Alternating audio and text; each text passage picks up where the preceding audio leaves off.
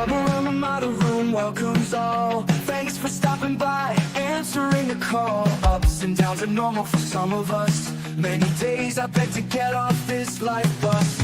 Neon lights flicker, the shadow on the wall. Dreams on the ceiling, we run and then we fall. Sharing stories over paper cups. Wheels keep turning but never enough. Life's a ride on a rickety old track. Holding on tight, never looking back. In the rubber and model room we couldn't fight. Laugh, cry, love in this crazy ride. Dusty postcards from the edge of nowhere. Heartbeats echo in the electric air. We dance on tables without to wait. Cry in the rubber and model room, we're all high.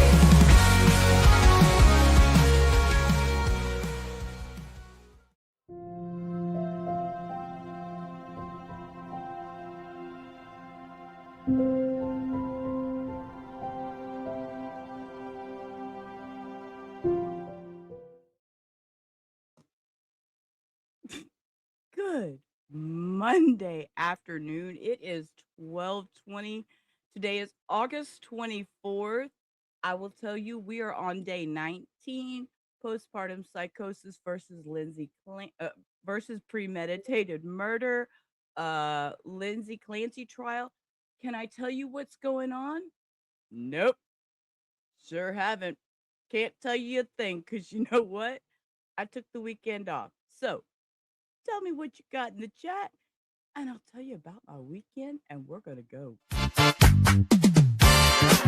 Get ready for the ride. Buckle up tight. Grab your snacks and enjoy the show. Hello. I have chicken broth. Again, chicken broth. I also brought an English muffin. I have an English muffin to snack on should I feel I need something else. A little bit about me. I have iron deficiency anemia. With that, I have to go get infusions. Um, Salt is something my body seems to crave. Crave. So, therefore, the chicken broth. It's very salty. I like it that way. It cures that thirst of salt. Otherwise, I'd be eating ice. And I'm not going to eat ice on y'all. So let me scroll back up. Robin was a number one today. Thank you, Robin. You are awesome. I appreciate that. I was late today. Hey, Cindy, good morning. Muffin's over there in vertical holding it down. She's going to just zap anyone that gets too negative or nasty. She knows the rules. Talk away, act a fool over there. Just don't threaten people. Don't be like dirty. Don't be, mind some manners. Well, good afternoon, Southern Cats. How are you? And look, she Muffins is just dropping treats. She's just dropping treats. You do that. Drop me a treat. Thank you, baby, for your treat. I appreciate that. The dog bones. You know what? I'm surprised. I hit that live button and I'm speaking and Lola didn't come running. She did not come running. Uh-oh. You was cheating and court was spicy. Okay, well, I'm glad you let me know. I tried to listen to some of it, but I'll tell y'all about it. Let me finish greeting everybody.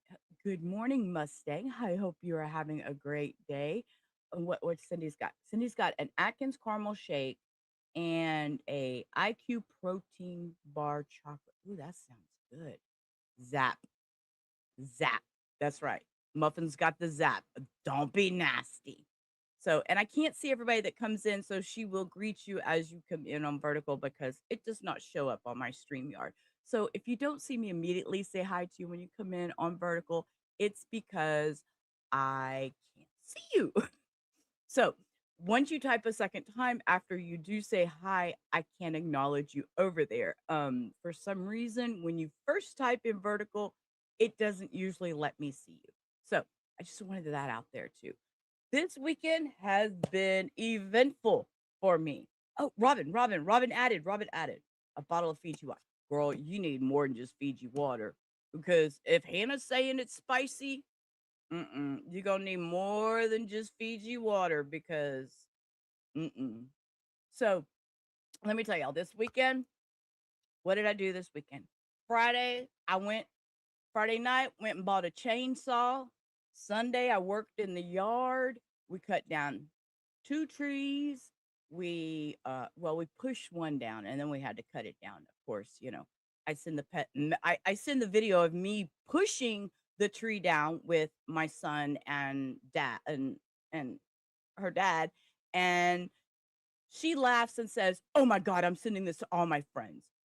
This is my child. This is my child. She loves me. She loves to troll me. So, oh, and we need to check in. Steve, Steve, where are you? Steve, my favorite troll. Um, let's see, what else happened this weekend? Geez, I had a meltdown on Sunday. I had a meltdown on Saturday too. Mental health is real sometimes. Um, my meltdown Saturday was what was my meltdown Saturday? Oh, I went to Chili's. I went to Chili's for lunch. Hector took me to Chili's for lunch, right? These are stupid things that bother people with OCD. Just letting you know. So I asked for a bowl of enchilada soup. A bowl at Chili's, a bowl, the size of a bowl. They brought me 2 cups. Sorry, ma'am, we're out of bowls. Bitch, I wanted a bowl. I don't want 2 cups.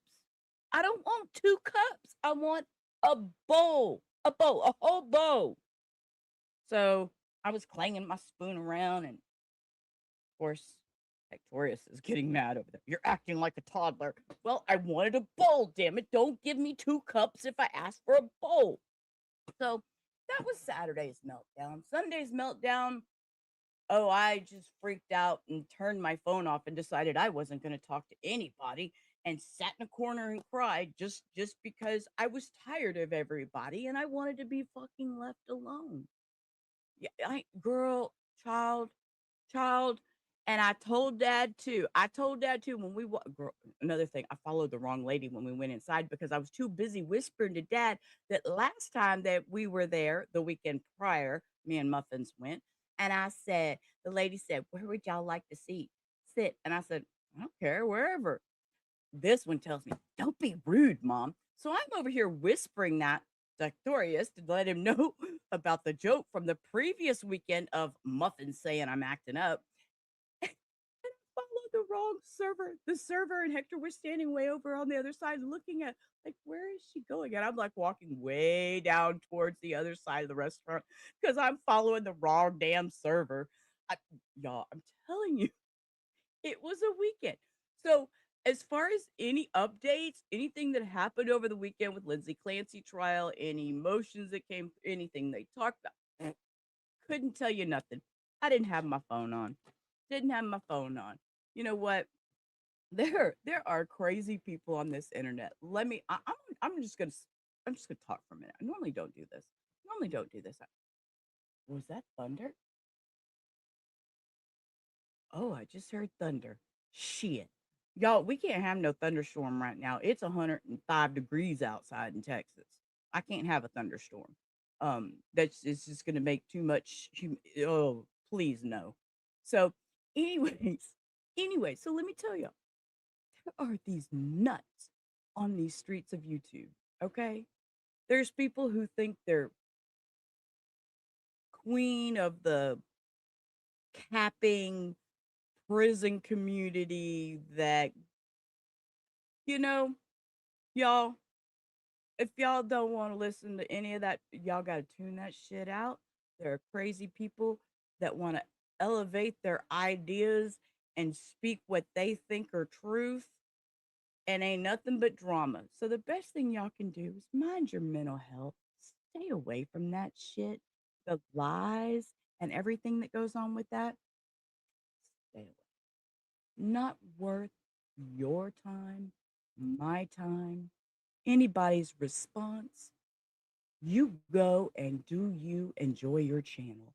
You hear me? You go and do you. So, with that, This morning, I can't tell y'all anything that happened in Lindsay Clancy trial.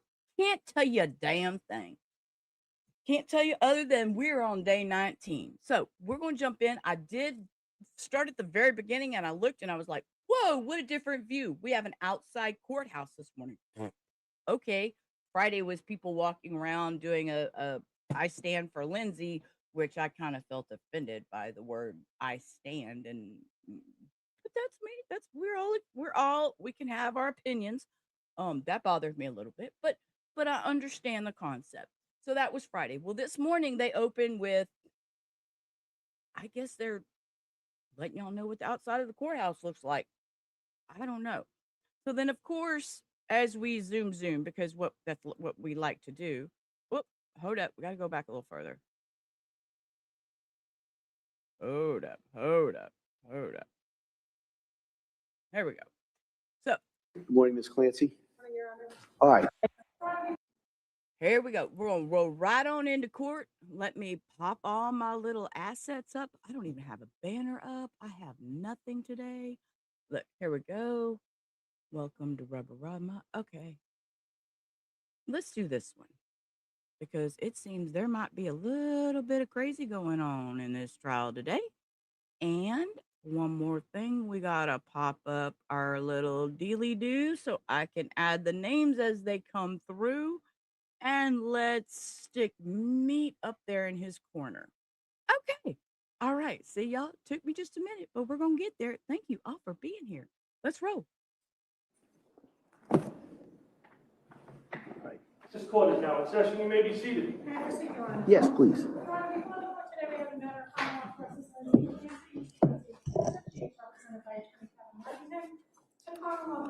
By Assistant District Attorney Jennifer Sprague and Assistant District Attorney Shannon Buckingham. All right. Well, good morning, everyone. Good morning, counsel. Morning. Good morning, Ms. Clancy. Morning, Your Honor. All right. So Morning, are we Your ready Honor. for the jury? We are. All right. So what we'll do is can I see counsel just very briefly, just in regards to today's schedule? Of course. Let's go to the side to talk about today's schedule. I can tell you the one thing that I did see is that Arvin Mack, which here, let me just go ahead and put his little banner back up. He is the first one on the stand. Actually, he's not even on the stand. I don't know what happened, but he's on Zoom. He is on Zoom today. So I did hear the very beginning of that, and it was a little difficult, but it cleared up pretty quick, and then I fell asleep because that is my morning nap time. Because that is my morning nap time with my dogs. That is my time. So I can tell you they started Zoom, and I fell asleep. So let's see what we do here. BBB. Couldn't make it in person. Living for the Commonwealth. This court is now. Oh, I is think they Lindsay had a Clancy. second forensic psychologist on there This too. weekend. And so what we're going to do, as we have done so many times before, I'm going to ask you those questions, and then we're kind of going to go over what today's schedule is, and then we'll get right back to the trial. So the first question, has any member of the jury read, seen those instructions, what we are going to do Yep. from the cross-examination of Dr. Mack, who testified Friday afternoon? We're going to return to the cross-examination. And the only difference is Dr. Mack is going to be available by Zoom here. We've had a couple other witnesses, so you all kind of know how that's going to work. So we're going to finish the cross-examination. You can only pray for good to kind of go technology. back as far as the procedures that we followed.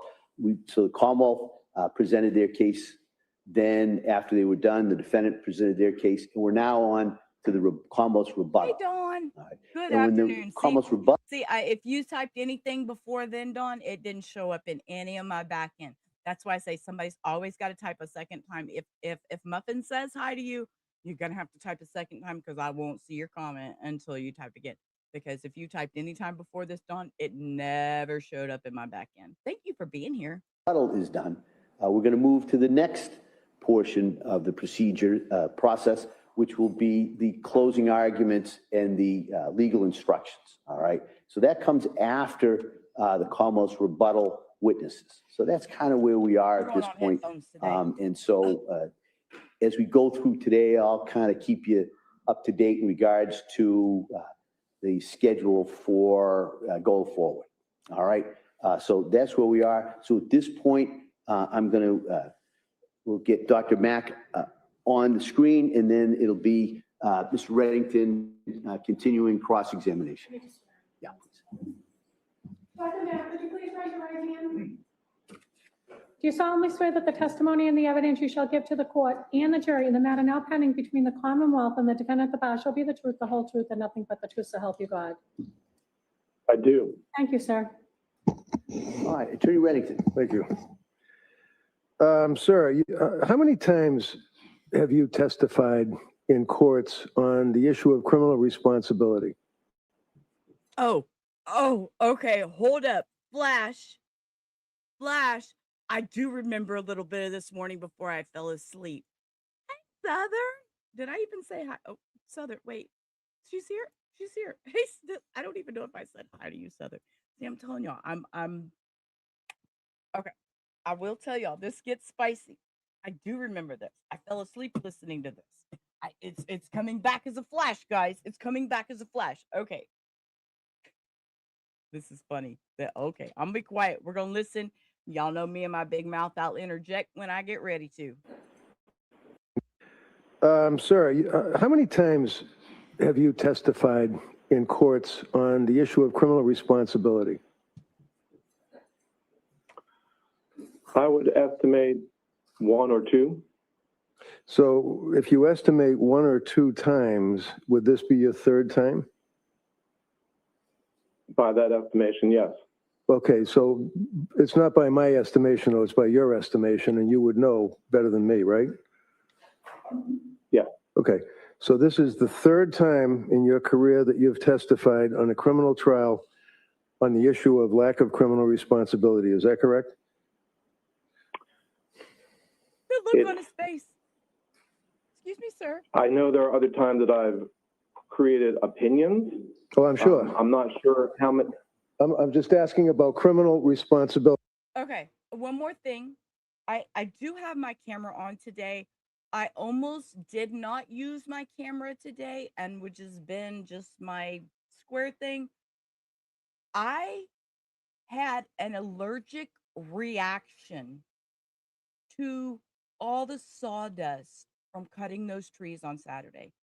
Do y'all know Hector told me probably 50 times yesterday to stop touching my face, stop itching and itching and itching, because I wore no protection when I did my chainsaw sawing trees. So I was like breaking out in whatever tree or whatever was on that tree. So I'm trying not to scratch. So if you see me start doing this, I'm still having a reaction from this whatever was on that tree, and I'm trying so hard not to scratch. So I just wanted to let y'all know I may look a little crazy over here, and I keep pulling my hands back, but I had a reaction to that damn tree. That's it. I'm talking about criminal responsibility. And I know there are other times I've created opinions, but I'm not sure that I've testified about them in the courtroom. So my question was simply, how many times have you testified in court on criminal cases regarding the issue of lack of criminal responsibility, and this would be your 3rd time, right? That is my recollection. Okay. And you have testified in court on behalf of various governmental agencies on other matters in addition to criminal responsibility, correct? Yes. And you are operating under the umbrella, if you will, of the Park Dietz conglomerate of a lot of expert witnesses that, as I understand, would parcel out cases to different people. Is that right? There are times that I do cases through Park Dietz and Associates. I can't speak to how many experts they have and exactly how they, as you put it, parcel things out. But over the span of my career, there have been times that I've done it when cases have been presented through Park Dietz and Associates, and times that I've done it through other entities. As I discussed the other day, I had a role for the state of Maryland, and at times, and in this case, there was a criminal responsibility trial that I was a part of when I had a role for the state of Maryland. So going throughout my career, it's been multiple different entities. You've also testified, since we're talking about it, in the state of Pennsylvania, right? What's your question? You've also testified, since we're talking about it, in the state of Pennsylvania, right? I believe I have. Was that at Park Dietz, or was that you individually, or one of your other entities? You'd have to specify which case. Commonwealth versus Torres, 342 MAL 2021, Pennsylvania. Can you cite that case again, please? Sure. Commonwealth versus Torres, 342 MAL 2021, Pennsylvania, where the court held that that would be Abram Mack, was apparently certified only in child and adolescent psychiatry. You lacked forensic certification to testify in the field that you were ostensibly going to testify in. Does that refresh your memory? No. Did you testify? Did you testify in Commonwealth versus Torres in Pennsylvania? I don't remember. How about Commonwealth versus Carter in New Jersey? You remember that one? No. Do you recall that the court held on an appeal that you used an approach that fell below the standard of forensic practice? No. How about Feder LeBron versus the Secretary of DCF, 710 Fed 3rd, 1202 in Florida? You remember that case, I'm sure, right? I do. And in Feder, there was a gentleman, Mr. Feder LeBron, who was a Navy veteran, who was a single father and had a child. And he was a member or a person that was able to get benefits from what's called TANF, T-A-N-F, Temporary Aid to Needy Families. You remember that? I do. And the state of Florida decided that because needy families consisted of either minorities or drug users or people that would not be reliable to work in the confines of working underneath the TANF, so they wanted to have blood testing and drug testing of all the people that were temporary aid to needy families, right? Okay, Swan. That's your conception of what was happening with that. Well, it's my conception from reading the case, sir. Do you agree, sir, that TANF is an acronym for temporary aid to needy families? Yes, it is. Do you agree, sir, that this gentleman, Mr. Feder LeBron, was a plaintiff in a lawsuit against the state of Florida? Yes. Do you agree, sir, that it was in federal court? Yes. You agree, sir, that in federal court, the court held that, in fact, you were unqualified to give an opinion that you attempted to give, saying that it was perfectly appropriate to test by way of urine or blood people that are benefiting from the TANF program, because your testimony was that they belong to a class of people that I guess had to be tested. Right? I don't agree with your conceptualization. Okay, so the court ultimately ruled that your argument, your testimony on behalf of the state of Florida, the government, and you indicated that TANF benefits, applicants for TANF were people that were involved with drug use, violence, and higher rates of suicide. Remember those words, those three words?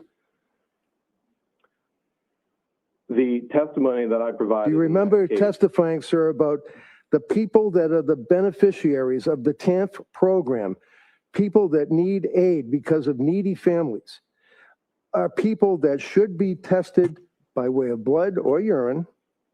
And your argument, sir, was because they are of a class that would be more likely to commit a crime or have suicide or drug use. Did you testify to that? That is not the way that that testimony or that report was presented. No. Okay, so your answer is no. Let's keep it that way. Your answer is no. So you recall, sir, that there was an appeal, and in fact, on the appeal, it was determined that, again, yet again, you were not qualified to offer a relevant opinion because, number one, you never studied the TANF population. Recall that? No, that is not the correct conceptualization. Says you. Number two, that you did not survey any data. Recall that, sir? Specifically in Florida is the nuance on that issue. And number three, that you had no research whatsoever on the data that you based your opinion on. Would you agree with that, sir? No. Do you agree, sir, that the court held that you relied on other researchers' studies and didn't make any effort whatsoever to form an opinion based on your own research? Do you agree with that? I don't remember the specific language of the court. All right. Do you recall that ultimately your testimony was stricken? No, I don't believe that it was stricken. Okay. In any event, sir, you would agree with me that you have a memory of Cindy, I so have been wanting to correct him ever since. It's called TANF, Temporary Assistant for Needy Families. TANF, we call it TANF. It's what we called it back in the day. You know what? It was for needy families. You know what? Like single moms out there trying to make it, trying to do their best they can, you know, when they're single moms and they're trying to figure shit out. You know, I mean, let me think back. What year was that? 1991. Oh, yeah, single mom trying to figure.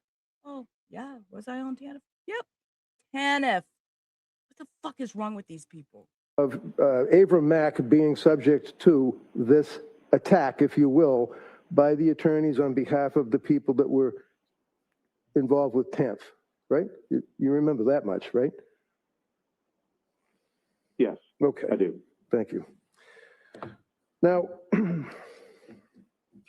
in summary, sir, you're here to testify in front of this jury regarding your testimony and opinion that you've given regarding Lindsay Clancy's Yeah, it has nothing state to of do with mind disabled at the adults. time of the killing of her children. Is that correct?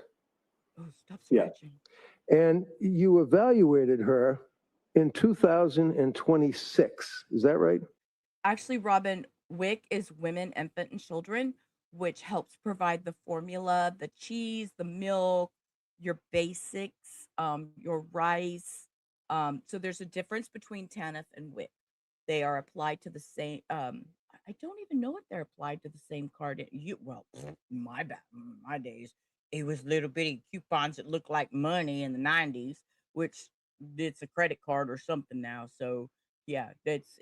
But WIC is Women, Infant, Children, which provides, like I said, the formula, helping out with the formula for the newborn and the basic nutrient necessities for the mother. If I remember right, I mean, it's only been, how old are you, Muffins? But it's okay. Don't tell us your age, Muffins. But yeah, it's been a few years. Yes, Correct? yes, And you evaluated her in 2026. Is that right? yes, So you really evaluated her about 3 years after the incident that occurred in January 22, right? January 2023. So you do recall the date that the incident occurred, 23, right? Right, so to answer Okay, your the question about answer is right. yeah. Okay. And in He reference wants to your yes, no answer, sir, you would answers. agree with me that there was a significant passage of time between the incident in 2023 and when you saw her about 2 or 3 months ago, right? Correct. Okay, and you drove out there with the guy that's going to be in here testifying in about an hour or so, Helbrun. Is it Helbrun or Heilbrun? Oh, okay. When you say that I drove out, Okay. It's all coming together now. Okay. So now we're watching him because they're doing the cross of him, and then they're gonna bring out the guy. Oh, y'all, my light bulb just went off. Okay, they're gonna bring in the guy that he went to interview Lindsay with. That's the other forensic psychologist or psychiatrist that was just so well, and he's gonna be on this. Okay, I got it. Now it's all coming back. I'm just Yeah, asking. prosecution. Yeah, right. Prosecution always says yes, no. Don't give us no explanations. Reddington's on it. Yes or no? Come on, y'all. The guy's name is going to be in here testifying in about an hour or so, Helbrun. Is it Helbrun or Heilbrun? when you say that I drove out there, I'm just asking the guy's name. Is it Helbrun or Heilbrun? You'll have to ask him how he likes to pronounce it. Well, did you know how to call him or what to call him when you were out there with him for 2 days at Tewksbury? You're Kirk. welcome, Rob. Kirk, okay. And you met Kirk, I imagine, that morning that you were going to evaluate Lindsay? Yes. And what was the date that you evaluated her? Was it February I date? think the first date was April 10th. Okay, The second date was April 12th. And those were the 2 days that I was there. right, because Kirk had to give her psychological testing on the middle day, right? We're going to call him Kirk because we're not going to know what his last name is for sure until he gets on the stand and tells us himself. So let's just call him Kirk. Correct. Okay, so did you stay in a hotel or a van, or where'd you stay?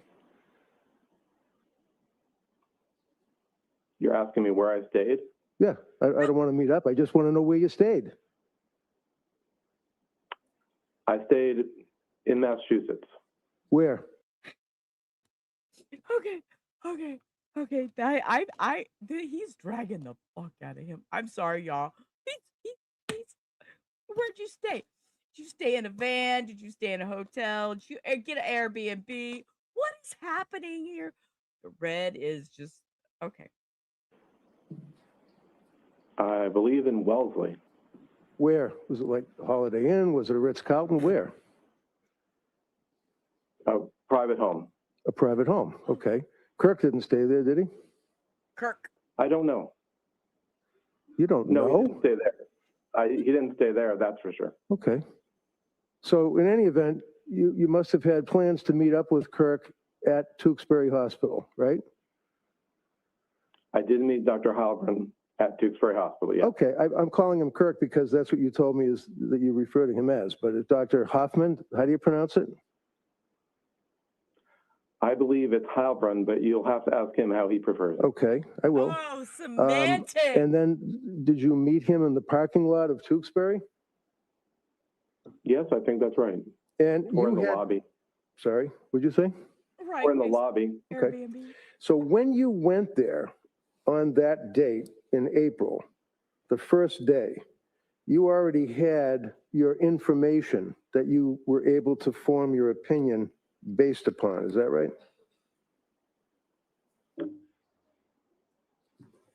At the time that I initiated the examination, I had reviewed records related to Ms. Clancy, but creation of the ultimate opinion. No, I'm asking about the records, sir, real simple, the records that you reviewed. You had already reviewed them before you went to Tewksbury Hospital, is that fair? Yes, Okay. And the records would be, obviously, cell phone extraction records, yes? I don't know exactly when I reviewed those cell phone records. How about defense expert forensic psychiatric evaluations?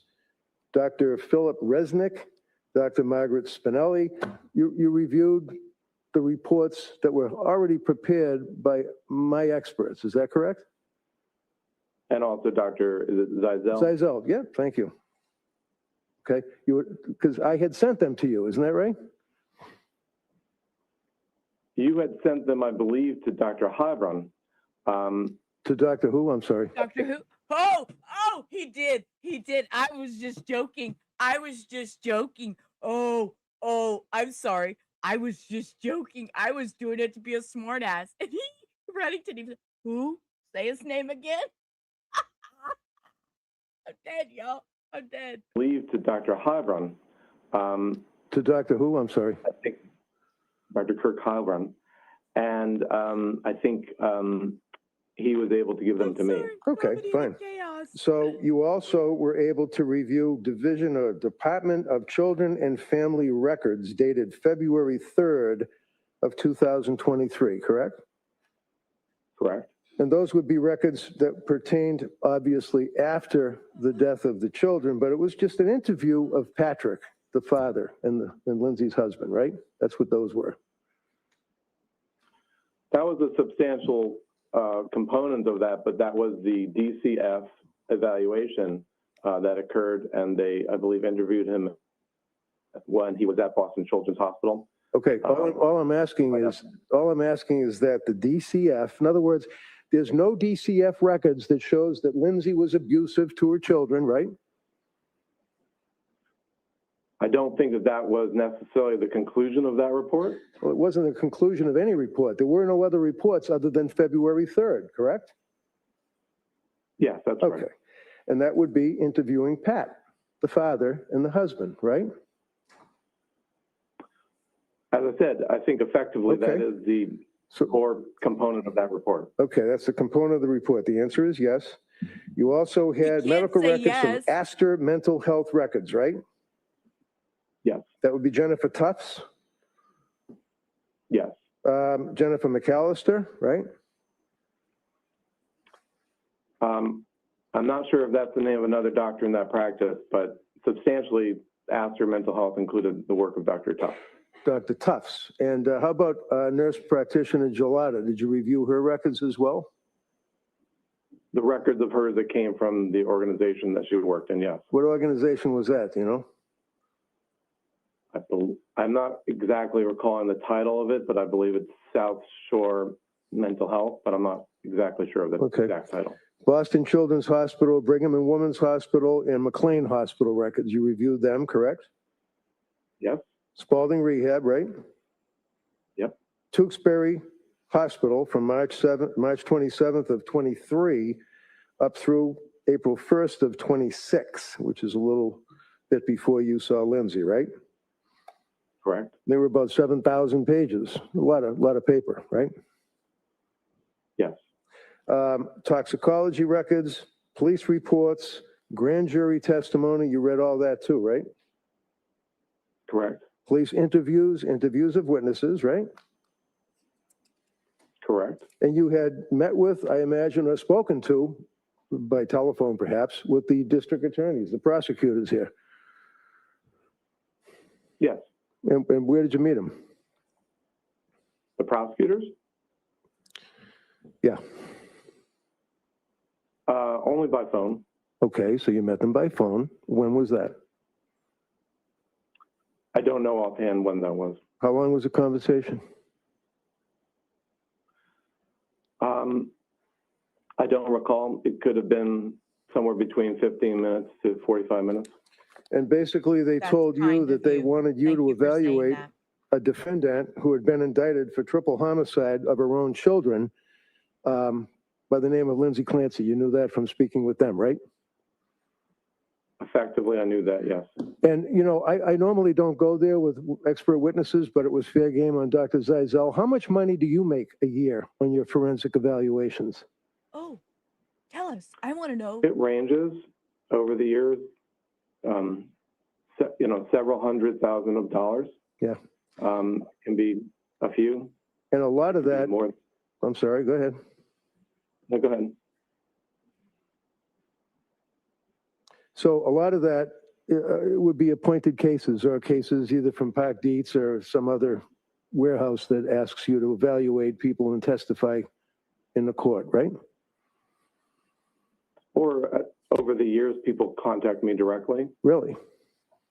If we're What? talking about over the last 15 to 20 years. Right. So when you were contacted by, strike that, did the DAs here call you or did you call them? I don't recall.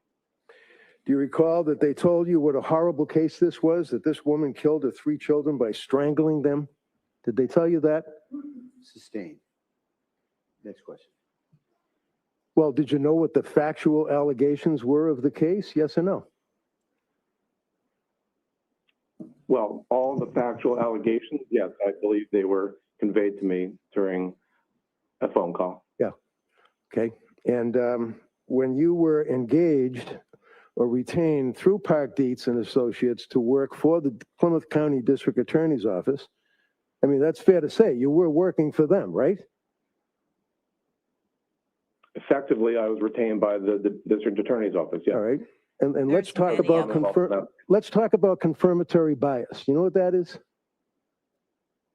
Well, you were asking me the other day about the cognitive bias think tank, and we talked about how, as a part of my work in patient safety. No. This is, working on- this is, on- I Doctor. would like to be able Hold on, to doctor, please. Listen to the question. Oh, judge says, no. You need to listen to the question, answer the question. I know he's not, is he, Case Southern? He's not even looking at he's like, man, they have him like in an uncomfortable position. Question. And we talked about how, as a part of my work in patient safety. No. This is, working on- this is, I Doctor. would like to be able. Hold on, doctor, please. Listen to the question and answer the question. Go ahead. This is confirmatory bias, sir, not a think tank talking about safety of anybody, okay? Confirmatory bias. Have you heard of that term? I have. And what does it mean? Well, if you're talking about the work in diagnosis in medicine, as I was getting at before, it refers to the idea that an individual has a idea as to what they're aiming for, and they gather information that accedes to that, and that brings that point together. Okay, so would you agree with me, sir, that when you are retained in your practice, working, whether it's for Dietz or somebody else, and you are engaged by a prosecutor, such as the Plymouth County DA's office, is it fair to say that you go into your work and your evaluation, and I hesitate to use the word investigation, but you have a confirmatory bias? You're hoping that you're going to be able to help them out, right? No. No, okay. So you had read all this material, you had spoken with the prosecutors, and I imagine you had done a team back with Kirk Heilbrunn, right? A what? You talked to Kirk Heilbrunn about the fact that you guys were going to go in and evaluate Lindsay, right? We had worked with the prosecutors, and I believe It's a yes them or with no. you. No, you didn't. Excuse me. Sir, the question was, you teamed up to go talk to her, right? Yes? No? A what? You talked to Kirk Heilbrunn about the fact that you guys were going to go in and evaluate Lindsay, right? Yes. We had worked with the prosecutors, and I believe them with you. No, you didn't. Excuse me. You didn't work with me. What do you mean? You didn't work with me. I imagine there was interactions in terms of setting up the dates on which this would occur. I had nothing to do with it. My office manager, Laura Mather, would have done that. I had nothing to do with it, sir. Yeah, okay, next question. So when you went out there on the 2 days that you went out, forget the middle day, because that's when Kurt was by himself. When you went out there, the two of you met in the parking lot or the lobby, one or the other, correct? Yes, Yes? I said yes. And the purpose was to go interview her, right? Ms. Clancy, yes. So you guys go down the hallway, you go in the elevator, you go upstairs to the locked wards, they have to open the door, they have orderlies and people that escort you. Is that right? Yes. You have to sign in, you have to have ID because it's a locked ward, right? Effectively, yes. Effectively. Yeah. And the No, effectively. I'm fixing our question. You.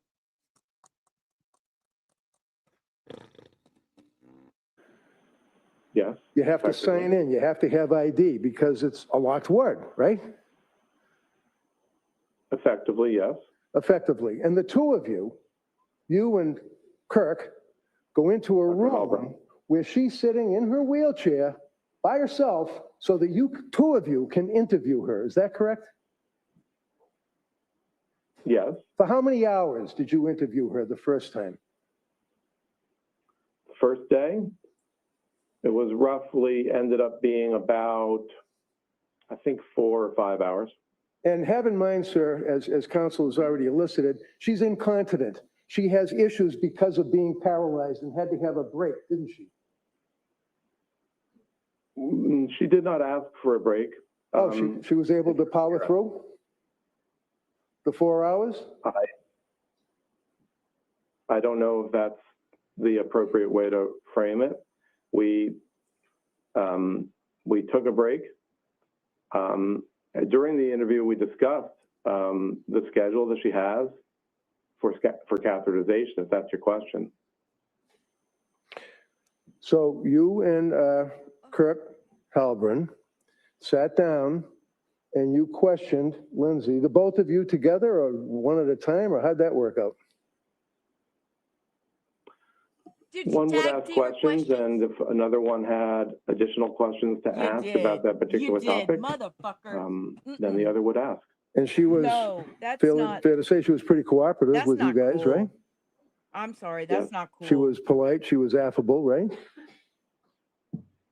That's Yes. not She cool. answered your questions, right? That's not cool. Do you know how offended? I'm just going to say this right here. I would be so offended if two people come in and start interviewing me for something and they want to bounce this question off that question and, oh, well, that's a good question. Let's ask. No. I'd be pissed off. Yes. And then when you concluded that first day, then the next I might day, need some. I'm going to need Kurt a lot. Heilbrunn went on his own to Tewksbury and had another multi-hour interrogation, questioning, or whatever of Lindsay, right? He was there for a second day for psychological testing. So you're aware of the fact that he was there for psychological testing, right? Yeah. Now, a psychiatrist doesn't do psychological testing, the psychologist does, right? Typically, that's true. And there are a number of tests that are administered to people when they are being evaluated for purposes of a criminal case such as this, right? There is a number of different tests that test different aspects of an individual's psychiatric or psychologic or cognitive functioning. Right. Like, for example, you want to determine, I would imagine, whether or not they're lying or exaggerating or minimizing their symptoms, right? That's always Malingering? an interest, yes. Are you and trying to say It's of malingering? interest because if a person is, in fact, masking or lying about their mind, trying to fake out an evaluating forensic psychiatrist or psychologist, when you say that's of interest, that's something that can be the test result that a jury could look at, right? Well, I'm not sure if there's a test that specifically states a person is lying. No. You ever heard of the MMPI? I have. Okay. You ever heard of the K scale? Yes. What is that? Well, the K scale is among the internal validity scales of the MMPI. The MMPI is an assessment of the individual's personality. Okay. So let's focus on the K scale, sir. When you say that it's a, but let me ask you again, what is your understanding of what the K scale is seeking to find out? I answer this in the context of the purpose of the MMPI and what the MMPI is designed. Wait, what are you smiling for? This is not funny, sir. Oh, I'm getting choked. I was looking up what MMPI was. Oh my God. Oh, wow. Okay, MMPI, Minnesota Multiphasic Personality Inventory, is a psychological test to assess patterns of personality traits and psychological symptoms. But then the next line, there you go. Because, I'm just nosy that way and I look up stuff because, if we're going to do this, we're going to do this with the knowledge. So here you go. So in a forensic case like Clancy, an evaluator can use it as one piece of evidence when forming an opinion about somebody's mental state. It does not simply spit out an answer like psychotic or not psychotic. So you know what? You know what?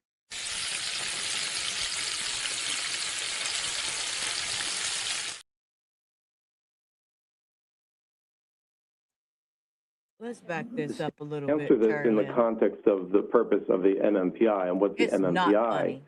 is designed. What are you smiling for? This is not funny, sir. Sustained. Next Well, question. you know, Next question. MMPI, K-scale, focus. What does it mean, sir?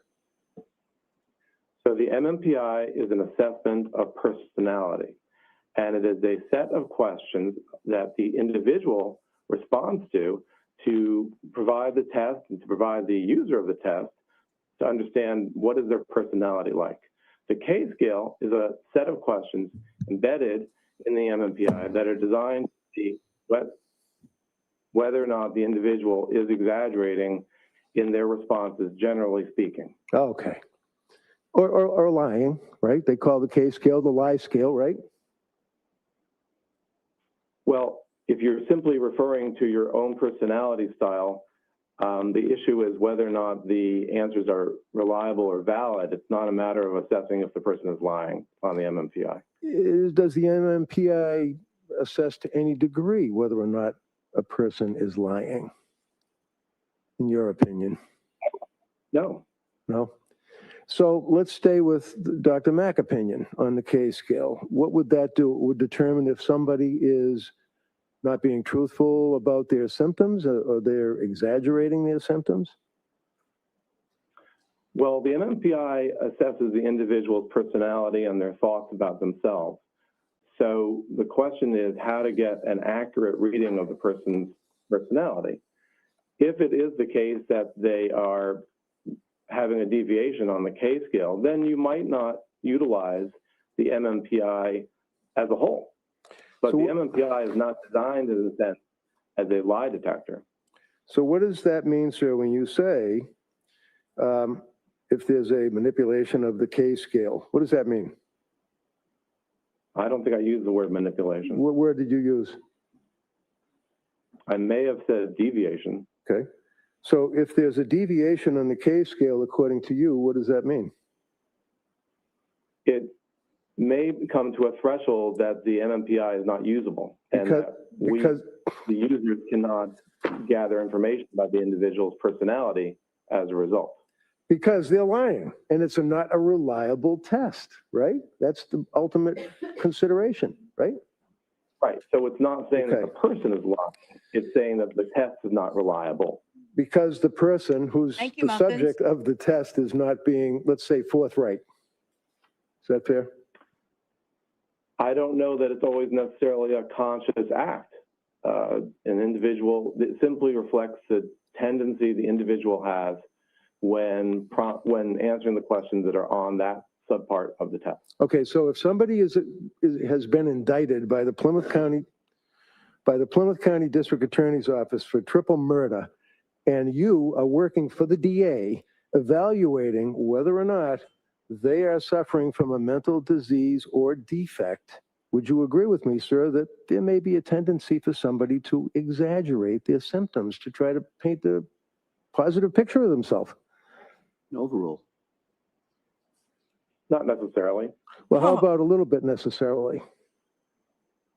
I don't know that there's a relationship. Okay, so you are aware, regardless, that when Lindsay took the test for Dr. Kirk Halbrun, that there was no indication whatsoever of any malingering, exaggeration, or anything along those lines in that test. Would you agree with that? If you're talking about the MMPI, correct. That's what we've been talking about. No, we were talking about Starbucks. Hold up. I don't know. We're looking at each other. I wasn't sure if he was going to answer, but why don't you ask the next one? Yeah, okay. So Was he asking? tell me again what your answer was, sir. I forgot the That question. effectively, that's what the testing elicited, that her K-scale, effectively, it was a valid test. Okay. Now, you, in your review of all of the records, Tufts, Gelada, McLean, you knew that one of the healthcare providers, which would be Gelada, was focusing on the possibility that Lindsay could have been suffering from bipolar 2. Is that right? Southern, I was fixing to sing, and it would have I'm been so aware that that was inappropriate. on her mind, that that was something she was concerned about, yes.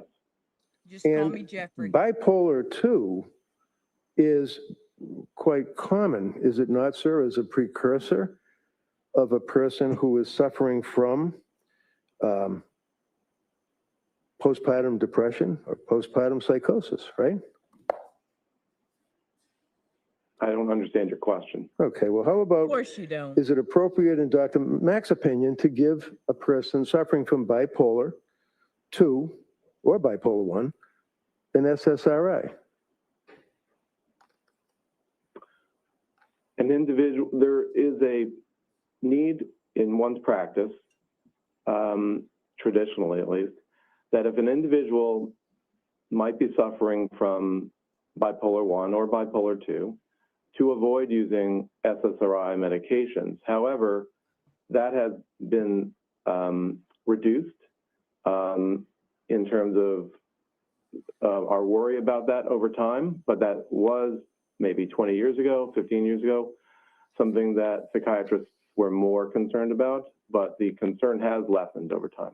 It has. So in your opinion, sir, it's okay to give a woman who is coming to you for help, who's been diagnosed with a bipolar 2, it's okay to give her the SSRI, in your opinion. Is that what you're telling this jury? That's not what I said. Oh, okay. That's Tell what me you what just you said. I said the concern about the relationship between Yeah, that's SSRIs right. and That's mania or bipolar disorder has lessened, but that doesn't necessarily mean that people's practices have changed.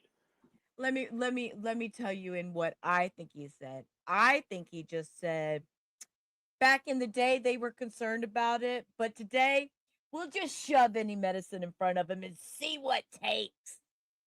Shut up. And when you say mania, what does that mean to you, sir? Mania is a state defined in the DSM. I believe we discussed this the other day. What? Oh, go ahead. What is it? What are the symptoms of mania? So mania is a condition, and it's defined not only by the symptoms that I'm going to mention, but also by a time frame. And as we discussed the other day, it is a mood state that is used as a building block for bipolar type 1. So one would need to see 7 days consecutive and where the following symptoms, 4 at least of the following symptoms are present most of the day for all of these days. And that would include a thought process called flight of ideas. Secondly, distractibility. Thirdly, an engagement in activities that are pleasurable but have painful consequences.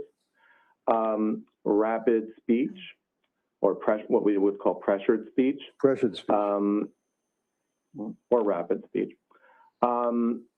Additionally, grandiosity and an exaggerated amount or excess degree of goal-directed behavior. And what is your, go ahead. Go ahead. What is your understanding, sir, of the symptoms of bipolar 2? Oh, tell us. So bipolar 2, well, we didn't finish the definition of bipolar 1, but in terms of bipolar type 2, one would need to have had a major depressive episode. I believe we discussed that the other day as well. And also one needs to have had what's called a hypomanic episode, which is similar to a manic episode, but lesser in terms of time course that's required. And only 3 out of the 7 symptoms are required. So bipolar 2, you would agree with me, sir, is in fact a major or serious mental illness, right? Wow, wild Yeah. horses. And your opinion, after you had your opportunity to go back again with Kirk on the 3rd day and interview Lindsay in Tewksbury Hospital. Still. And how As he long did was you interview her Friday. for the 3rd day, asking her questions? I'm not sure I remember. It was perhaps 3 hours. So after you completed your evaluation, you came to a conclusion that in fact, Lindsay was suffering from a major mental disease or defect, to wit, bipolar 2. Is that correct? No. No.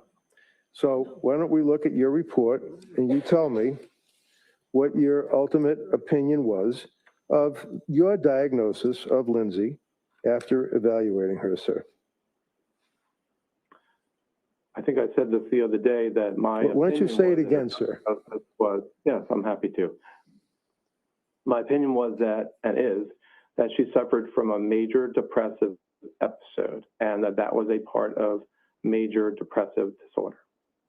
Well, looking at your report, sir, on your conclusions, would you agree with? All right. So do you have your report? He's reading from the wrong report. Do you have your Hi, report, sir? Counsel, can I see it sidebar just for a second? It's not your report.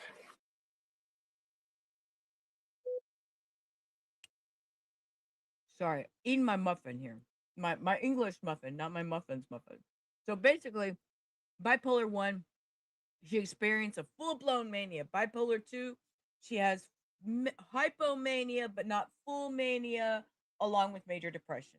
So don't let it, don't think anything bipolar 1 is worse than bipolar 2. That's very misleading. Bipolar 2 can cause this extreme debilitating like depression. So just the distinction is primarily the mania versus hypomania, not simply what is more mentally ill than the other. So they can just go suck an egg with some of these comments that's going back and forth. I'm kind of over this.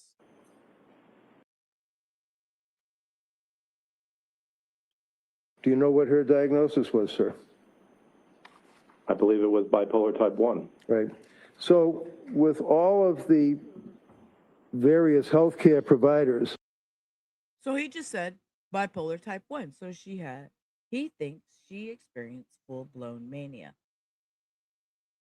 that have an opinion of bipolar type 1, would you agree that that is a very strong indicator that a person could very well be suffering from postpartum depression?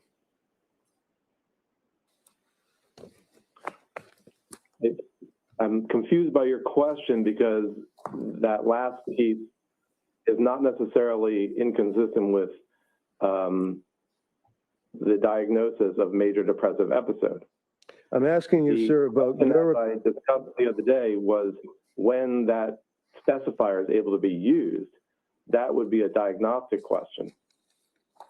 So with the understanding that nurse practitioner Gelada is bipolar, or looking at bipolar, that Zeisel report, you don't know or recall what it is, but you incorporated it into your report. Dr. Resnick is bipolar 2.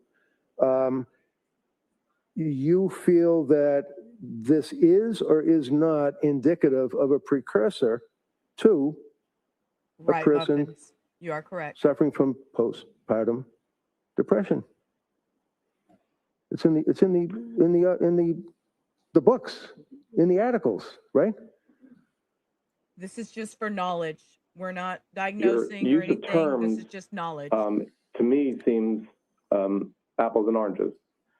The Okay. question of postpartum depression would be, does the person have a mood disorder? And is it in the time frame Yep. following birth? I can't hear you. I'm sorry. So- sir. I can't. Can you say that again, please? Well, I will tell you, wild horses, when you start feeling better, you think, I don't need these meds. I feel fine. And you stop taking your meds. Throws you into a cycle. It's what I used to call my roller coaster. So until you learn that those meds are for life, or you have to find a different way to deal, you're going to have crash outs. That's just a fact of the situation and the mental illness that presents. Please. And that's from personal experience. I'm not We're giving talking about any medical categories advice. that are not aligned with each other. No, I'm asking you what your answer My was, okay? diagnosis, What's your answer? you'd have to restate the question. Okay. You recall Friday, sir, that you were talking about onset of postpartum depression symptoms occurring within a particular time frame. Do you recall that, sir? The diagnosis would No, be my a question is depressive simple. Do you episode. recall saying what the time frame was Friday? I'm trying to answer your question. What is the time frame? The time frame designated for the diagnostic specifier called with postpartum onset is 4 weeks. Okay. And that's your opinion, right? His opinion. Well, I believe that's what the DSM says. It's a Okay. 4-week So period let's in talk which- about, It's a 4-week period. Yes or no? The 4-week period Yes or in no? which that specifier may be added. okay. You recall saying The that, diagnostic rule. you recall saying that a person can be postpartum and it has to be within 4 weeks. You recall saying that Friday?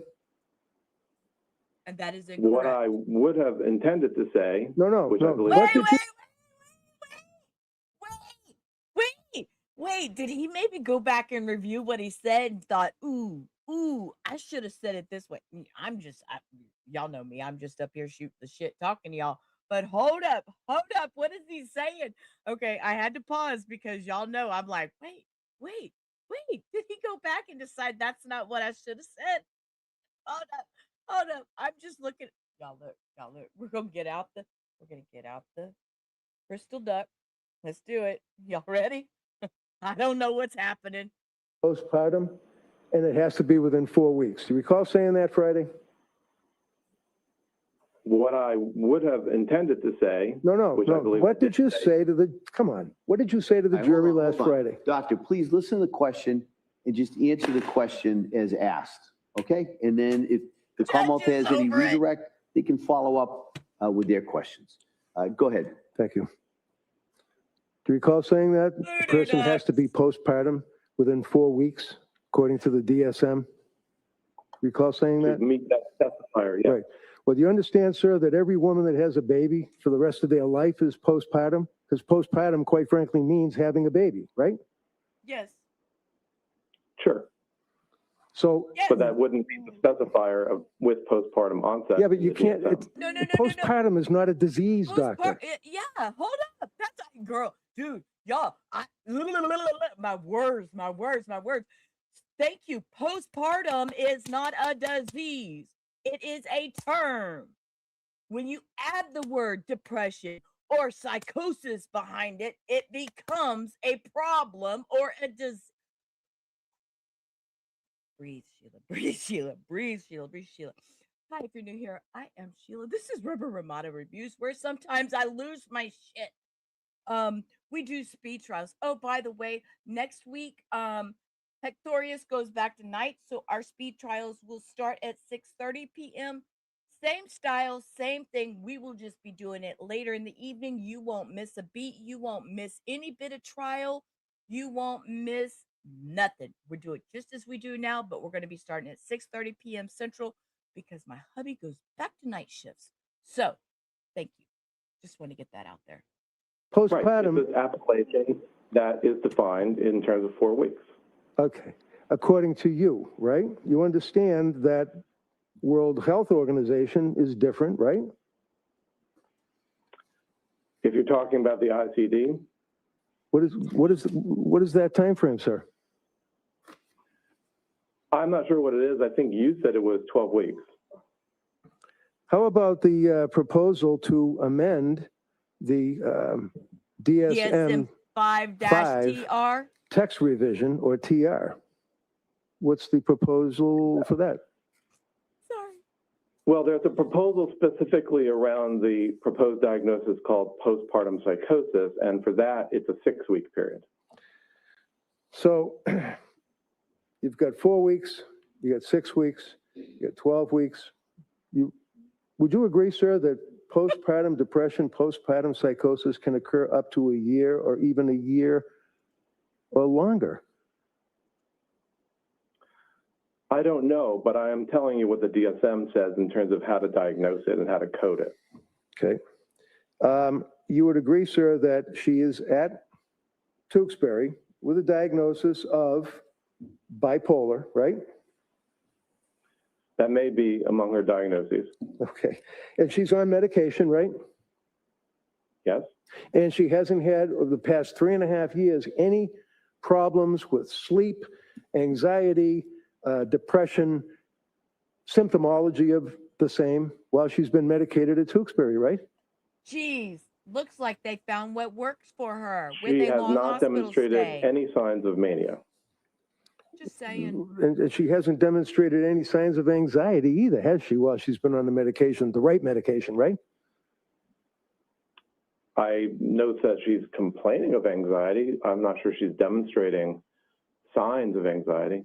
Other than the fact that she's paralyzed and has to be in a wheelchair, she's not exhibiting the inability to bathe, the inability to emote, to have feelings, to talk to people. She's able to communicate with people, right?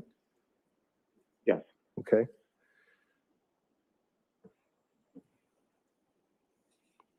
Do you know what medications that she's on while she's at Tewksbury? She's taking, I think we discussed this the other day, a low dose of Zyprexa, I believe clonidine and trazodone, and propranolol occasionally. Okay. Now, after you had a chance to review the medical records from Dr. Tufts, which would be from end of September of 22 up through October of 22, for example, initial prescription, right? I reviewed all the records from Dr. Tufts, yes. And you recall what the first prescription was that she got, right? Sertraline? And that would be what, 25? Yes, Was that increased? it was. And was there an issue or a problem, according to Lindsay, when that was increased from 25 to 50? Yes. And what was the problem that she indicated to the doctor? She wanted to sleep, but she was finding it hard to sleep. She was unable to sleep for a period in excess of 48 hours, is what she said, right? I think it was at that point, yes. And also, she indicated that there was, in her opinion, a symptom that she didn't really have a need to sleep, even though she had gone 48 hours without sleeping, right? No, she wanted to sleep.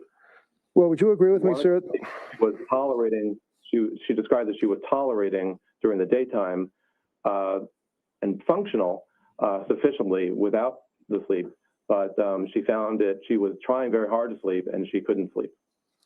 And do you recall her indicating that she did not feel, regardless of 48 hours straight without sleep, that she had a need? She said she didn't feel like she had a need to sleep. Did you see that in the records?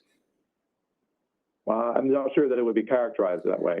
Did you see, okay, did you see anything in the records? Wanted to sleep. All right, one at a time. Go ahead, Mr. Rigg.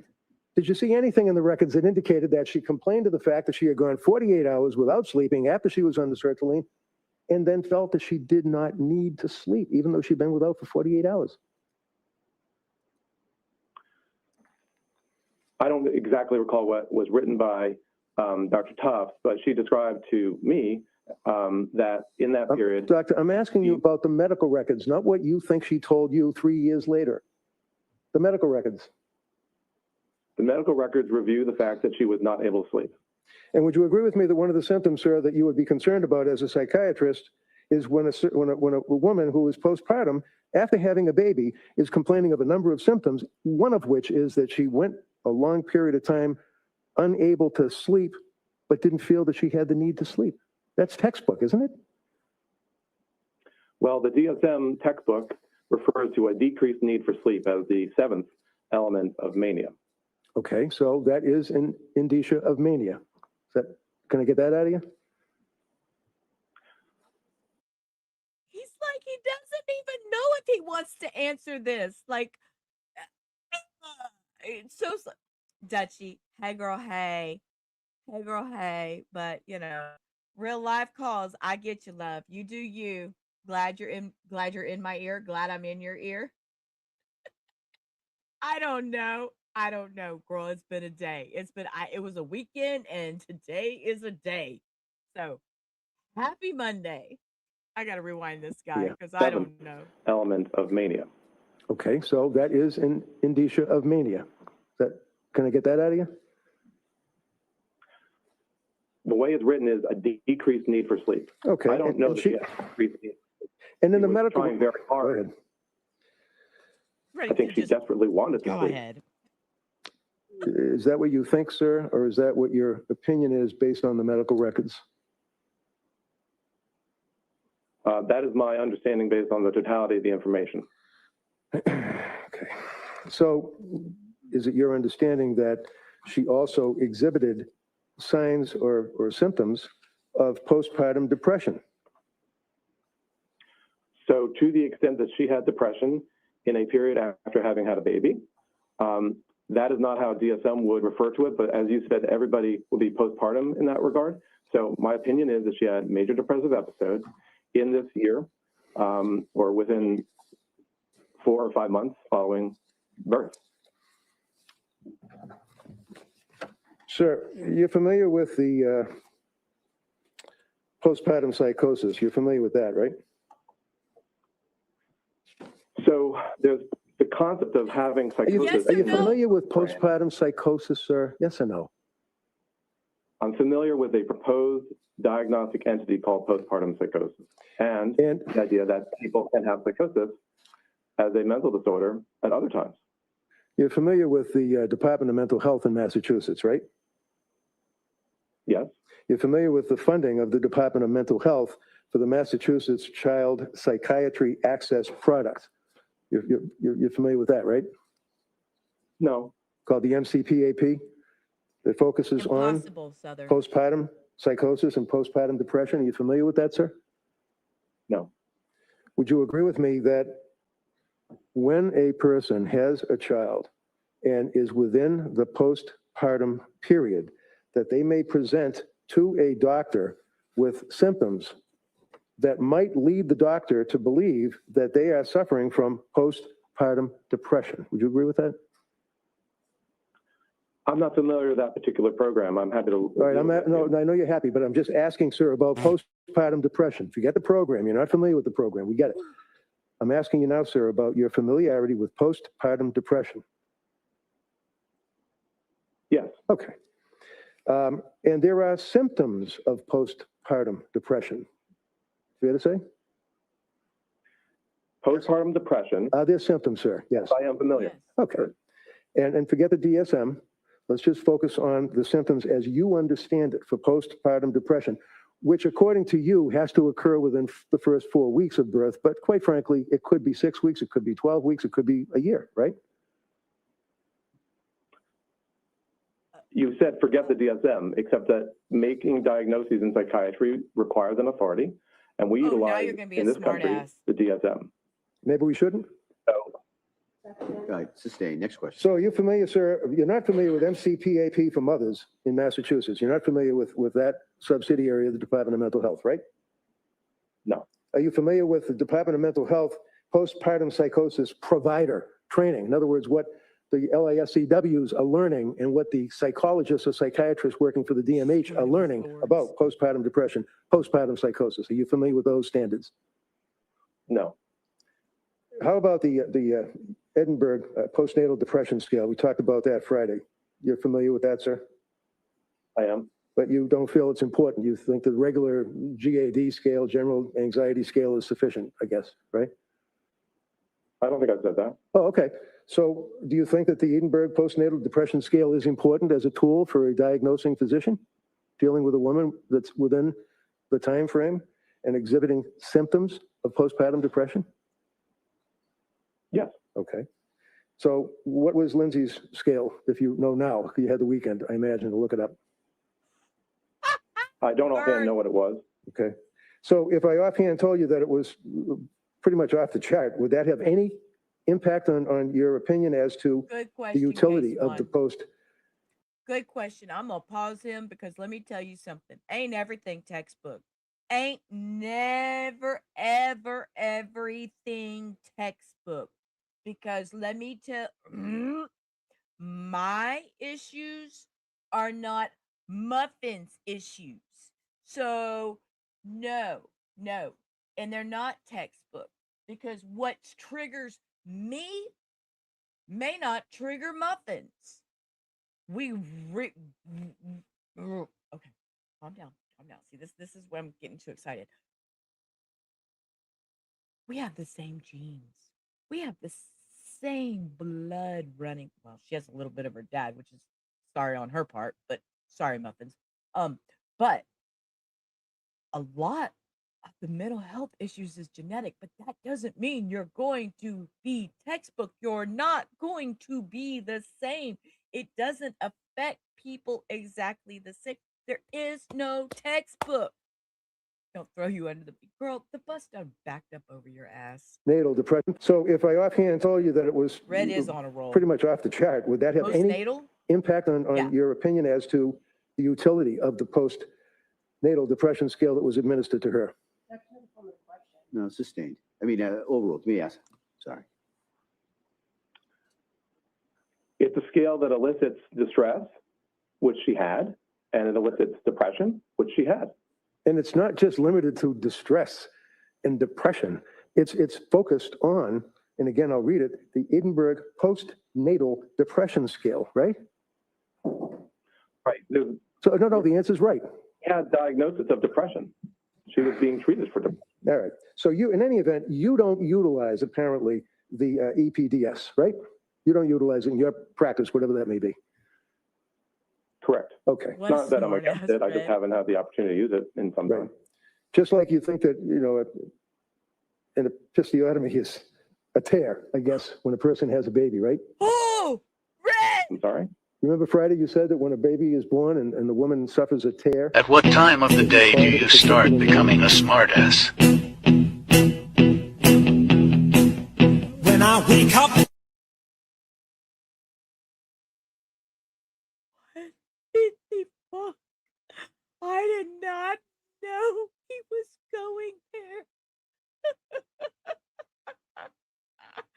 Y'all could afford me. But an episiotomy is a tear, I guess, when a person has a baby, right? I'm sorry? Remember Friday, you said that when a baby is born and the woman suffers a tear, that you called it a particular name? An episiotomy. Right. When there's a need for a tear, there are several different degrees. No, wait a minute. Hold on now. Hold one on. can have. Excuse me, sir. Friday, you said that the episiotomy is, in fact, a tear. Do you remember saying that? I'm not sure exactly the wording. Did somebody Let's tell you roll that you were that way off beautiful based on bean that footage. testimony Friday, sir?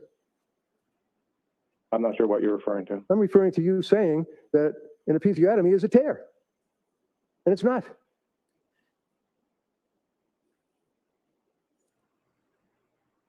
And, Your Honor, is there a question before the witness? I already asked the question. I'm looking at him staring back at me. All right, I want you, The last, just, hold on. You can rephrase that. Do you remember saying Friday that episiotomy is a tear? Do you remember saying that to this jury, sir? I don't remember the exact words that I stated. Okay. Did anybody After a tear. Did anybody over the weekend tell you that in fact you were wrong and that it is a surgical procedure and that a natural tear has nothing to do with that procedure other than repairing? Anybody talk to you about that at all over the weekend? No. Okay. No.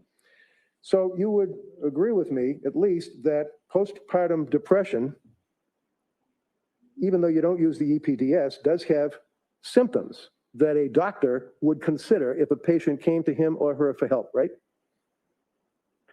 Yes or no? So- Yes or no?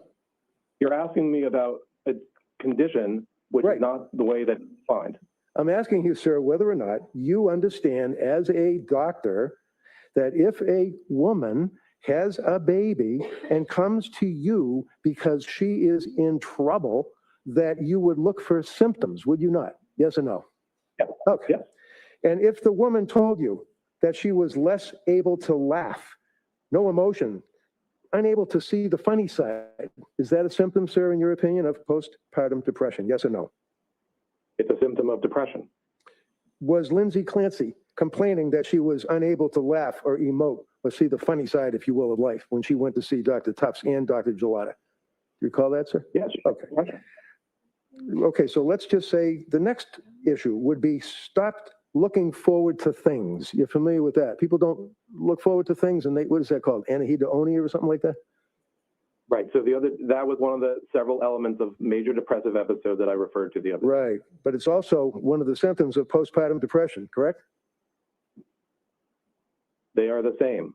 When Okay. you have depression and you meet the qualifier, then you can call it depression with postpartum onset. How about a person that comes to you and says that they're anxious and worried constantly for no good reason? Would you agree, sir, yes or no, that that's a symptom of postpartum depression, according to the authorities? So Can you answer that, yes or no, sir? It's real easy. Sir, If it's All right, hold on. If you can't answer the question as asked, doctor, just say you can't answer it as asked, and I'll ask counsel to rephrase it. Here y'all go, just for a peek, because I can't find it, but right here in the transcript, if I recall, I think she had a tear, which is called an episiotomy. It was something that she was unhappy about. Okay. All right. Yeah, you did say that. Go ahead. Yeah. so would you agree with me, sir, that, sir, if it's All right, hold on. If you can't answer the question as asked, doctor, just say you can't answer it as asked, and I'll ask counsel to rephrase it. Go ahead. Yes. so would you agree with me, sir, that the next symptom of postpartum depression would be anxious or worried for no good reason? So I can't that- answer that question. You can't. You can't? I said I can't. Okay.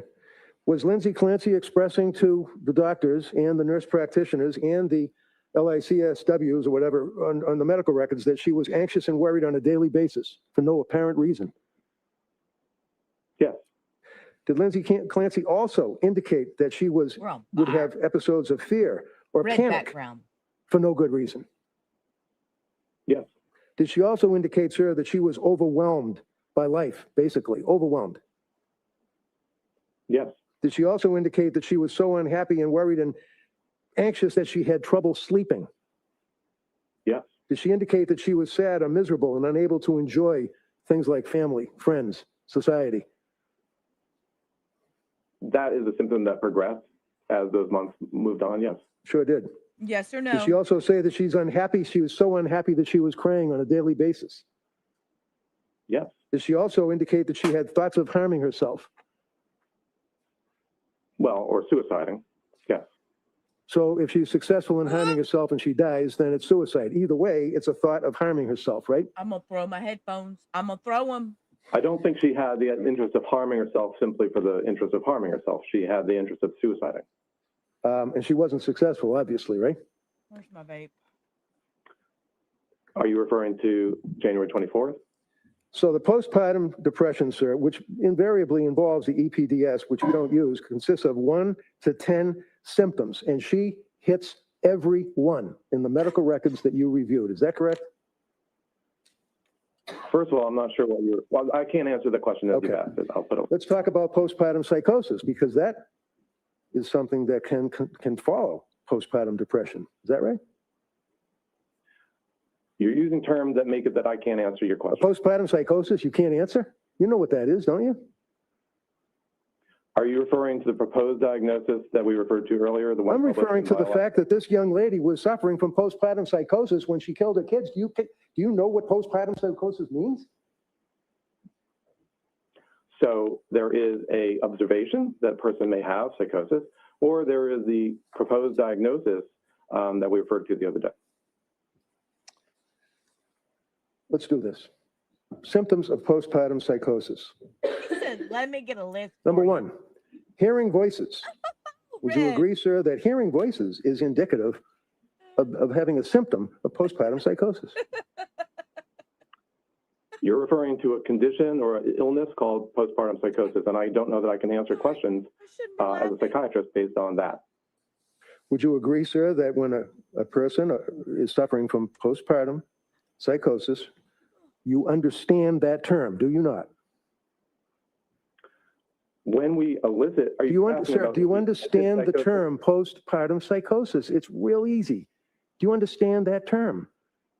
It's actually not easy. it's serious. But when So, we do elicit would you- psychosis after a birth, we take it very seriously. Typically, Who's we? Who's we? being We take it seriously. Well, Who's we? we psychiatrists, I as a psychiatrist, Yeah.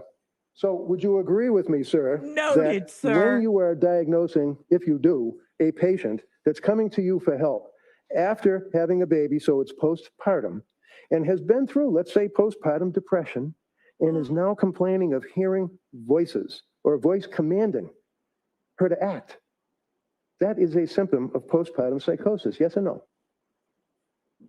Is it? that would be psychosis. I don't know exactly based on your hypothetical as to whether it would count as the I'm quitting. proposed I'm quitting. postpartum psychosis illness, disease, but it certainly would be a concerning symptom or sign. Okay, so if you had administered the Edinburgh test, that is something that may have assisted you in evaluating the claim that the person is hearing voices, because that's one of the things that you would be concerned about with a patient, right? You're always concerned if you're encountering somebody who's hearing voices, Right. especially if they're new. Especially if they're a mother, right? Anybody. How about thought broadcasting? You ever heard of that? Yes. Okay. How about a patient that says that they're worried about hearing voices and they're worried that people such as teachers could hear the voices in their head? Is that something that would concern you? Yes.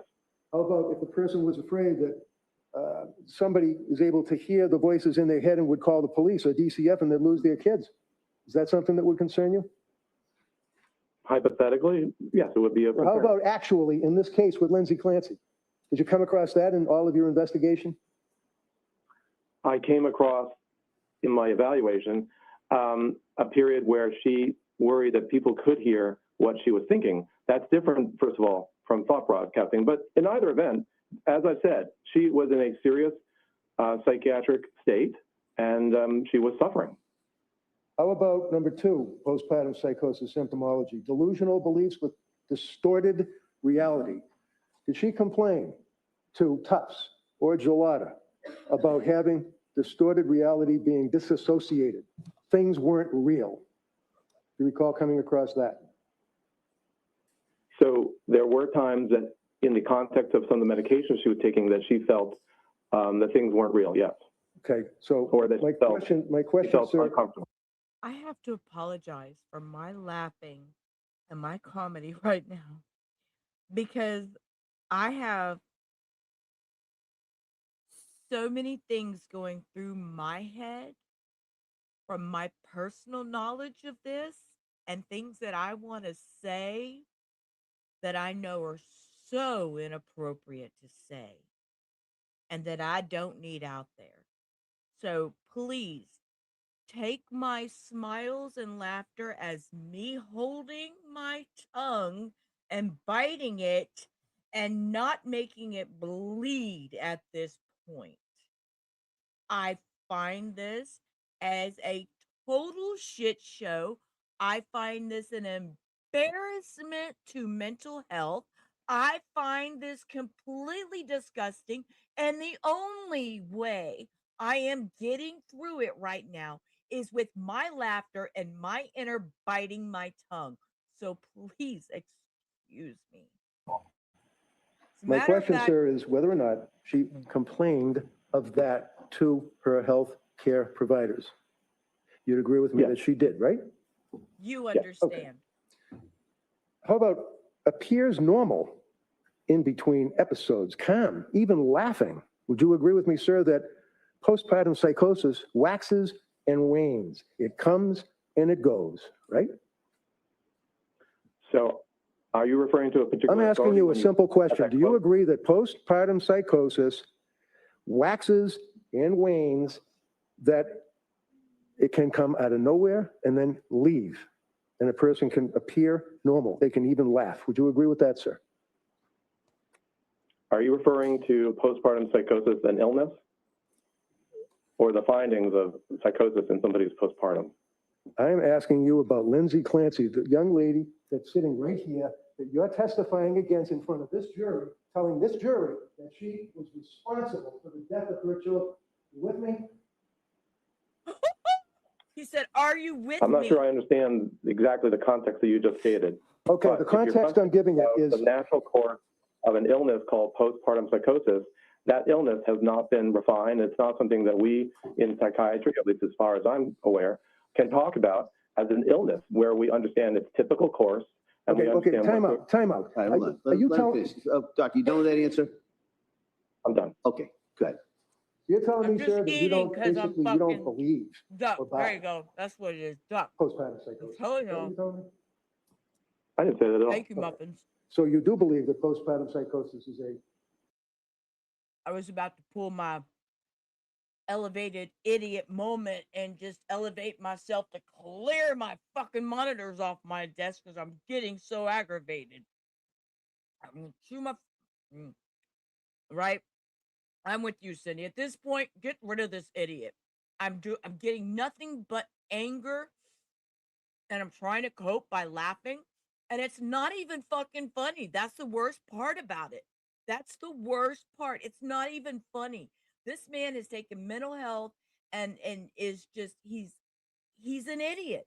In my opinion. My opinion. He's an idiot. serious mental illness. You're telling me, sir, that you don't, basically, you don't believe or buy postpartum psychosis. Is that what you're telling me? I didn't say that at all. Okay. So you do believe that postpartum psychosis is a serious mental illness? I don't think it's a matter of belief or not belief. I'm aware of how to elicit the symptom or sign of psychosis. I am also aware that there's a proposal for an illness that would be recognized, where we understand its typical course and how it progresses, that has been proposed and that has not been approved for use in psychiatry in the United States. Approved by who? By the American Psychiatric Association. The APA, so you're, Hold on. By the team that let me. Can you buy enough to go feed the ducks, K-Swan? I think the ducks need some bread right now. Go to your local pond, touch grass, and throw the ducks some bread, please, for me. Please. Y'all, I'm sorry. If I can finish. By That's the the judge you're particular talking to, not body me. within the American Psychiatric.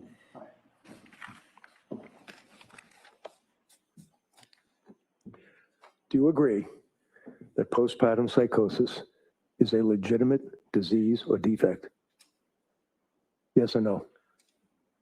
When you have a symptom or sign of postpartum of psychosis at any time, but particularly in the postpartum period, it is a legitimate finding and something to be concerned about and to treat.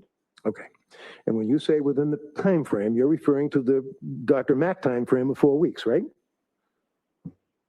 No, I think, as I said, any time that a person has psychosis. Okay, so The any, issue about 4 weeks has to do with how we would diagnose it or what wording we would use to diagnose it, but that doesn't have to do with the reality of the individual. okay, so any time that there is a psychosis, and if it's postpartum, you would agree that you can put the two words together and it's postpartum psychosis, right? These are the two hardest words You in would this not man's utilize vocabulary. that in your diagnostic terminology. Well, you would agree, You sir, would say that, that, and you would be concerned you would- about it. According to the DSM, you would not All right, utilize hold- that. Oh, I'm sorry. Doc, if you could repeat that answer. We had some problems following it. Go ahead. So the presence of psychosis is always a Okay. Let's break this witness down, Cindy says. He represents many psychiatrists who do not value women's mental unwellness and makes errors in diagnoses. I think you are right. I think I need to just accept that his ignorance of women's health, not only personal health, but mental health, is blind. His knowledge is blind. His books he read, all that, I'm not okay with it. I'm not okay with it. I'm going to let the trial just run for a little bit. I'm going to take a break. I'm going to have the volume on. I'm going to go refill because we are empty. And I'm going to walk. My volume will be on. I will be listening.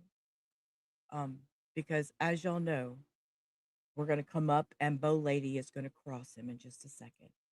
Hey, Bianca, welcome for being here. Forensic, pathetic. That's what it is. Quack, quack. Thank you for hanging in the duck pond, Bianca.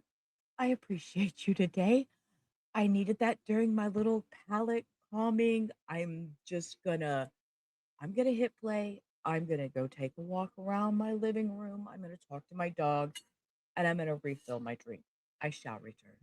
Concern, especially if it's new onset. To the extent that we are talking about the proper terminology of labeling something, whether it is postpartum onset or not, the DSM provides guidance as to the time frame. That is different than my saying that it is a not serious condition.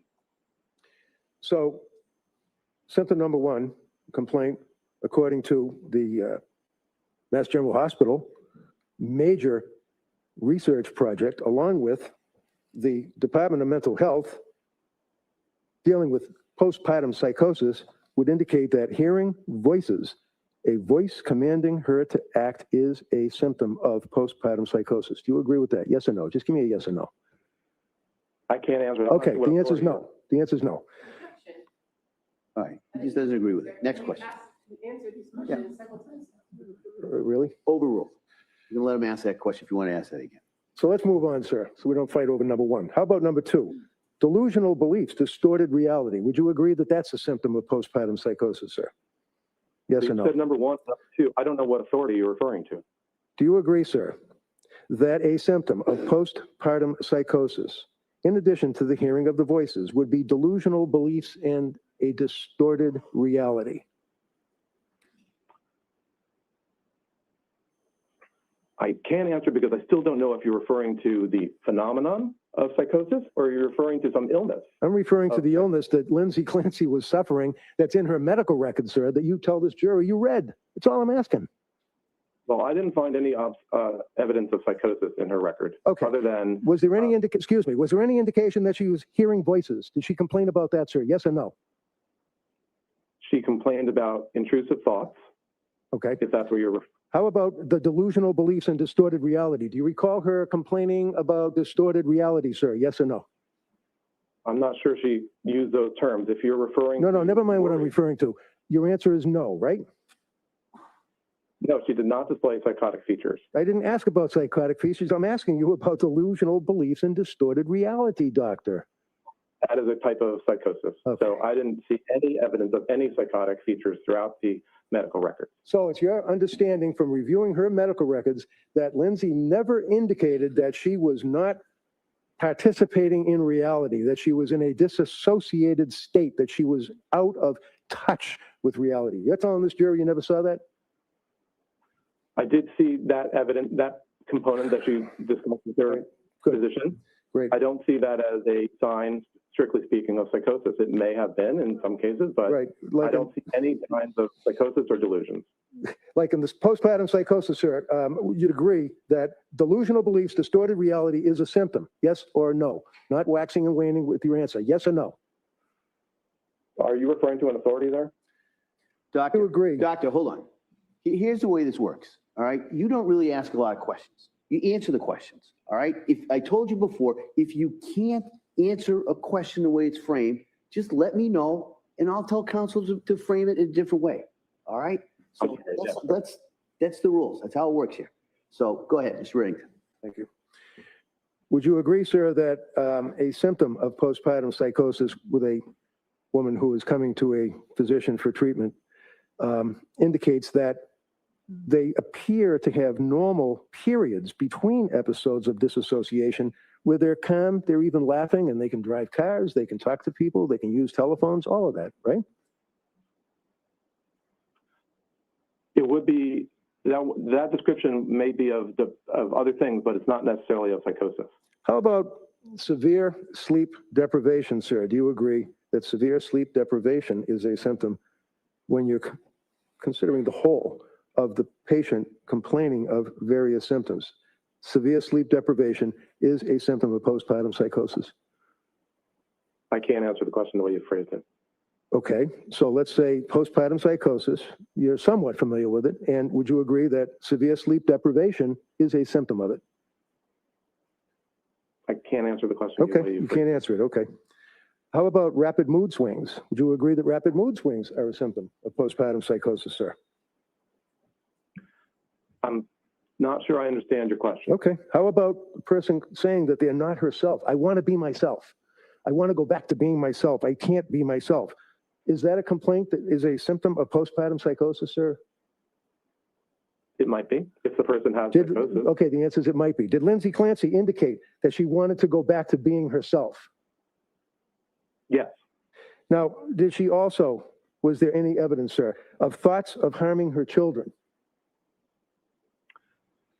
There were periods when she had impulses or intrusive thoughts about harming her children. And when you say intrusive, if I come to you and if a person comes to you and postpartum psychosis is on your radar and says that they're having intrusive thoughts about harming their children, would you not ask them what that means? In other words, is it a voice in their head? Is it their thought process? What is it? Do you ask that question? Of course.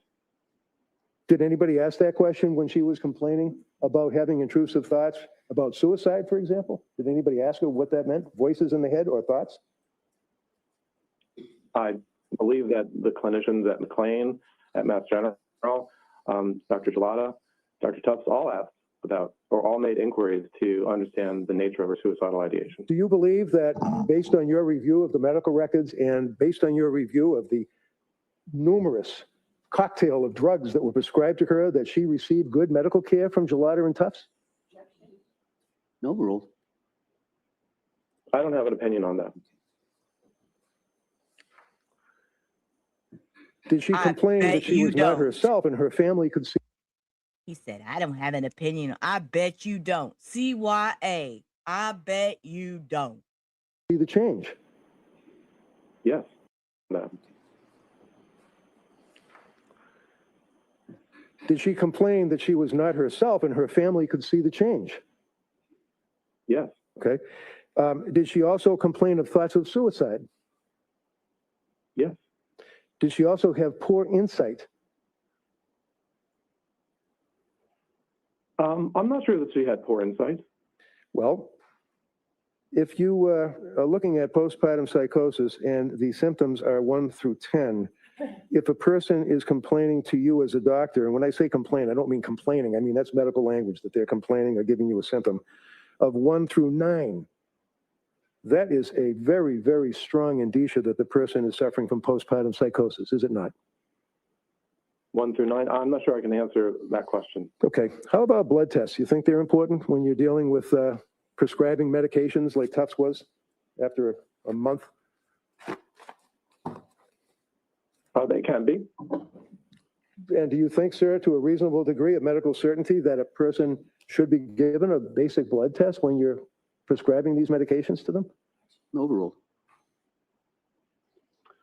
There are some situations where blood tests are required or needed, and other times when psychiatrists may feel comfortable making prescriptions without such tests.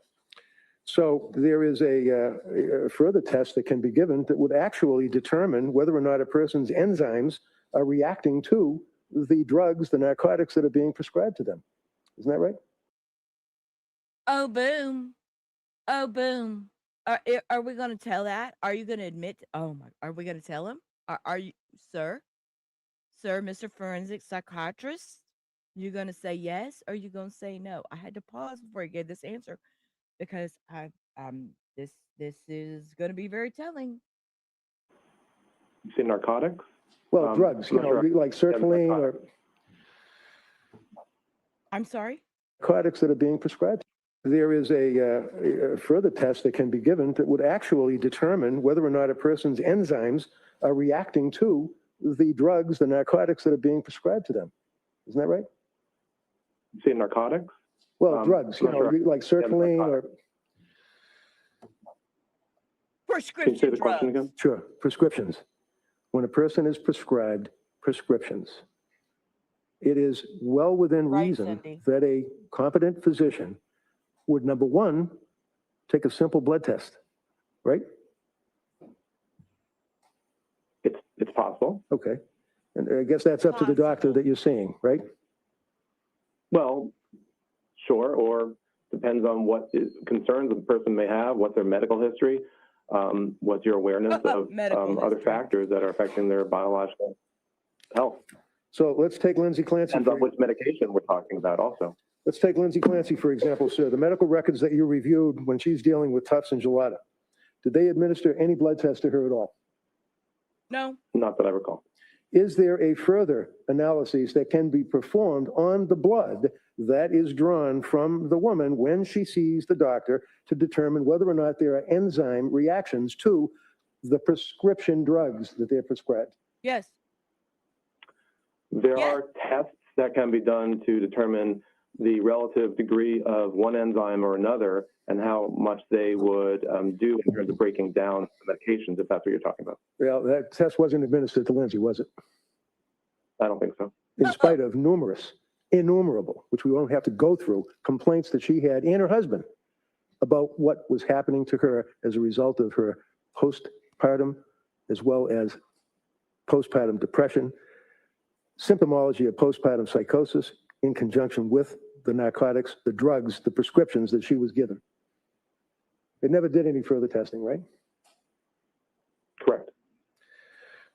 How about thyroid? Is that something that's important to you as a doctor? Bring it up, Brad. Dealing with Bring a it up. postpartum depression or postpartum psychosis? Thyroid would be important to assess in a person complaining of mood problems, yes. Well, how about a woman who is complaining that during the postpartum, which goes on ad infinitum, is complaining of postpartum depression symptoms and or postpartum psychosis? It's important to check their thyroid level, isn't it? It would be important to check thyroid in multiple different psychiatric conditions. So the answer is yes, right? The answer is yes. Well, I'm not sure that specifically answers your question. I don't care. Thank you. That's all I have, Judge. He said, I don't care. And he slammed that book shut. One more time. Let's see that book shut. Multiple different psychiatric conditions. So the answer is yes, right? The answer is yes. Well, I'm not sure that specifically answers your question. I don't care. Thank you. That's all I have, Judge. Okay. Commonwealth redirect? Oh, shit.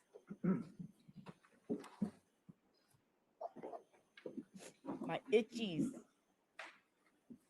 Good morning, Dr. Mack. Now,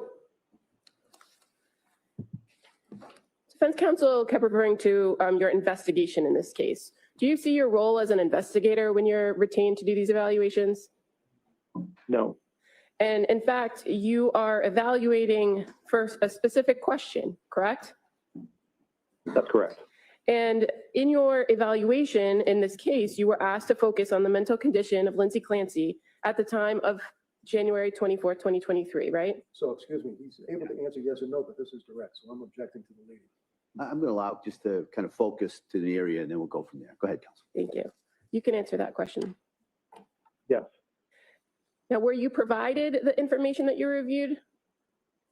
Yes. And were you aware where that came from, whether it was the court or the district attorney's office or from defense? I'm not necessarily aware of the origin of any of the documents that I reviewed, only that I did review them and I did possess them. And as far as the timing of when you were retained in this case, I believe your testimony on Friday was that your memory was early 2025 you were retained. Is that right? Yes, I would say that the initial discussion about it was at the end of 2024. I'm not exactly sure when the Commonwealth or the district attorney's office exactly made the retention happen, but I understand it to be early 2025. And you were provided a significant amount of information after you were retained, correct? Yes. And that information continued to come to you up until the point that you were going to meet with the defendant in April of 2026. Is that fair to say? That's correct. And were you able to set up that interview with her on your own? No. Is it your understanding that it had to be with the permission of the court and the parties? That's my understanding. And that date in April was a date that was provided to you as a date that you could go and speak with her, correct? Yes, the two dates, April 10th and April 12th. And in conducting these evaluations, is it standard or best practice to review as much information as you can prior to that interview? That's correct. And you were provided records from the Tewksbury State Hospital in the weeks prior to your interview. Is that fair to say? Yes. Now, when you're retained on cases, this case and any other, you're paid for your time and your work regardless of what your ultimate opinion is, correct? That's right. Can you explain to us the relationship that you have with the Park Dietz and Associates? Yes. There are times that attorneys around the country go to Park Dietz and Associates seeking or asking if they have an expert in a particular field, and Park Dietz and Associates may be able to propose one expert or another who might be able to help that attorney or law firm. And so in your relationship with that company, you are simply an independent contractor, or are you employed by the company? Independent contractor. And fair to say, there's not kind of a group email that somebody can send out asking for experts on all these types of areas in which you testify, right? No, the Park Dietz and Associates would go to individual experts that they think might be appropriate for one or another case, given the topic. Now, you were asked some questions about Dr. Halbrin, and I think last week on Friday, you indicated that you didn't know him prior to working on this case. Is that correct? Correct. I had never met him. And so is he a name that was familiar to you in your area of general psychiatry? I knew that he was another expert that works with the Park Dietz and Associates group, but I had never met him. And in fact, he's not a general psychiatrist, is he? I believe he's a psychologist. Okay. And so your focus is different than his focus, correct? To some degree, yes. Now, how did it come about that you and Dr. Halbrin ended up going to Tewksbury at the same time? Well, my memory is that to the extent that he also had been retained, that there was a need to that there was only going to be one opportunity for an examination by the prosecution. And so rather than create two different sets of interviews for Ms. Clancy, it was better to overlap them and have them happen concurrently. And in relation to the purpose of the interview with the person being evaluated, the defendant here, was there anything different about your approach and his approach? I think it's a total of, I think that this guy, knock my glasses off, this guy, then we have the Kirk Helburn, and I think there's one more, Hannah. As far as the information you were seeking to gather? Generally, no. As has been mentioned, he went ahead and did psychological testing on the second day. But other than that, it's still the same topic, the individual's mental health. And in regards to that particular, those days that you were there, it wasn't just you and Dr. Halbrin in the room with the defendant, No. correct? Hannah, no, we should be done by Wednesday. It should at least be to the jury by Wednesday, because I think they're planning closing on Tuesday is what I had heard.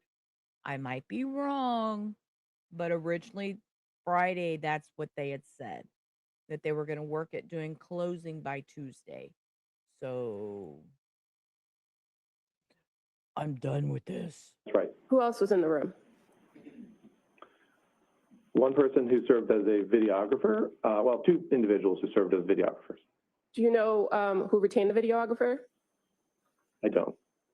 And you're aware that Ms. Clancy was also on a one-to-one. So was there a staff member from Tewksbury close by, if not in the room? Hannah. Close by, but not in the room. Only other And the person who was doctor out there conducting the who knows video, nothing they were and in the room everything. running the video the whole time? That's correct. And fair to say, as it pertained to taking breaks, you and Dr. Halbrin offered the defendant multiple opportunities to take a break, correct? Yes. And We made it clear that we could take a break anytime. and she repeatedly declined a break, right? I recall that, yes. And that would be contained within the video that was running throughout the course of your interaction with her, correct? Let me tell you something. If I had two doctors tag teaming on me, questioning me about my psychological condition, I'd want to get this shit over with. Hurry up, ask me your questions. Let's get this over with. Quit playing with me. I am tired. Y'all have stressed me out. I said I did this, and why y'all keep y'all Yes. At this time, Your Honor, I'd like to present as the next exhibit the recorded interview with the experts. All right, I see counsel at sidebar.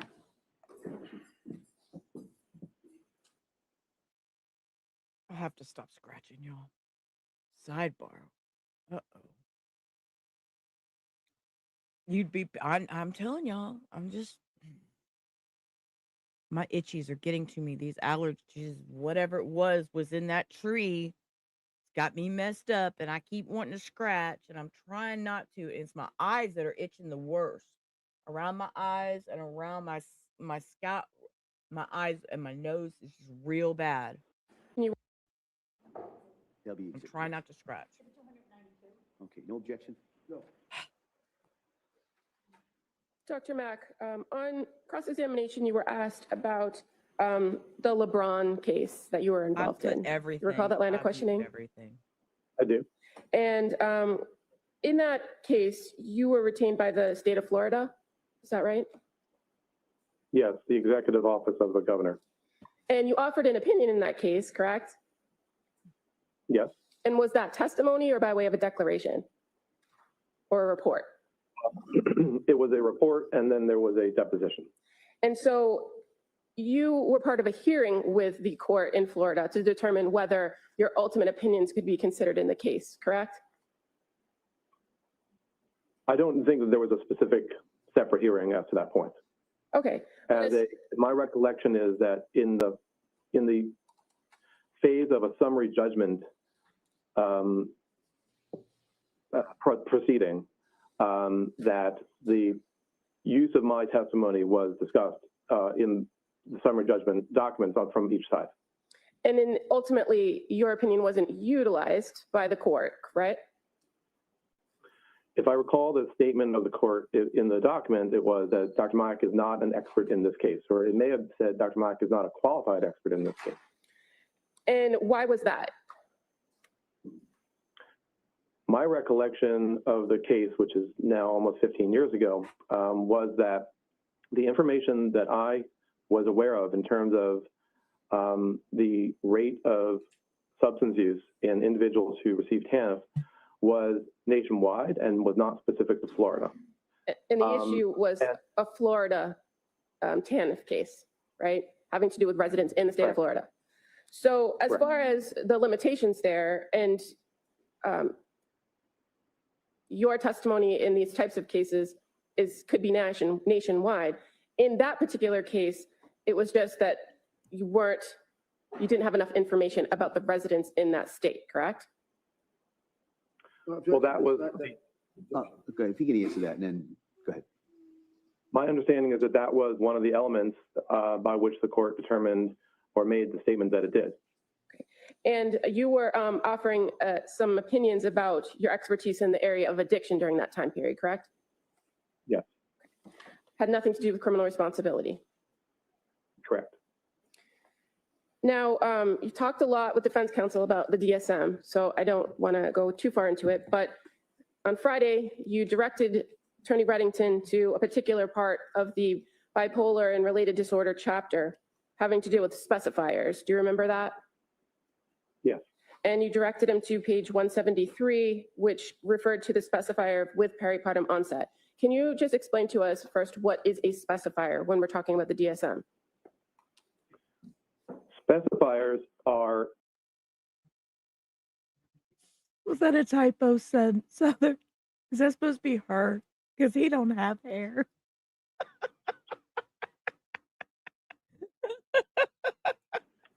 A way in which the DSM allows a diagnostician to highlight certain details of the individual's presentation. But as I was mentioning the other day, psychiatric classification nowadays refers to the larger presenting symptoms that the individual has, and specifiers can be added on. So a person can have a severe mood disorder, and then one can add on the specifier of with postpartum onset or atypical features or other specifiers that have been defined.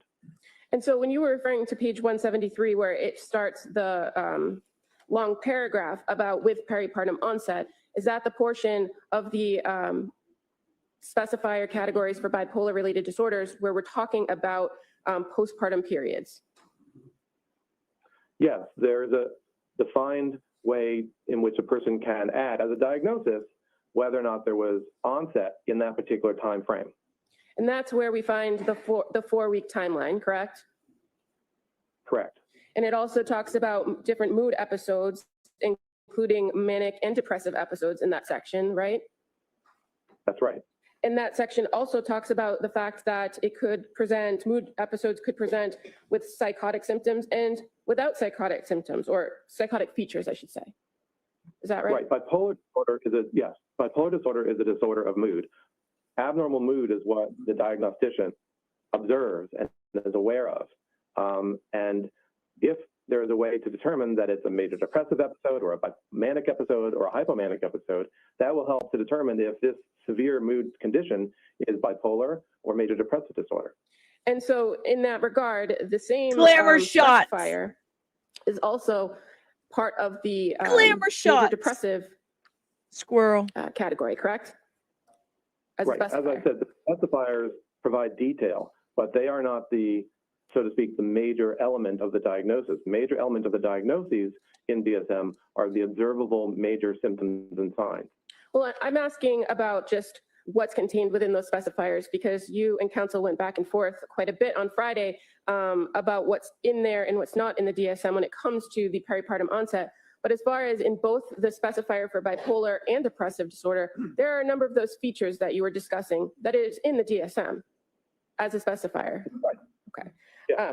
And those are presentation with psychotic features, the frequency of occurrence or reoccurrence of the peripartum onset for these disorders, right?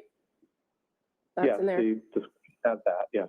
As well as the risk of postpartum episodes being greater when people have history of depressive disorders or bipolar disorder. That's within that specifier for each of those two chapters, is it not?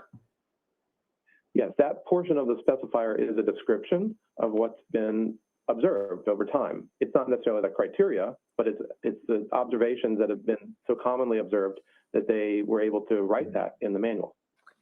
So this concept of a peripartum onset, or we've been using it as postpartum interchangeably, it's within the DSM-5, right?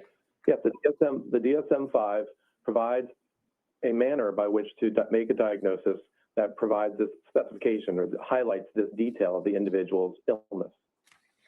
And as far as your conclusions, again, when you're asked to do an evaluation, do you rely on other people's conclusions about diagnosis when making your own diagnosis?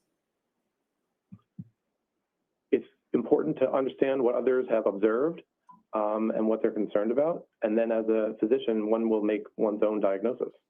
And so in this case, you came to the conclusion that the defendant presented with a major depressive episode, right? Correct. And you relied on diagnostic criteria in the major depressive disorder category. Is that fair to say? Yes, that was the diagnostic criteria that I used to support that diagnosis. And counsel went through with you today a number of different, I think he called them symptoms of postpartum depression. But as far as major depressive disorder, what are the 9 general symptoms that you see, or you can find 5 or more of, to find that somebody suffers from a major depressive disorder? So a major depressive episode is defined, and this is parallel to the description I was giving earlier of a manic episode. They're both problems of mood. They're both discrete periods of mood problems. So a major depressive episode would be a 2-week discrete change in a person's mood, and you have to have at least 5 of 9 different symptoms or signs, and it has to be persistent, and it has to be most of the days. So the 9 include starting out with anhedonia, meaning lack of feeling pleasure. Secondly, actually feeling depressed mood. It can be feelings of guilt or worthlessness. And then it also may include problems with thinking about death or suicidality. Furthermore, problems with sleep, eating, what we call energy, psychomotor activity, either psychomotor slowing or agitation. And then all these, you have to have 5 out of these 9 in order to meet the major depressive episode. And I think maybe you might have missed one, diminished ability to think or concentrate. Is that one? So, concentration. So, so a lot of the symptoms that counsel read to you are symptoms that are in the category of a major depressive disorder. Is that correct? Yeah, this is the method of making the diagnosis of a major depressive episode. So when you were asked on cross-examination about postpartum depression and you kept answering that you found her to have a depressive disorder, are those the symptoms that you were speaking of when you were saying you found a major depressive disorder? Can I object? No overruled. Leading? Correct. No overruled, I'll allow it. I have nothing further. Okay. Thank you. Anything further? Just briefly, sir, are you suggesting that my office had any control over when you were able to go visit Lindsay in the hospital? Objection. No overruled. I don't know if your office was involved, but I imagine, so I don't know. You don't know. I imagine your office was aware. Thank you. Good enough. But You don't know. Doctor, I think you've answered the question. All right, next, anything further? Anything further, Coma? All right, thank you, doctor. Thank you very much. Thank you. Thank you, doctor. Goodbye. We're going to a recess. All right, so. I members have of to the tell jury, y'all. We're gonna take a morning break at this point. Morning break. Okay, they're gone. And when they come back, All right. Kevin's going to be on the stand. Okay, we're done with this guy and we get to see Kevin. But let me give y'all a little advance warning. Y'all all need to buckle up tightly. Make sure you have your whatever you use for stress, because mine is ducks. Kevin says some things that are out of line, and they have to dismiss the jury for a while to get shit in order in the courtroom. So buckle up. Make sure you do have your snack, because we're going to sit for this. I actually got a refill while I was up. We have Cheez-It Snap, because I think snap is a good word for right now. Oh, yeah. Oh, yeah. It went off the rails. It went off the rails because of something that was brought up that should have never been said in this courtroom. Y'all ready? Let's go. We're going to make sure. Let's see. Here we go. And we're going to change out the banner, because now. For the purpose of the record, we return back to the trial of Commonwealth versus Lindsay Clancy. All parties are present, excluding the jury. All right, Attorney Sprague, we ready for the jury? All right. They ready for the jury? Okay, well, we're going to do this. We're going to do this. And of course, we always have to go show the parents, because we're just a cameraman and like showing that these parents are depressed, going through their own mental stuff. Hey, Bob. Hey, Bob. Good to see you, Defense Diaries. Let's see if there's anybody else I recognize. Oh, I recognize this lady in the red glasses. She's a X lady. She does X. Anybody else I recognize? Not off the top of my head. Okay. All right, thank you, Madam Clerk. Attorney Sprague, you call your next witness? Okay, when we zoom, let's watch him do his little swear. There he is. He's sworn in. All right, Keep your voice up so the jury can hear you. And with This that, is Attorney not going to Sprague. go well. Thank you, Your Honor. Good afternoon. Can you please state and spell your name for the record? Yes, my name is Kirk Heilbrun. That's spelled K-I-R-K, and then H-E-I-L-B-R-U-N. What is your occupation? I'm a psychologist. I am in the Department of Psychology at Drexel University in Philadelphia. And as part of that, I run 2 clinics. One is a a clinic where I conduct psychological evaluations for, thanks, sir, for courts and attorneys, and the other is what we call the reentry project, where we provide assessment and treatment services to individuals who are either returning from federal prison or under the jurisdiction of a federal mental health court or have been exonerated following a false conviction. And do you specialize in certain areas of psychology? Yes, I do. I'm a forensic psychologist, and that means that I take the application of clinical psychology and I apply it to legal proceedings in criminal and civil matters. Can you describe your training in clinical psychology? Yes, I can. I received a doctoral degree from the University of Texas at Austin in 1980. And as part of that, I received training in various sorts of assessment and treatment and therapy and research and things like that. And then also as part of that, I was involved in a full-time internship between 1979 and 1980 at the University of Texas Health Science Center at San Antonio. And did you receive specialized postgraduate training in forensic psychology? I did. I received from 1981 to 1982, I did a postdoctoral fellowship in the applications of psychology to crime and criminal justice. And what did that involve? That involved full-time exposure to clinical work in correctional and forensic populations, and also a thorough exposure to the clinical and research literature on assessment and interventions with these individuals. And are you licensed to practice psychology?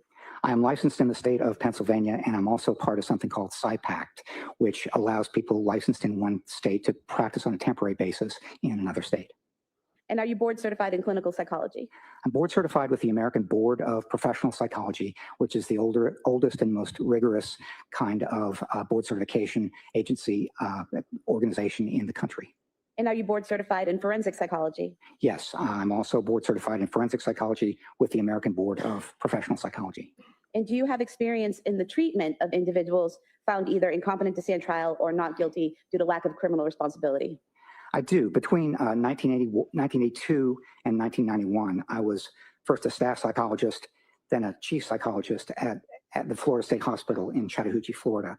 And then between 1991 and 1994, I served as the clinical director of the forensic unit at Central State Hospital in Petersburg, Virginia. And at that time, I was also serving as an associate professor in the Department of Psychiatry at the Medical College of Virginia in Richmond. And as a part of these positions, I had responsibilities for providing assessment and treatment services myself, and also for supervising such services provided by others. And could you describe your job responsibilities at Drexel University? I could. I teach graduate and undergraduate courses in forensic assessment and law and psychology. And as part of the clinic that I mentioned a moment ago, I conduct forensic evaluations at the request of judges and attorneys. And I supervise individuals who are providing services to the individuals who are either coming back to the community from prison or under the jurisdiction of a federal mental health court, or who are leaving prison having been exonerated following a false conviction. And finally, I conduct research and supervise students who are working in psychology and law areas. And have you conducted research in the areas of abnormal behavior and criminality? I have. Over the course of my career, I've published about 240 articles, chapters, and books in the areas of aggression and violence, juveniles, mentally disordered adult offenders, forensic assessment, ethics, and malingering and deception. And two of those interests that are particularly applicable to the present case are risk assessment, which helps us understand the influences contributing to violent behavior, and also forensic mental health assessment, where we consider the important principles and steps that are connected with psychological and psychiatric evaluations in legal contexts, such as criminal or civil proceedings. And are you involved in providing continuing education to mental health and legal professionals? Yes, over the past 15 years, I've presented about 50 lectures and workshops in the areas of forensic assessment, risk assessment, treatment, sexual offenders, and ethics. And doctor, in your experience in doing forensic evaluations and in teaching people how to do forensic evaluations, would you call someone you're doing a forensic evaluation on your patient? No, I would call them perhaps someone who's being evaluated or an evaluee or something like that. They're not a patient because the role of therapist in treating a patient is different from the role of a psychologist or psychiatrist in conducting a forensic mental health assessment.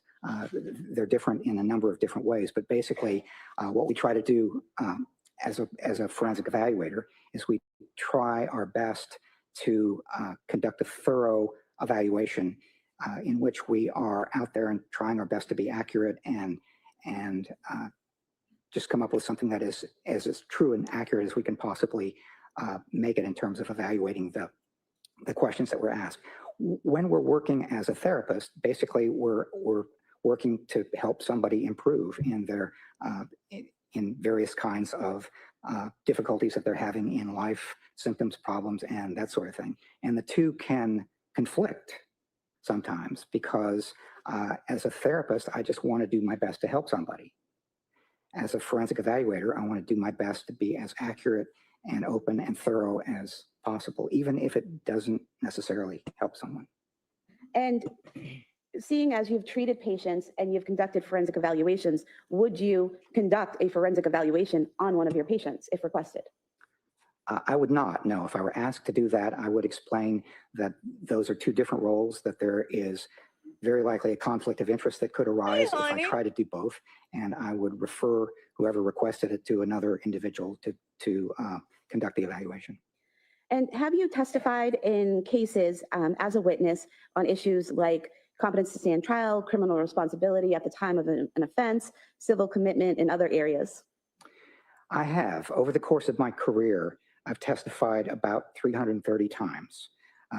With adults and juveniles, the issues have included things like transfer and sentencing, competence to stand trial, mental state at the time of the offense, civil commitment, and personal injury. I've testified on behalf of both the defense and the prosecution, and I've been qualified as an expert in juvenile criminal and civil litigation in both state and federal court.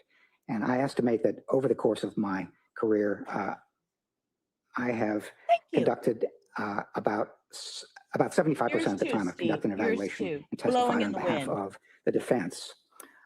And the remaining 25% have been conducted and have testified on behalf of the prosecution or by order of the court. And have there been times in that 25% of your casework that you've been retained by the prosecution, say for a criminal responsibility evaluation, where you find that the defendant is not criminally responsible and you have to tell the prosecutor that? Yes, that happens with the prosecutor, and it also happens with the defense. And it's just something that we have to be able to do if we're in the profession of forensic psychology, because if we are try to be thorough and accurate and impartial, then sometimes the results will favor whoever asked us to conduct the evaluation, and sometimes they won't. And what they have to hear, if my findings don't favor them, is that they're probably not going to want to use it. And is there something called retention bias? There is. That's something that's been discussed, particularly in the last 10 or 15 years.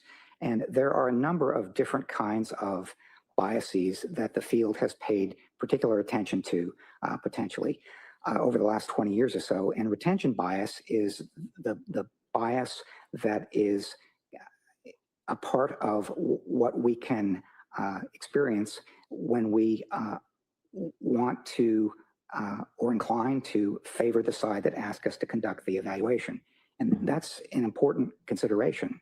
And I'm aware of it, and I try to guard against it as much as possible by talking with others, getting multiple sources of information, and a variety of other ways of doing that. So when you conduct a forensic evaluation, you're actively guarding against having that retention bias?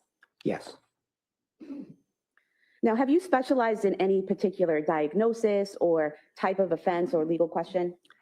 I have not specialized in that way. Most of my forensic evaluation experience has been with criminal and juvenile matters, and they have often included alleged crimes of violence, but I haven't specialized in any particular kind of mental or emotional disorder, any particular kind of crime, anything like that.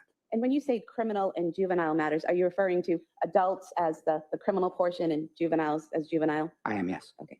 And do you find that there's a benefit to not focusing in on a Yes. particular illness or diagnosis or type of offense?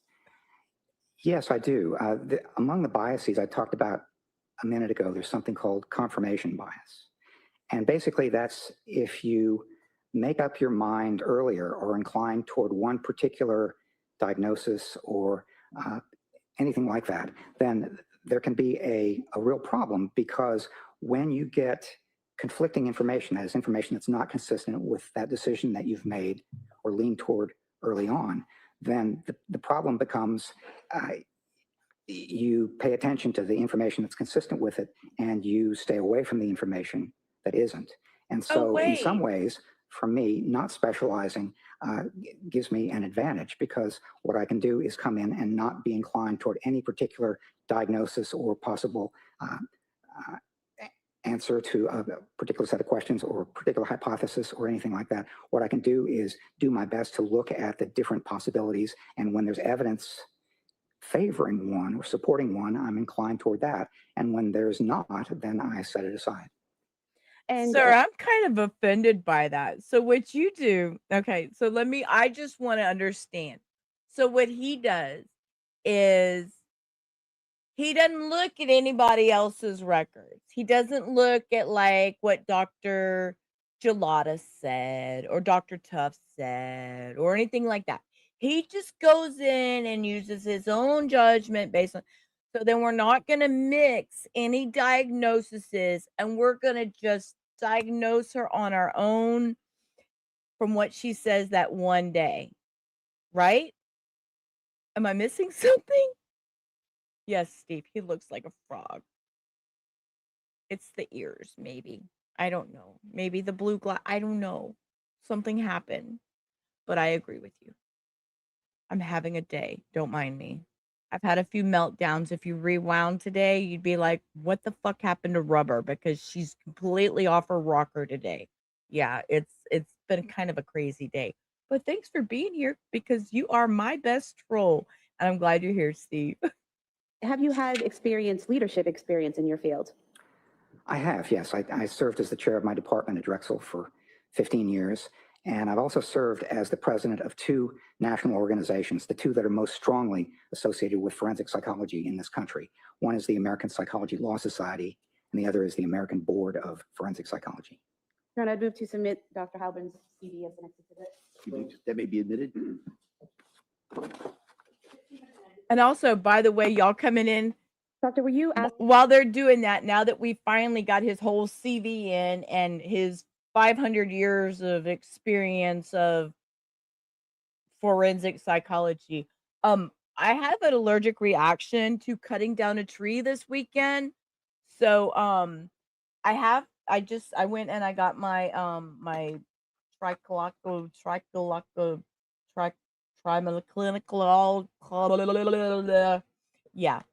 ointment and put that on to try to stop with the itching. I had an allergic reaction, so if my face looks oily and glittery, not glittery, but oily, it's because I have this like medication on it. So I'm trying very hard not to scratch.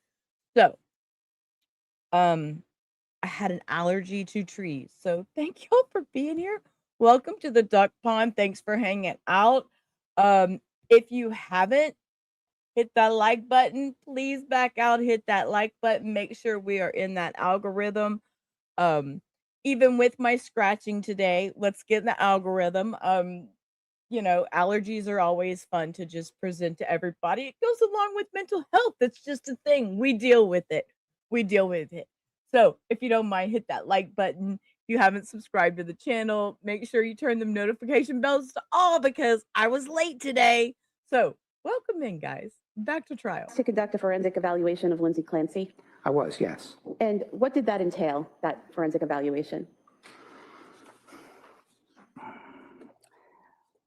One of the things it entailed is doing my best to review a lot of information, to meet with Ms. Clancy in an interview, to speak with her in particular about what happened around the time of the alleged offense, to conduct collateral interviews with other individuals and review a wide range of documents. And so I have been reviewing documents since January of 2025. I had the opportunity to meet with Ms. Clancy in April of this year, 2026. And at that time, spent 3 days with her, along with Dr. Avram Mack. One of those days, which was video recorded, we talked about her background and a lot of information like that. The second day, where I met with her myself and did not video that because some of these psychological tests are private and they should not be videoed. So we did some psychological testing during that second day, and then on the third day, back with the video, back with Dr. Mack, we talked with Ms. Clancy about the things that she was thinking and feeling and doing around the time of the alleged offense. And so I mentioned that I reviewed records. I've got a report sitting in front of me, and those records are spelled out over 4 pages, so I'm not going to run through the whole list with you. But those records did include things like cell phone records, the defense expert forensic psychiatric evaluation reports by Dr. Resnick and Dr. Spinelli, some Department of Children and Family records, digital forensic records, including texts and information that was provided by the watch that she wore, the Apple Watch, and the phone, variety of medical records, police investigative records, police interviews with many people, and grand jury proceedings, as well as surveillance footage of the Clancy family going to various places, Museum of Science visit, Cape Cod, CVs, that sort of thing. Sun, thank you for the sunshine. I know that that was meant for muffins, but you know.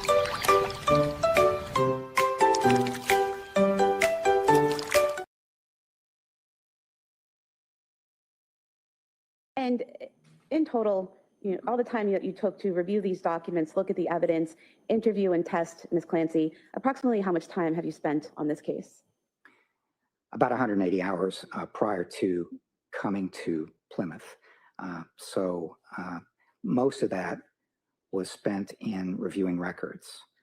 About 10 and a half hours was spent in meeting with Ms. Clancy and doing the testing. And then another hour and a half was spent in collateral interviews. And who did you interview in collateral interviews? I interviewed her former husband, Patrick Clancy, and his mother, Ms. Clancy's mother-in-law, Sue Clancy. And did you also request to interview Ms. Clancy's mother and sister? Not her mother. I did request to interview her sister, and I think she decided against that. Now, you mentioned that when you interviewed Ms. Clancy on the first and third days, you were with Dr. Mack, correct? Correct. Why is it that you two were interviewing Ms. Clancy together on those days? Well, that's something that I do sometimes, conduct a joint interview. That's done in training contexts, for example, a fair amount. And in this case, many of the questions that we were going to ask her, a large number of the questions that we're going to ask her about her background and her history were going to be similar. So we were able to conduct those, ask those questions in a way and save some time, keep her from having to go through and ask and answer them twice. Then the third day, again, many of the questions that we were going to ask had to do with her thinking, feeling, and behavior leading up to the time of January 24th. And basically, it involves kind of a step-by-step process, going very slowly, getting a lot of detail. And we expected that many of those questions, sort of step-by-step detail, were going to be things that we would be able to work on, or they were going to be things that we could ask twice, or we could ask once and see it on the video. And in terms of your interviewing Ms. Clancy together, after that was done, did the two of you come up with a joint opinion on a diagnosis? We did not know. Although we were interviewing her together on 2 days, we took that information and we each independently came up with our own report, our own review of that information, our own analysis of what it meant, and so on. So no, we wrote separate reports. We actually did not agree on the diagnosis. Oh, tell us more. Tell us Now, more. if we could have in terms of your evaluation of Ms. Clancy, including the records and the collateral interviews and your interviews of her, did you form some main conclusions?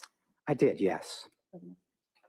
I'm fixing to smoke, guys. I was just. And if you could tell us, what were your major findings to go regarding crazy. Ms. Clancy's mental health history before September of 2022?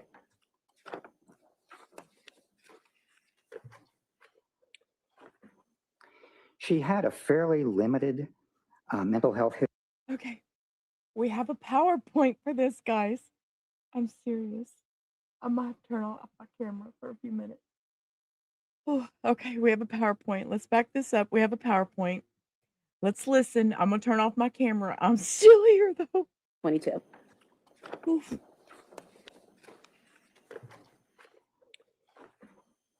She had a fairly limited mental health history before September 2022. She did experience some anxiety related to achievement. She's a very strong student in school and she got straight A's basically. She experienced some anxiety while in nursing school doing case presentations because you have to stand up in front of a group, and that made her kind of anxious. And then she had some anxiety connected with her 3 pregnancies, some in the beginning about the ultrasounds and so on, and some sort of as she was returning to work. So after each child, she'd have some time off with a child, and then after several months, she would return to work. And on each of those occasions, with Cora and Dawson and Callan, she had some anxiety because she didn't like to leave her children. That was an important consideration for her, whether it was dropping them off at school or returning to work or leaving them with a babysitter or going out with friends, going out on date night. She didn't like to leave them. And so those were some of the things that were connected with her mental health history before September of 2022. And this was in the context of her growing up as a highly achieving individual, getting very strong grades, competing in sports and competitive cheerleading. These are all things that the anxiety probably pushed her a little bit more in the direction of doing this very well, because she was a very hardworking and highly self-disciplined individual. She also grew up in a family that was close and comfortable and anxiety and had there a you number go. of friends. Put her to work. She spent time with both as a girl and a teenager and so on. But she was very highly achieving, and I think one of the important aspects of her mental health history before September of 2022 is that she really did not experience anxiety in a way that interfered very much with her functioning.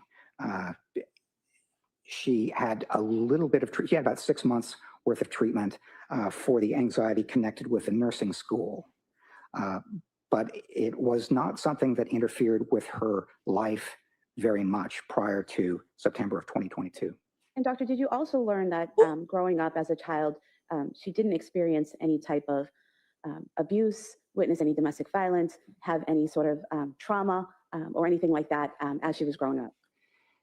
Yes, one of the psychological tests, which I'll talk about a little bit later, is called the Adverse Childhood Experiences measure. And that's something that asks an individual whether they went through what we would call adverse experiences or traumatic experiences as a child and an adolescent. And there are 10 of them. And if you have 4 or more of them, that puts you at higher risk for different kinds of adverse outcomes as an adult. She did not endorse any of those. So on the ACEs questionnaire, she had a 0, which really goes to the question that you ask. of whether she had adverse or traumatic experiences as a child. And so she did not, correct?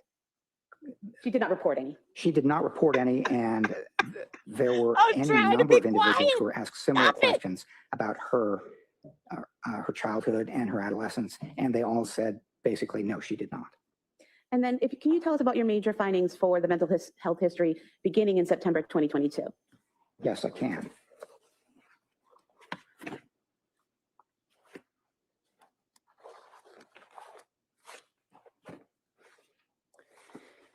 So it was about 12 weeks after her son Callan was born, and she was feeling very anxious and sometimes depressed about having to leave him when he went back to work.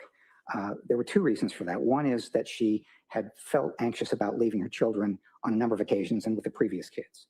But the second reason was she was breastfeeding and Callan was not taking the bottle. And so she was worried if she went back to work. She worked as a labor and delivery nurse on the night shifts.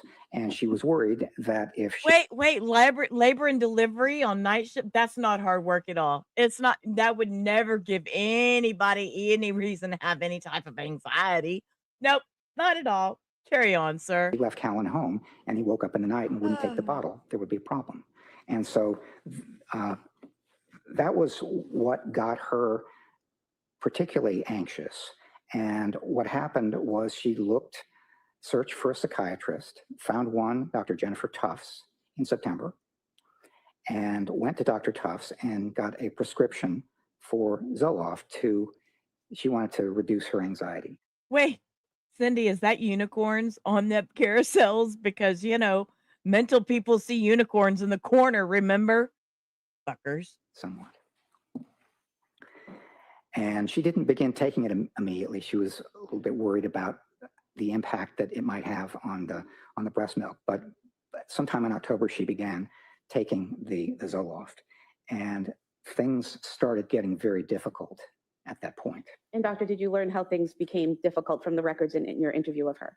I did, both of those. And from, I guess you could say the records, because a number of people had talked about that, including her husband, Patrick.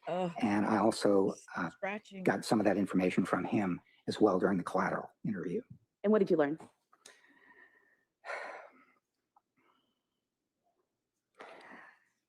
What was happening toward the end of his 12-week paternity leave is that she was getting more anxious when she started in mid-October taking the Zoloft. Is he just reading his notes? She immediately began to have some difficulty. The anxiety did not get better. In fact, it got worse. There were some symptoms of depression. She immediately started having some really difficult insomnia and felt a lot of stress and so on. And so I guess they're allowed to do that here. in October and moving into November, she had hoped to return to work and planned to return to work, but it was not going to work out for her because her symptoms were really difficult. So in the middle of November, she texted her mother-in-law, Sue Clancy, who was at work, also a nurse, and she was in the emergency room at South Shore Hospital. She felt unwell. She was having problems sleeping. She had a racing heart. She had lost some of her appetite.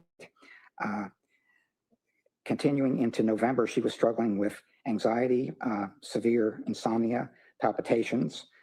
She was just having a lot of difficulty with the thought of leaving the baby, racing thoughts, feeling overwhelmed, and things like that. So moving further into...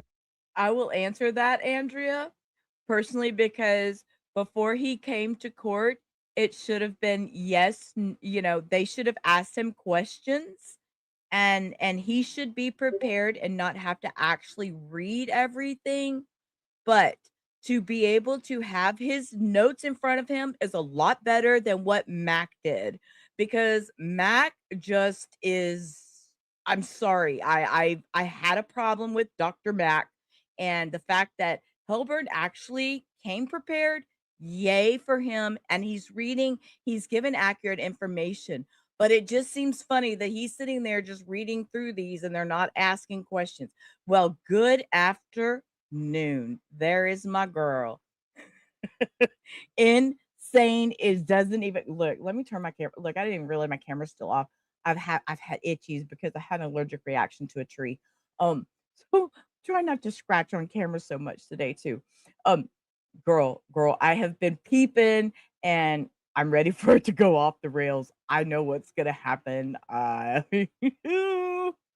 Oh my God. To November, into late November, she was just having real difficulty with sleep disruption, and she had concerns all along, starting in mid-October, about the impact of the medications.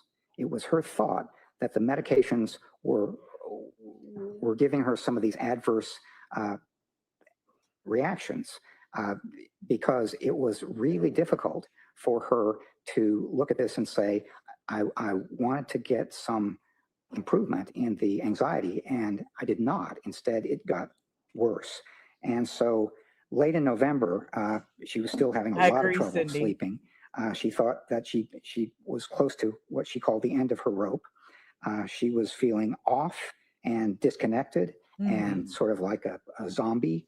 And she began to report panic symptoms, concerns about being addicted or dependent on the benzodiazepines, so kind of disoriented and forgetful and disconnected from her body. So she was having a lot of difficulty with what she thought were the medication that was resulting in this kind of impact. And then into December, it was not getting better. And sir, if I could just interrupt you. Yes. On your PowerPoint here, are we still on number 3 here or have we moved on? I don't know if you finished. You hear this? You hear this? Listen, are we still on number 3 or have we moved on? See, they don't even know what he's reading or where he's at. Do you all, every one of you listening out there, y'all think the jury followed along with any of this? Do you really think the jury just understood everything this man just read off? It needed more explanation. If they wanted to make a point with this, they didn't, because he just rambled for, what was it, 5 minutes or something on a PowerPoint note that was on the thing, and then Red over there hadn't even objected, just let him just rattle on. Okay. Number To December, it was not getting better. You got lost, Teresa? Yeah, so did and sir, I. if I could just interrupt you. Yes. On your PowerPoint here, are we still on number 3 here or have we moved on? I don't know if you finished his answer. Let's just come in focus. Are we still on number 3 or have Focus. we moved on? We're still on number 2, Two, but, okay. but I'm also slipping in a little bit of number 3 as I answer number 2.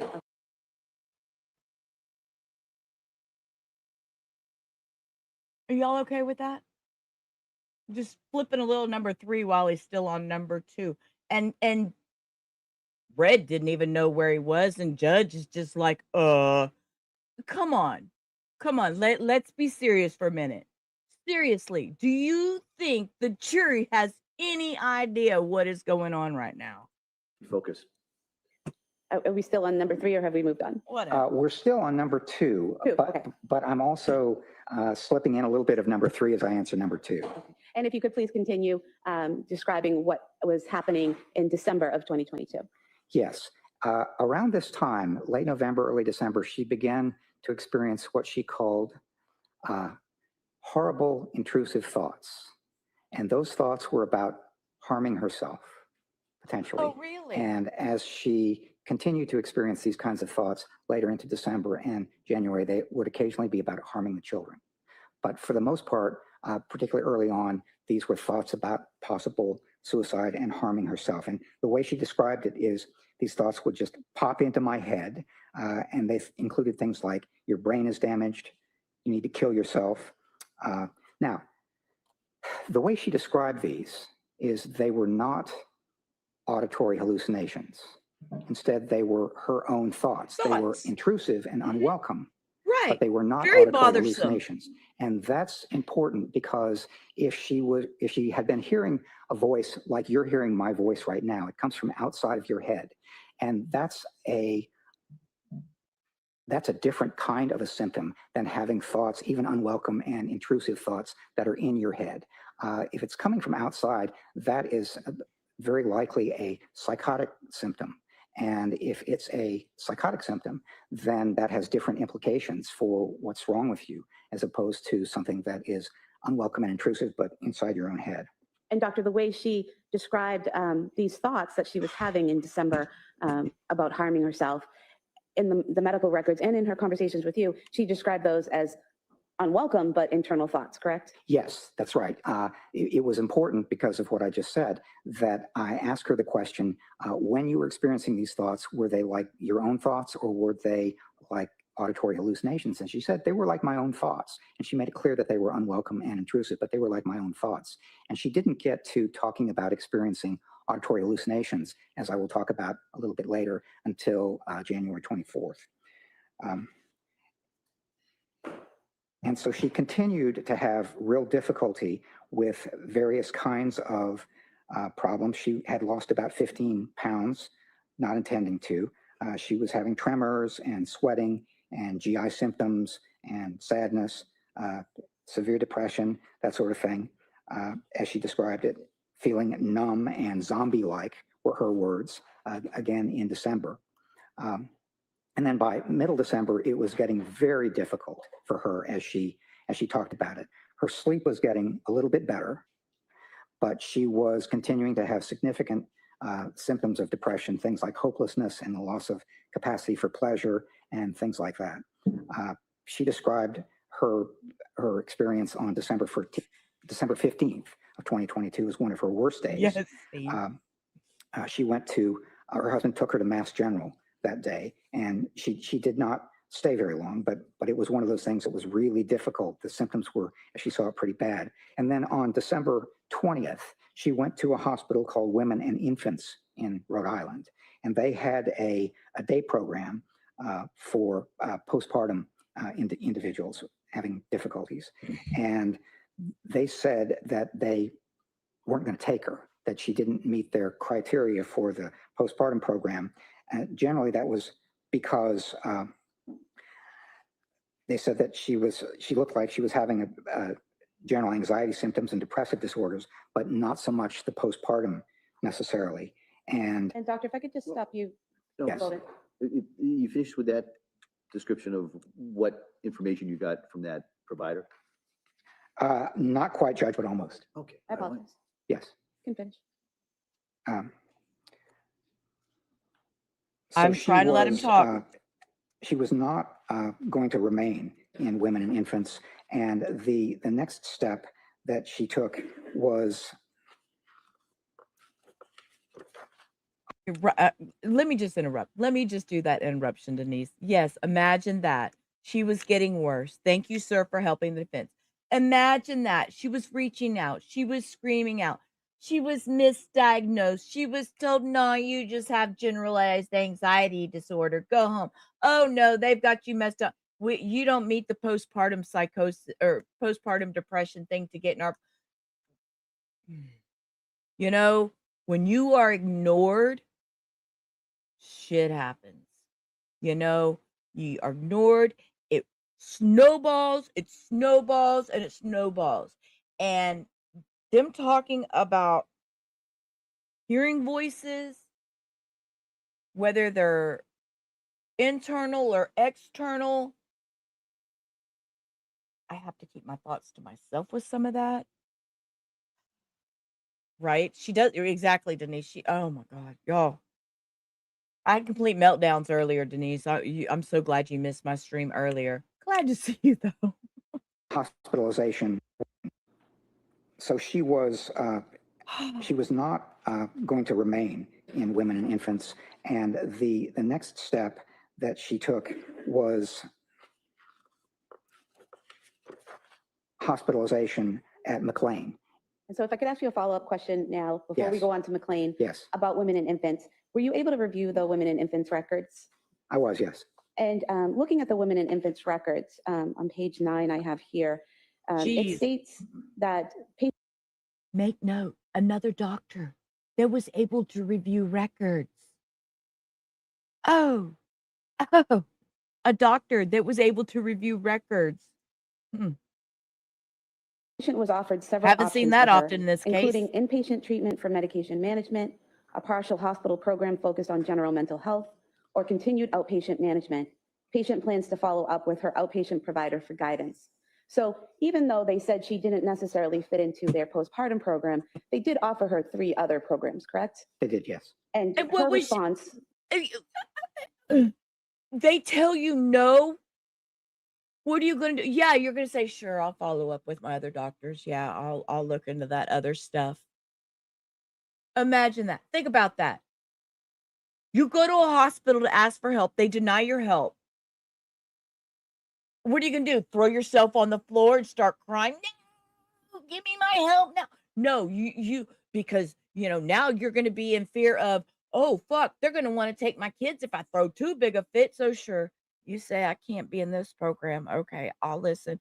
I'll go ahead and do what you said, and I'll contact my other doctors and I'll look into it. I'm just telling you in my mind what I would think. This is my opinion. My opinion. Only do your own research, but this is not going over well with me. I'm going to hit Ms. play. Clancy's response was that she was going to discuss that with her provider for guidance, correct? Yes. And in reviewing the records of Dr. Tufts and Rebecca Gelada, did you ever see any mention of the defendant actually following through with that and discussing with them those 3 options that were offered by women and infants? No, what I saw is that they were back to being treated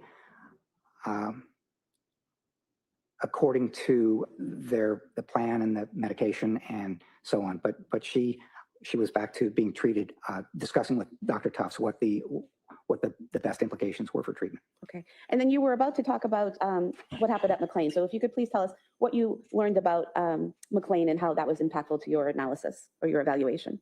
Yes, she was admitted to McLean on January 1st of 2023. And what got her there was suicidal thinking.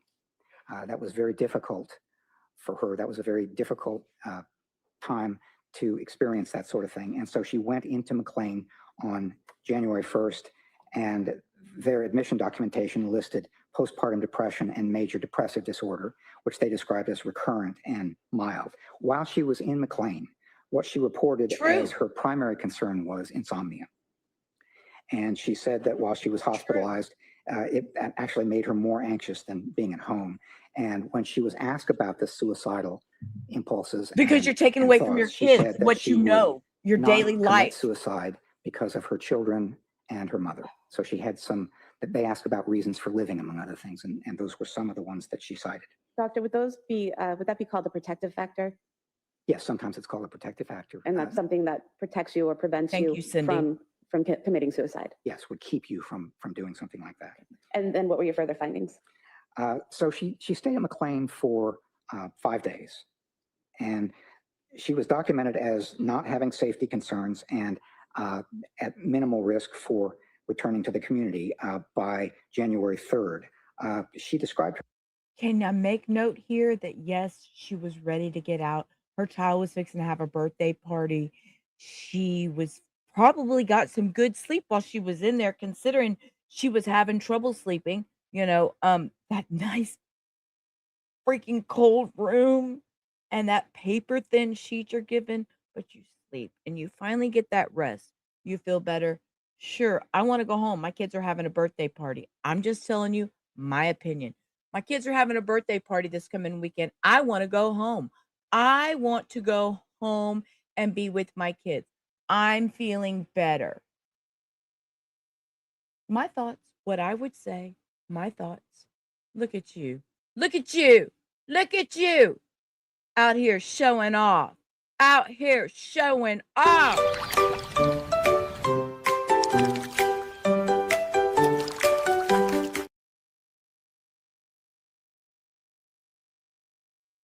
You are appreciated. Thank you, Anonymous. You are always so kind.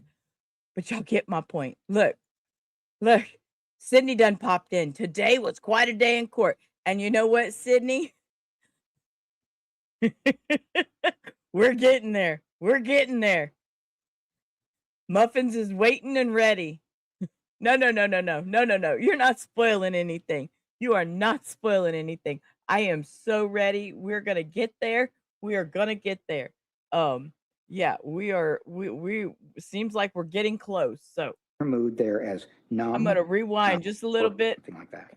And then what were your Thank further you, findings?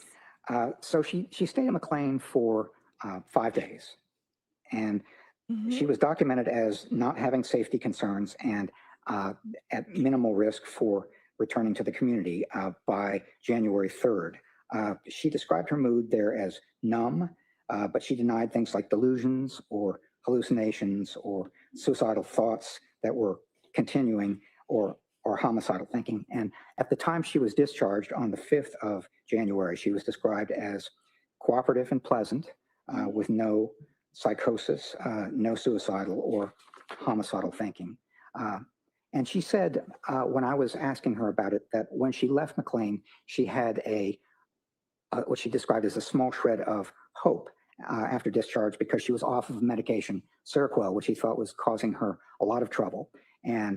But the intrusive suicidal thoughts returned, she said, within a week or so following her discharge from McLean.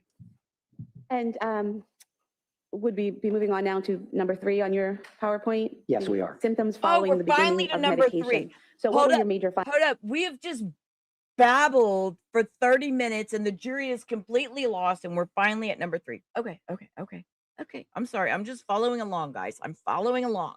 Findings in that area? Well, I have, I think I've combined 2 and 3 as I've talked about this, because one of the things about this is after she started taking the medication in October, the Zoloft, she had, the anxiety didn't get better. She had great difficulty with insomnia. And she said she was numb. She felt like a zombie. It wasn't something that she was able to see any improvement in. In fact, she thought it was getting a lot worse. And so basically, what she thought is that the symptoms that she was experiencing following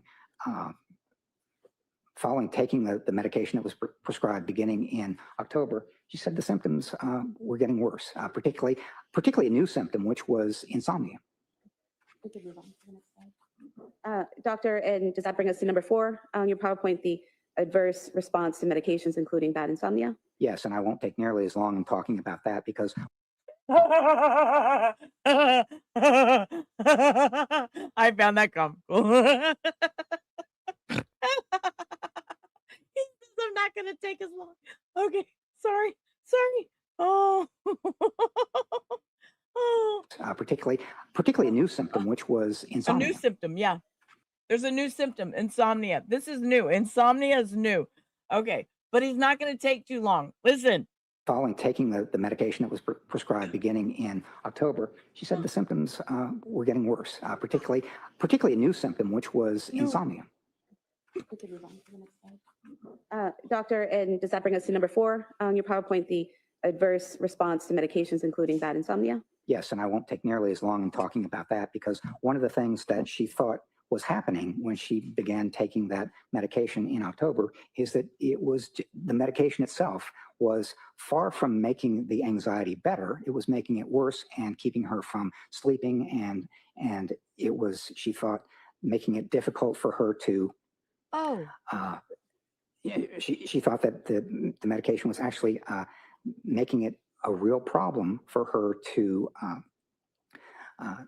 sleep, to feel. She felt emotionally numb and that sort of thing. Jeez. And so accompanying the bad insomnia with the apparent adverse responses, producing the insomnia and other things, was a real problem for her as she saw it. And it's one of the things that she continued to emphasize to providers, whether it was Dr. Tufts or Ms. Gelada, a nurse practitioner. She said, basically, I think these medications are making me worse. But one of the things, moving on to number 5 there, one of the things she also said is that she was focusing on helping the anxiety get better through medication. There was a little bit of counseling going on with Ms. Gelada, but one of the things that she did not really have was, say, a cognitive behavioral therapist or something like that to help her work through the the problems. She Oh, wait, thought wait. She didn't have CBT therapy that weekend. Wait. Remember that week that weekend was a holiday weekend and the staff was low. The TikTok lady couldn't tell us about that though. Shh. But the staff was low because it was a holiday weekend, New Year's Eve weekend. And there was no, as you see on screen right there, it says cognitive behavioral therapist. Yeah, remember them telling us it was a low, she didn't get that. Just in case y'all forgot. Just in case you forgot. Just a little reminder. her work through the problems. She thought that medication was going to try to help, and it really did. It was something that she focused on a good deal. And when you say she was focused, the Yes, defendant was Teresa. focused on medication resolving her problems, would that include talking to doctors Yes. about different medications to try, researching medications on her own, asking friends and family for tips on medications, things like that? Yes, all of those things. Okay. And then should we move on to number 6, the mixed evidence about diagnosis and the nature of her problems? Yes.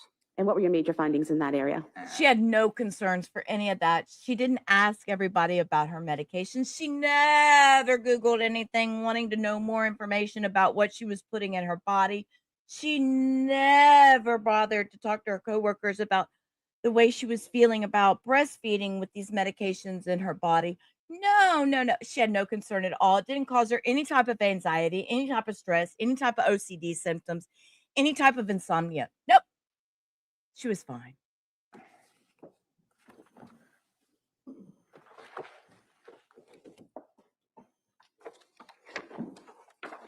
Flip faster, sir.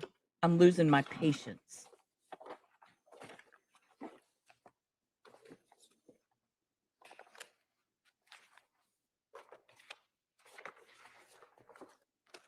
I might need a Valerie child.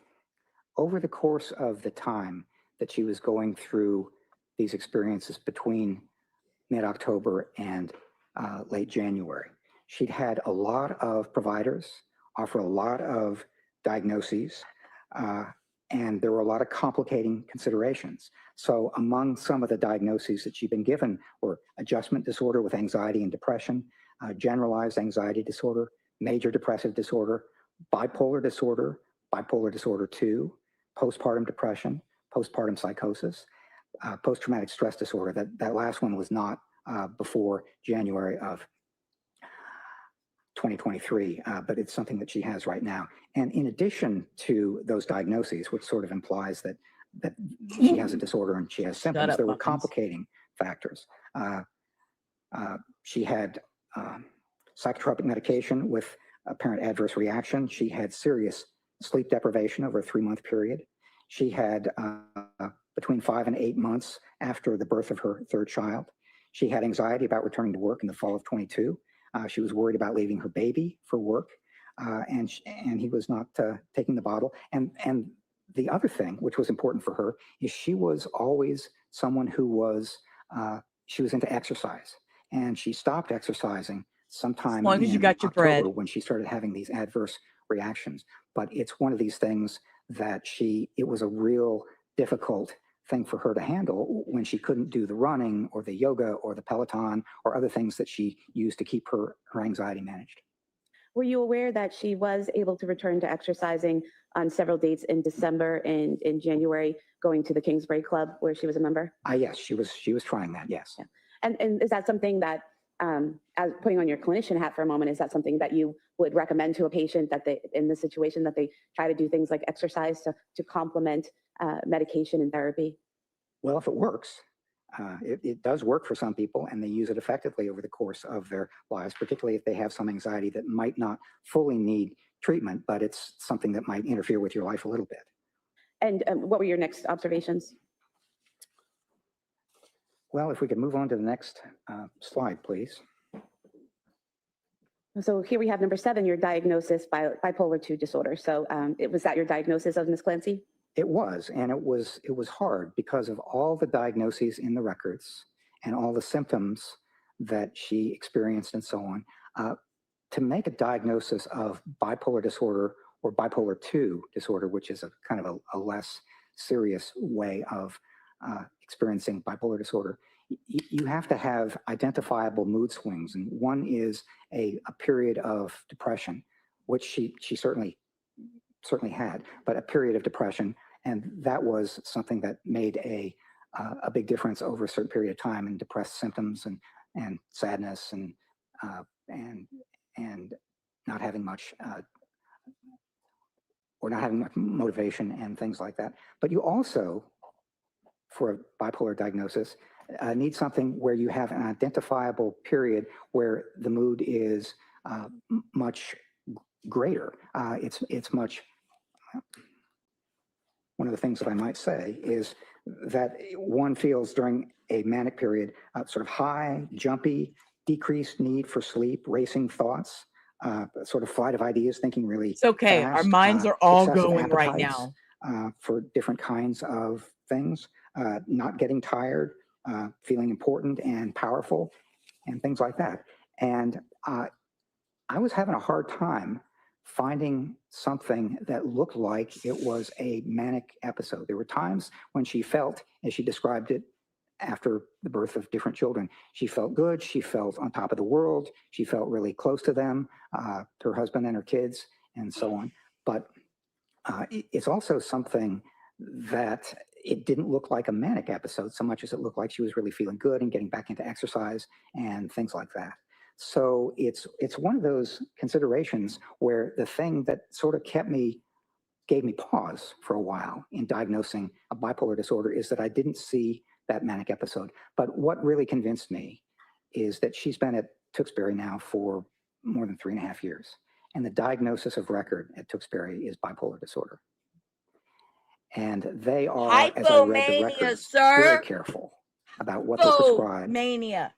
and how much, and various other kinds of considerations. And one of the things that the records reflect is that when she was on some medication that's prescribed to help stabilize her mood, and it was discontinued for medical reasons, she had a kind of immediate response to that, which is to say, she noticed it, and that's a consideration as well. So I ended up with making a diagnosis of bipolar 2 disorder, which is a slightly less, not slightly, it's a less severe form of bipolar disorder. And doctor, why did you diagnose with bipolar 2 and not bipolar? Because bipolar, as I said, is a more severe kind of diagnosis. It's more noticeable. And if you had a bipolar diagnosis, then I would want to see something that clearly and definitely looks like a manic episode. And I did not see any evidence of that before January 24th of 2023. That she told you about, that she felt was a manic episode. Have y'all ever thought maybe, just maybe, this is just me speaking out loud from personal experiences, that you had a manic episode and you didn't even realize it was a manic episode, but you could look back now 20 years fucking later and go, oh my God, what the fuck was wrong with me? Dude. And there were some incidents that have been described by witnesses who have testified and in the medical records, things like the defendant cleaning out her garage with her husband at one point in time. Was that something that you did or did not see as manic, and why? Well, there was some indication in the records that some people thought it was manic. I did not see it that way. She did not describe, when I asked her whether, she did not describe that as a manic episode. She didn't think it was. And when I talked to Patrick Clancy, he said he didn't think it was either. And basically it was cleaning out the garage and getting a lot of... Sorry. Damn it. He said Patrick. According to Patrick. Well, you know what? Patrick wasn't inside her body feeling her feelings. He wasn't the one going through the emotions. He was on the outside seeing how she acted. But that doesn't mean that... A lot of... She didn't think it was. And when I talked to Patrick Clancy, he said he didn't think it was either. And basically it was cleaning out the garage and getting a lot of stuff into 20 trash bags and so on. But one of the things he said is, they were both working hard, but it wasn't all her out there putting stuff in 20 trash bags, and he wasn't a part of it. He said he was definitely part of it. And would it be accurate that bipolar disorder requires that period of mania for, I believe, 7 days, where bipolar 2 requires hypomania for 4 days? Is that right? Yes, that's right. And so did you see signs of hypomania? Well, that's something where it's less clear that it's manic, and that's one of the things that inclined me toward bipolar 2 is I just did not see signs that were clearly manic episodes, but it looked like something that it possibly could have been a less serious or less severe manic episode. And in terms of this diagnosis, this bipolar 2, is there a way to determine whether she always had this disorder or if it's something new, and if it's something new, when it appeared? It's a disorder that typically comes on in adulthood. It's not something that you have as a kid or even for the most part as an adolescent. It's something that you start to show the signs of when you are in your 20s or 30s. And so at this point, would it be time to move on to number 8 on your PowerPoint? Yes. Which would be criminal responsibility. Show us your fucking PowerPoint so I can at least kind of pretend like I need to walk around. I'm listening, but I'm going to walk around. I'm going to get up and walk around. I'm going to check the dogs and stuff, but I'm listening to take a break from screaming in y'all's ears. Evaluation, so mental state and legal standard are relevant. So what were your findings on number 8? Well, one of the things that I wanted to say about number 8 is that I wasn't called up here just to make a diagnosis or talk about symptoms. This is a criminal responsibility evaluation. And one of the things that I take a look at very carefully when I'm doing something like this is what's the standard for criminal responsibility in the jurisdiction. Now, I'm aware that the court will instruct the jury about the standard and how you apply it and so on, but my understanding of the standard for criminal responsibility in Massachusetts is that a person is not criminally responsible if at the time of the offense they suffered from a mental disease or defect, and as a result lacked substantial capacity either to appreciate the criminality or wrongfulness of their conduct or to conform their conduct to the requirements of the law. So there were really 3 parts. There really are 3 parts to that criminal responsibility standard. The first is mental disease or defect, and that's one of the reasons why I've paid so much attention to the symptoms and when they began and things like that. But the other thing that I try to do is take those symptoms and see how they affect somebody, in this case, Ms. Clancy's capacity for knowing that something like this was illegal or wrong, or how they affected her capacity for conforming her conduct to the requirements of the law, which I think of as kind of controlling her behavior.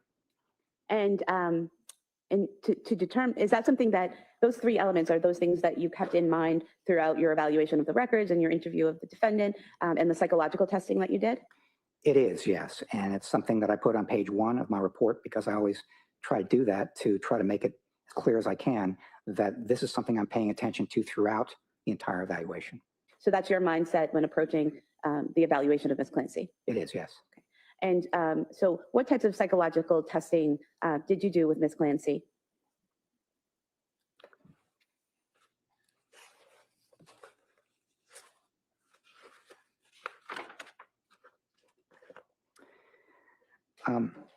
There were several reasons why I wanted to do psychological testing. One is what we call response style.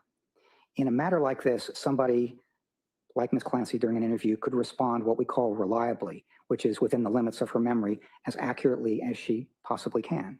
But there are other response styles. One is that somebody could do what we call exaggeration or even fabrication. Sometimes that's called malingering, which is they distort or they take the kind of report that they do and they exaggerate or even fabricate the severity of what they are experiencing. And then the other kind of response style is to underreport, basically to say, I'm going to minimize or even deny things that I actually experience. So response style is always important in doing a forensic evaluation like this, and I paid attention to it.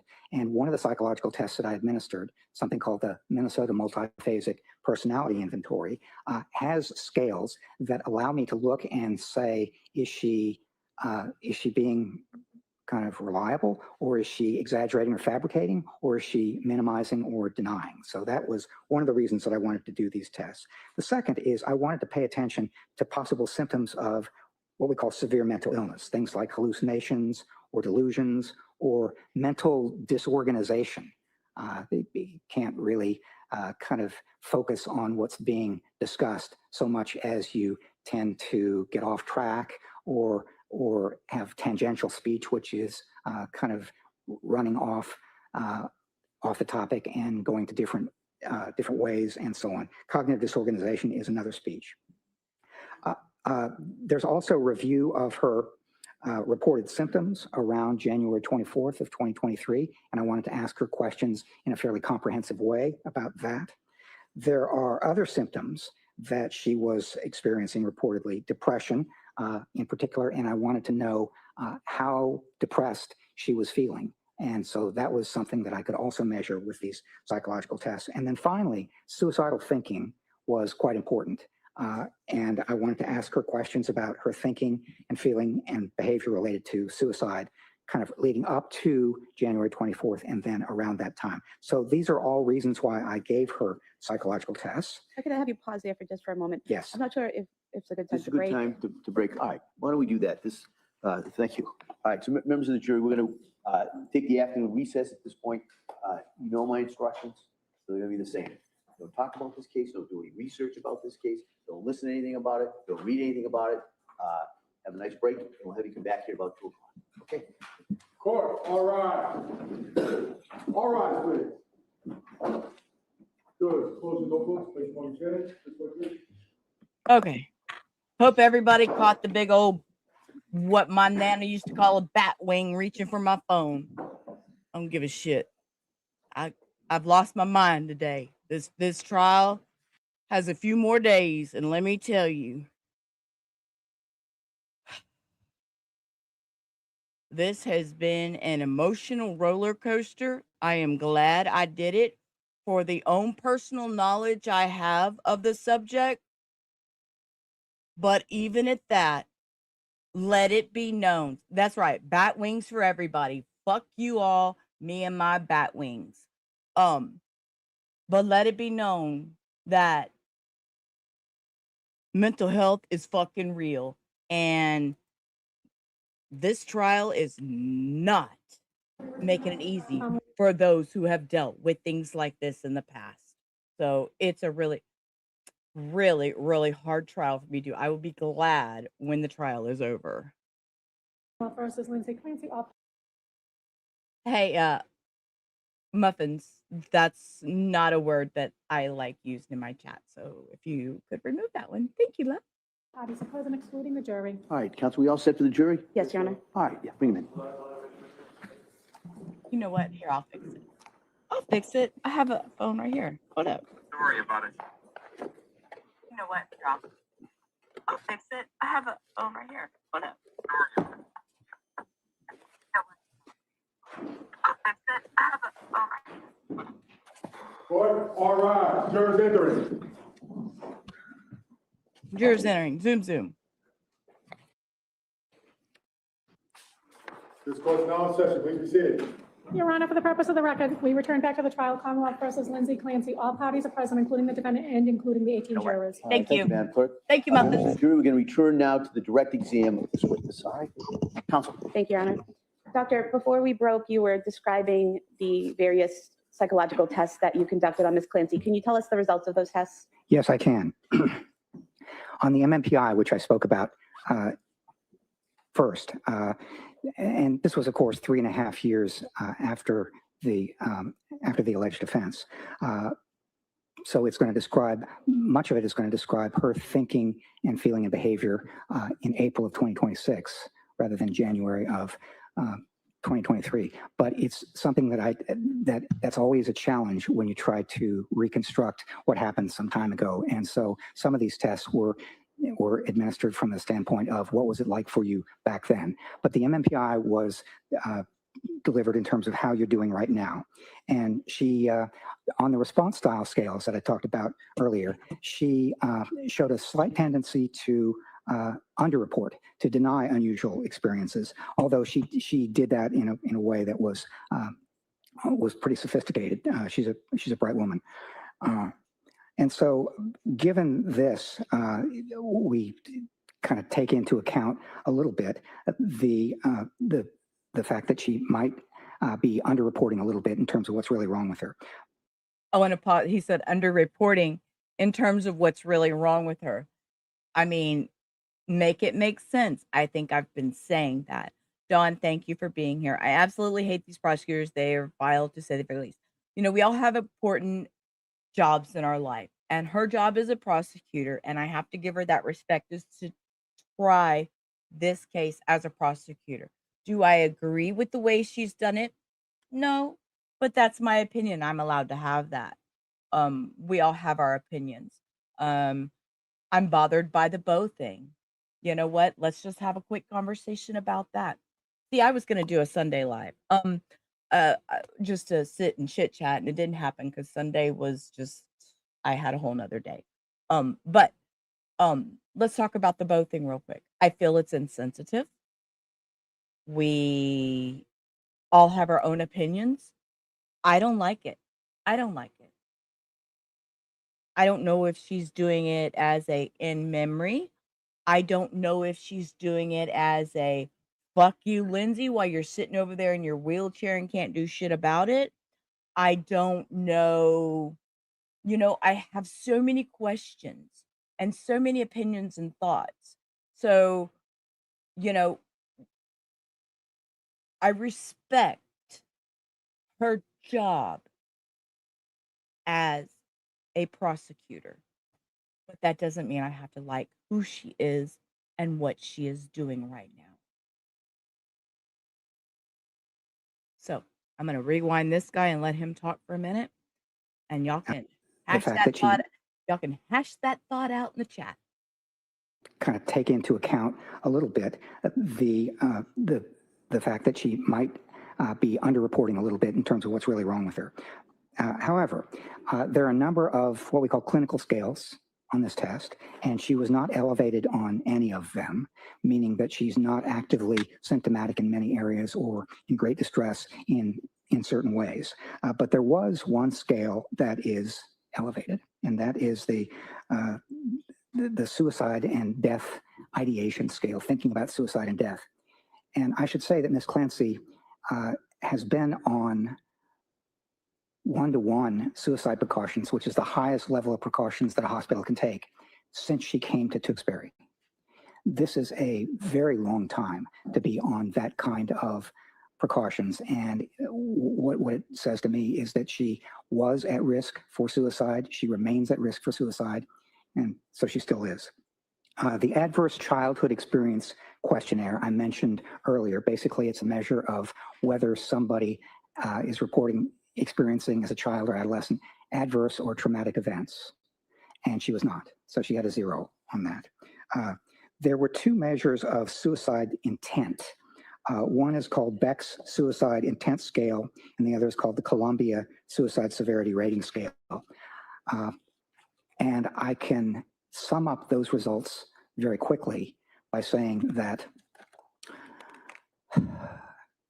when she responded to one of them as she would have if she'd been filling it out in January of 2023, what it suggested is that this was a very serious suicide attempt at that time. And when she responded to both of them as she feels right now, she also was indicating that she remains at high risk for suicide, and hence the 1-to-1 supervision for 3.5 years. The brief symptom inventory is something where you ask people about a number of possible symptoms that they've been experiencing within the last month or so. Gave it to her under two circumstances. One is, how are you doing right now? That is around April of this year. And the other was, how are you doing in January of 2023? Her description of how she was doing in January of 2023 is that she endorsed feeling blue or still extremely depressed, feeling no interest in things. Okay, so what are you going to say? A baby blue? Dude, don't you go and say baby blue. Don't you go and say baby blue. Hey, Judy. Thoughts of death or dying. January 2023 is that she endorsed feeling blue or still extremely depressed, feeling no interest in things, thoughts of death or dying, feeling hopeless about the future, feeling very self-conscious with others, and the idea that something is wrong with her mind.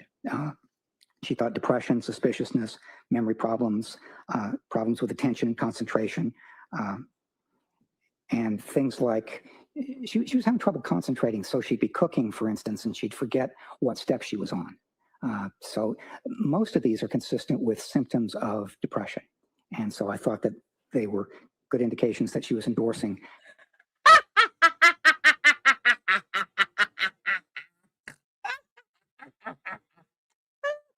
I'm depressed all the time then, because let me tell you, I have to look, comedy and the chaos.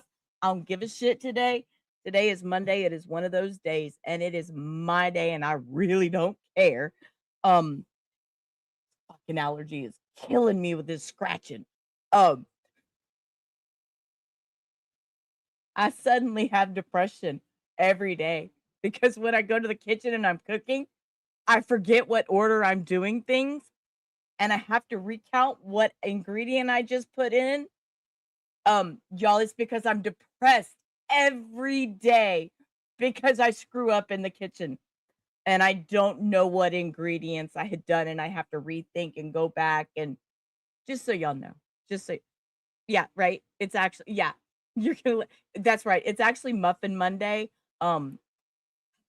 But I think it's Rubber Rage Day. We might change Mondays to Rubber Rage. Oh my God. Feelings of depression, although she was improving somewhat from her December feelings.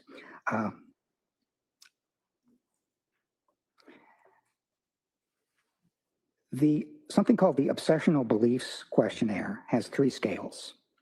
One scale is kind of responsibility threat estimation, which is a belief about your personal responsibility and overestimation of threats. She was not elevated on that.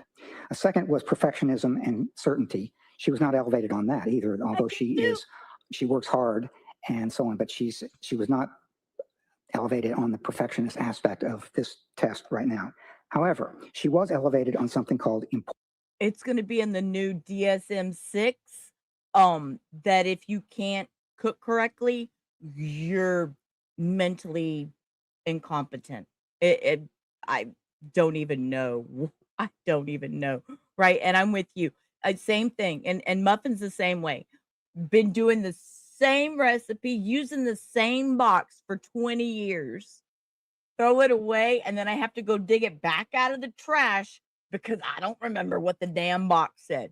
So we're all depressed. We're all depressed. We dig boxes out of the trash. Yeah, you've been doing it for 25 years. 25 years. Same box. Same box of rice-a-roni. That's just add the water, whatever amount of water, and the butter, and then you add the seasoning, whatever it is. The same. I still go dig the box back out, even though I put it on the pan, and then I'm like, oh wait, was I supposed to put that packet in now or wait till later? Let me go dig the box out the trash can. So that means I've lost my mind. Okay. Okay. I just want to make sure we're all on the same table with this. All on the same. Okay. Wait. What did Cindy say? Wait. Depression and menopause go hand in hand. Telling you. Caregiver burnout. Yeah. I'm telling you, this is crazy. This is crazy. We're all in trouble. Y'all look, we're all in trouble. Y'all are all in trouble. Y'all went and drug the box back out of the trash can. So now you have a mental problem because you couldn't follow directions in the kitchen. Right. When you're cooking 2 different things, you know, that turkey that was in the oven, and then putting them yams in there too, and make sure you make the yams and then put them in there and know the right temperature for both, but you kind of got it messed up because you were doing so much on Thanksgiving Day. You've got a problem. Just in case you didn't know, this is the new thing. Importance and control of thoughts, meaning that for her, Let me back him up a second. Back him up a second because I don't want to lose the point where he goes off the rail when he's fixing to make the biggest mistake of his day. scale is kind of responsibility threat estimation, which is a belief about your personal responsibility and overestimation of threats. She was not elevated on that. A second was perfectionism and certainty. She was not elevated on that either, although she works hard and so on, but she was not elevated on the perfectionist aspect of this test right now. However, she was elevated on something called importance and control of thoughts, meaning that for her, it's always been important to be able to work hard and control what's going on with her mind and her life. And one of the things that I'm going to talk about in a few minutes that I think was making her depressed and hopeless and sad and so on is that she had been trying very hard since October to basically control the problems that she was having, and it wasn't working. It was not succeeding for her. Okay, and then there was something called the Mahoney-Slade hallucination scale. And so she endorsed the following things. Sometimes a passing thought will seem so real it frightens me. Sometimes I get distracted trying to concentrate on my work. That was something she endorsed back in 22 and 23. In the past, I've had the experience of hearing a person's voice and then found there was no one there. That was only on January 24th. I often hear a voice speaking my thoughts aloud, again, only on January 24th. I've been troubled by hearing voices in my head, again, only on January 24th. All right, so those were the psychological testing results, and I'm going to move to the last item. Bless your heart. Me screaming isn't helping, is it? Which is me screaming isn't helping. I'm sorry. Today has been a day, and I'm not usually this animated and this loud, but man, this has triggered some real emotions and real feelings from somebody who has had real mental health problems in the past. Took a long time to get where I am, and this is just like, it's like opening some of those wounds that may have been better left closed, but maybe this is good. Maybe this is good because I'm getting out things that I have kept inside for a long time that I have not talked about. So please excuse my raging today. This is not a typical day for me. I'm just, yeah. I don't want to feel like I'm overwhelming anybody because that's not me. I'm just having a really, if one is on a 24-hour watch in a mental hospital, are they allowed to cook? No, ma'am. All your meals are brought to you. Whether you're in there for 24 hours or you're in there for 3 months, all your meals are brought to you. You do not make any of your own meals. That is not allowed. Or at least it wasn't allowed in the 2000s. It's been a whole bunch of years. So, yeah. Let's see what else. Let me look at another check. Here you go. Rubber doesn't usually rage, but I guess today is that day. Yes, I don't usually do this. I don't usually get so emotionally worked up. But I'm telling y'all that today I think has triggered some feelings that I've not openly spoken on. So, yeah.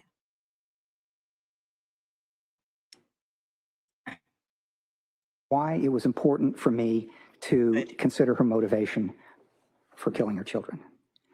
And this is something that, if you look at Lindsay Clancy, would be described as so out of character that I just like to know what could possibly have been going on.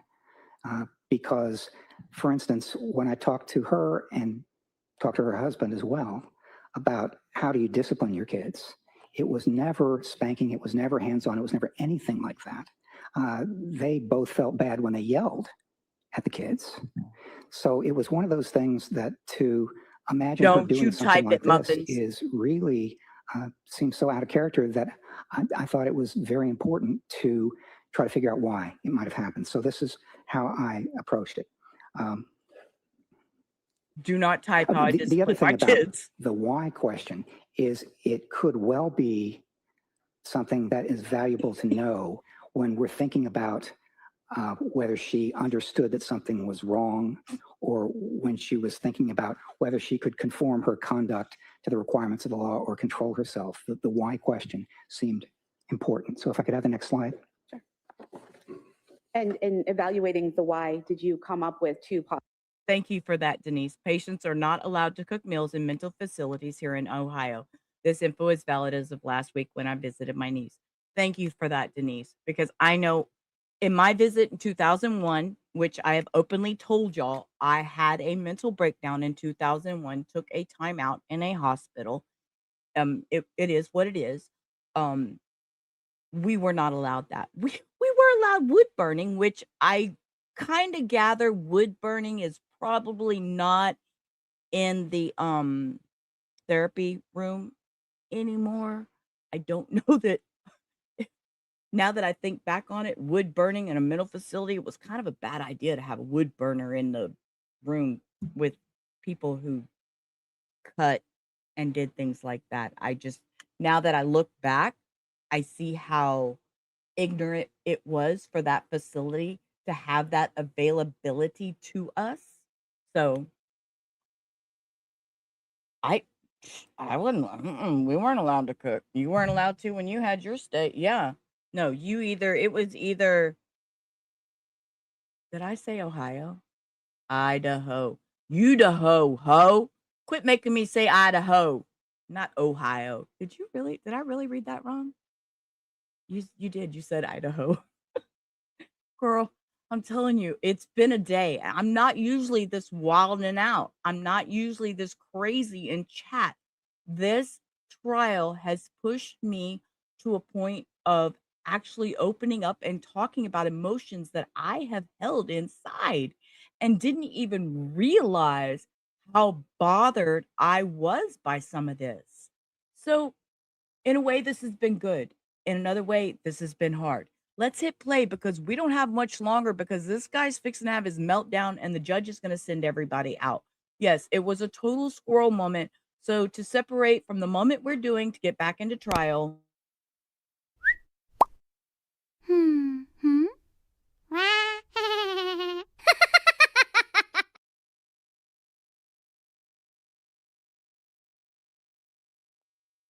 Gather our thoughts. Back to our regularly scheduled program. Calming down. Woosah, breathe. I'm going to hit play. Possible Or control herself, the why question. The other thing about the why question is it could well be something that is valuable to know when we're thinking about whether she understood that something was wrong, or when she was thinking about whether she could conform her conduct to the requirements of the law or control herself. The why question seemed important. So if I could have the next slide. And in evaluating the why, did you come up with two possible explanations? I did, yes, which is on this slide. And so can you explain that, please? I can, yes. There are a number of reasons in my experience why people harm one another, why people kill one another. And most of these reasons ended up not applying.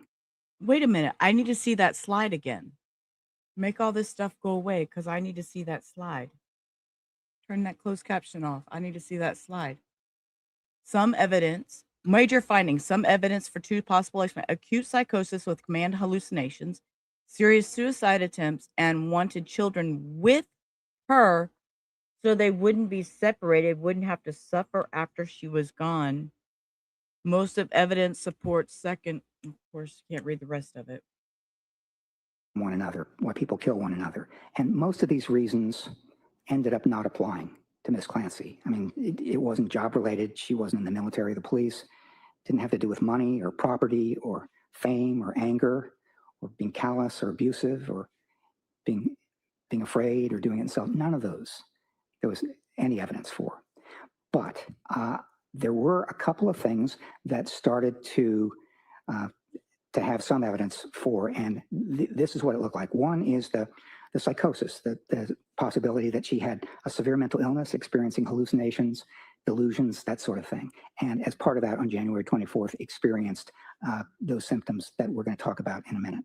And I'm calling that the first bullet point there, acute psychosis with command hallucinations. The second possible explanation was as part of an attempt to take one's own life, as part of a suicide, one might harm one's children if you thought that would prevent them from suffering. And let me see if I can give you an example of that.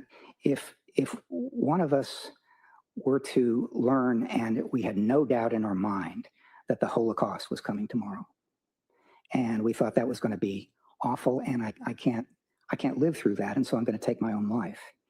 If I had children, the question might come up, do I take them with me? Do I take their lives as well? Now, I'm not saying that I would definitely do that, but what I'm saying is that it would come up as a possibility. And what Sir, why are you speaking? Oh my God. This man, I'm so sorry. I apologize for the words coming out of this man's mouth right now. I'm not even going to rewind. I thought about. And so there ended up being, in my mind, two possible explanations for why she did what she did. The first being the acute psychosis with command hallucinations, and the second being this was a serious suicide attempt, and she wanted the children to be with her so she wouldn't be separated from them, and so they wouldn't have to suffer after she was gone. Now, in a minute, I'm going to talk about the evidence that I saw supporting each of those, but I will tell you right now, in advance of talking about that most of the evidence that I saw supported the second one and not the first. And so, doctor, if we could go to the next slide and you could talk to us, tell us what evidence you saw for acute psychosis with command hallucinations. Yes. The first was, that's what she said.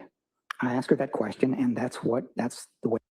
Evidence of acute psychosis, command hallucinations, gave the explanations, gave that explanation to me and to Dr. Spinelli and Resnick. Other possible symptoms, thinking others might know her thoughts, thinking police might take her to. Well, you know what? Yeah, of course. If you think you're going to go in and tell somebody you're psychotic, you could explain acts that seems. She explained it happens. Yes. Look at you, Sydney. You're hiding. Sydney, come back. Come back. Don't hide. It's okay. It's okay. It's okay. We're going to be okay. We're going to get through all this together. You know what's coming, though. I appreciate you, Jules. Thank you, love. I appreciate that. Look, Muffins is like, come back. I am so sorry. You know what, Robin? The fact that you actually own up to that and admit that out loud, I want you to know I appreciate you for that, because not everybody will be as loud as some of us out here and admit to things as I have today and a few times in the past in some of my streams. I have admitted we deal, and we deal in certain ways. And that's why I'm so ready to go on to my next trial. I'm so ready to go on to my next trial because this has been emotional for me. And I love doing trials. I love doing it as I do it with the speed trials and everything. And you know, I hate the fact that here we are, we've been going noon every day, and I'm gonna have to switch to 6:30 on y'all starting next Monday. We'll do the same thing, same speed trial. You can hang out, come give me pointers, let me know. Uh-oh, watch out, this is coming. I enjoy you all being here, but we will have to go to later in the evenings. But it will be same concept, same. We will skip the break, skip the fluff. That's what Rubber Ramada's about. We just let shit flow off our back. We don't play anymore. And you hear, this is the one thing. It's a big thing, to be honest, about our mental health. It's a big thing. And more people should be. More people should be. If anything positive comes out of this trial, I hope that it's a reform with the way people treat mental health. Thank you. And I love you. You're looking for your ducks. They're high. Yeah, my ducks are not in a row anymore. My row is so disorganized. My ducks are not in a row. And the ones that were in the pond, I'm sure half of them got their head underwater going, what the fuck is even happening? So, okay, we're getting close to the end. We're getting close to that meltdown. Can I suggest a group plea agreement stream for those accused who didn't go to trial? We're going to cover the civil case after this. We're going to cover just the paperwork, the documents of the civil case and everything. I am so ready. I'm so used. They flew south for the winter. They're heading Southern's way. Watch out, Southern. They're coming your way. You're very welcome, and you are appreciated. All right. And you could talk to us, tell us what evidence you saw for acute psychosis with command hallucination. Stop. Y'all are making me squirrel all over the place. Ready? Earbud warning. In 1, 2, 3.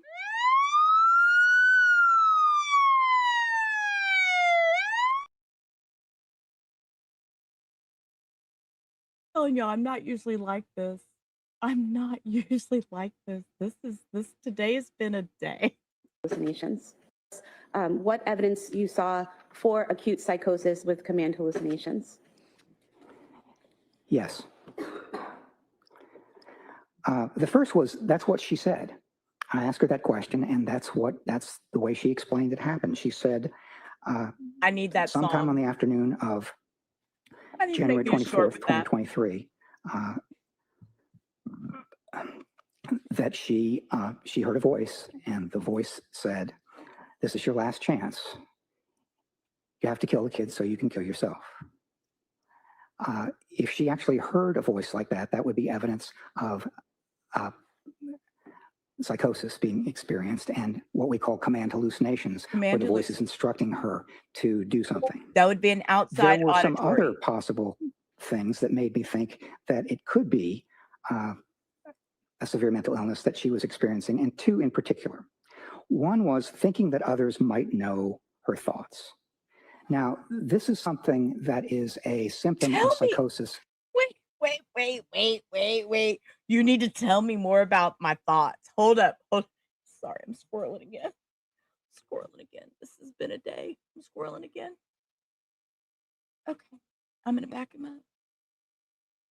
Tell me about my thoughts. Experiencing, and two in particular. One was thinking that others might know her thoughts. Now, this is something that is a symptom of psychosis called thought broadcasting if it's experienced in a certain way. In thought broadcasting, if I'm experiencing that, I literally have the idea that that if I'm thinking it, you can hear what I'm saying, just as if I were putting it on the television or podcast or a movie or whatever. It's just coming out that way. I asked her about that, and she said, and other people asked her about that too, and she said it was not thought broadcasting, but these were very vivid thoughts, and she thought that it might be that people could hear them as vivid and strong as they were. The second possible symptom is that thinking police might take her children.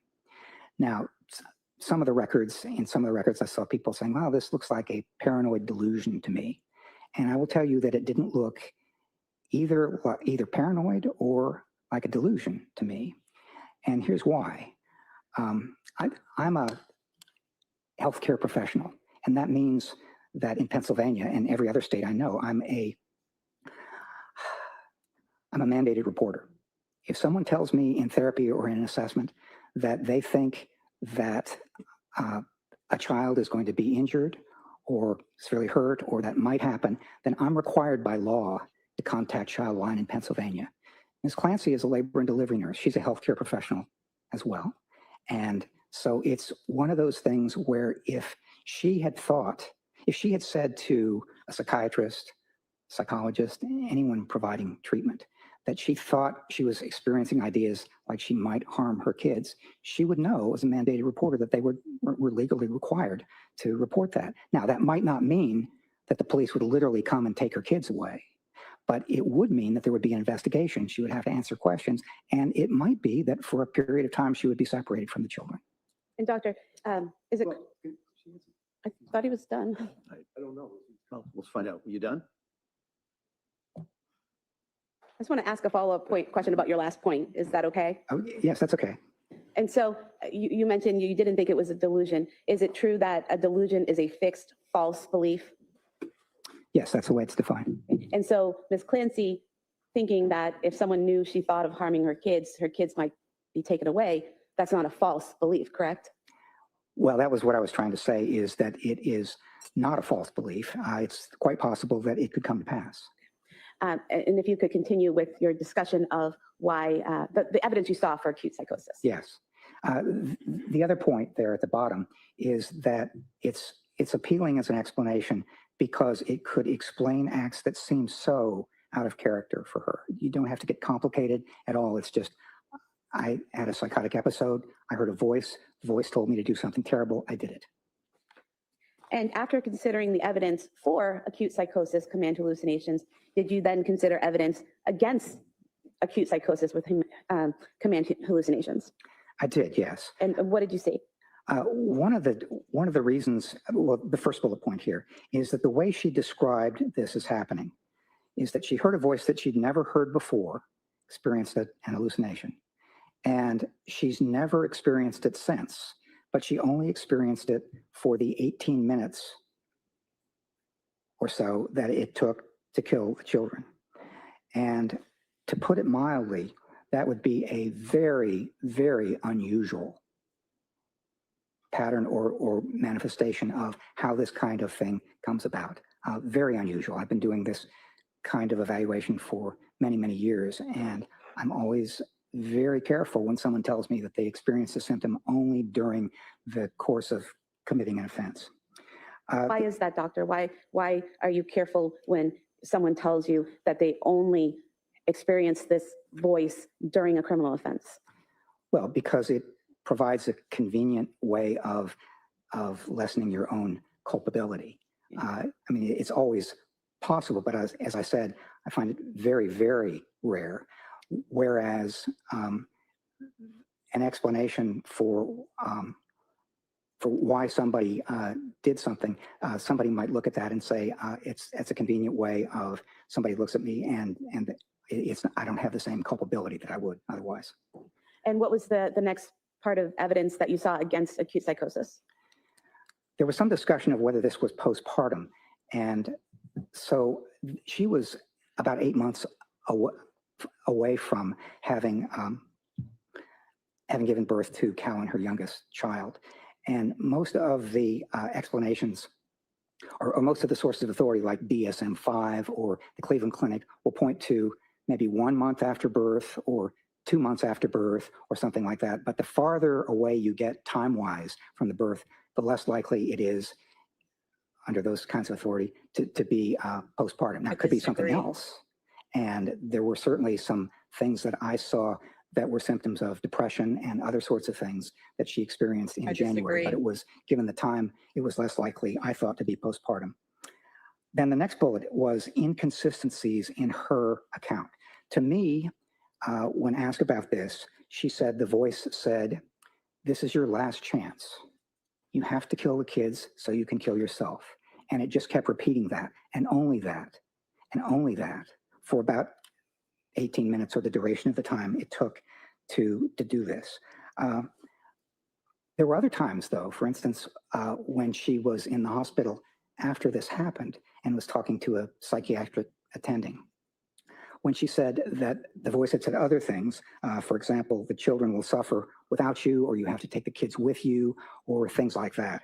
So inconsistency is important because it suggests inaccuracy. In other words, which version is accurate? Is it the first? Is it the second? Is it neither? I mean, here it couldn't be both, because she said, I only heard this. I will not highlight it, but that is a good question, Cindy. That is a good question. I will not highlight a single one of your answers. But if you feel comfortable. In other words, which version is accurate? Is it the first? Is it the second? Is it neither? I mean, here it couldn't be both because she said, I only heard this. To some people, she said that. And then I heard this plus this. To other people, she said that. And doctor, if she had said to a third person that it was a different version, such as you have to kill the kids so you can kill yourself because there's a danger to you and the kids, would that be Okay. a further consideration of the inconsistencies? Objection. Yeah, overall. The more inconsistency there is, Can we have a basis for that, please? The test, It's asked as a hypothetical? hypothetical, yes. I'll allow that. So it's not based on evidence, it's a hypothetical. Hypothetical. Okay, it's hypothetical. you might have to repeat the question. So if the person has a third version of what happened, what the voice said, and what the reasons the voice gave, would that be important in your assessment as well regarding inconsistency? Objection. It's speculation, it's not based on evidence, and there's no foundation for a hypothetical question. Let's just ask it as the hypothetical. You know, assuming this and go that way.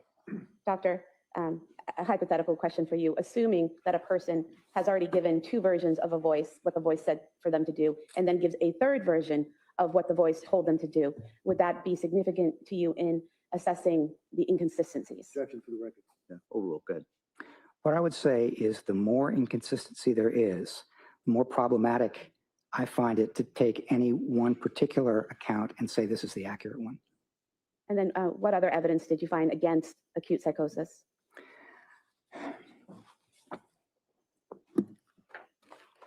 There is some research that's been conducted on malingered hallucinations, which are counts of hallucinations that are exaggerated or fabricated. And I found it useful to look at those, look at that research and see what it suggested and kind of lay it out there in terms of the way she described it. So some research suggests that that one consideration is whether the voices are internal or external, whether they're coming from your own thoughts or whether they're coming from outside of your head. And Ms. Clancy perceived this voice as external, which is more consistent with genuine hallucinations. However, command hallucinations are often, in about 88% of individuals reporting them by one count, accompanied by a related delusion. Ms. Clancy did not report any accompanied delusions. So thus far, you've got 1 point for genuine and 1 point for possible exaggerated. Then there's frequency and control. Genuine psychotic hallucinations are more often intermittent than constant. They'll come and they'll go. You'll hear it, stop hearing it. You'll hear it again, stop hearing it, and this can extend over a period of time. Ms. Clancy, in this instance, reported that the voice was constant for 18 to 20 minutes, and then it stopped.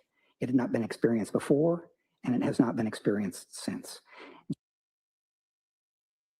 Can I ask when it stopped? Serious question.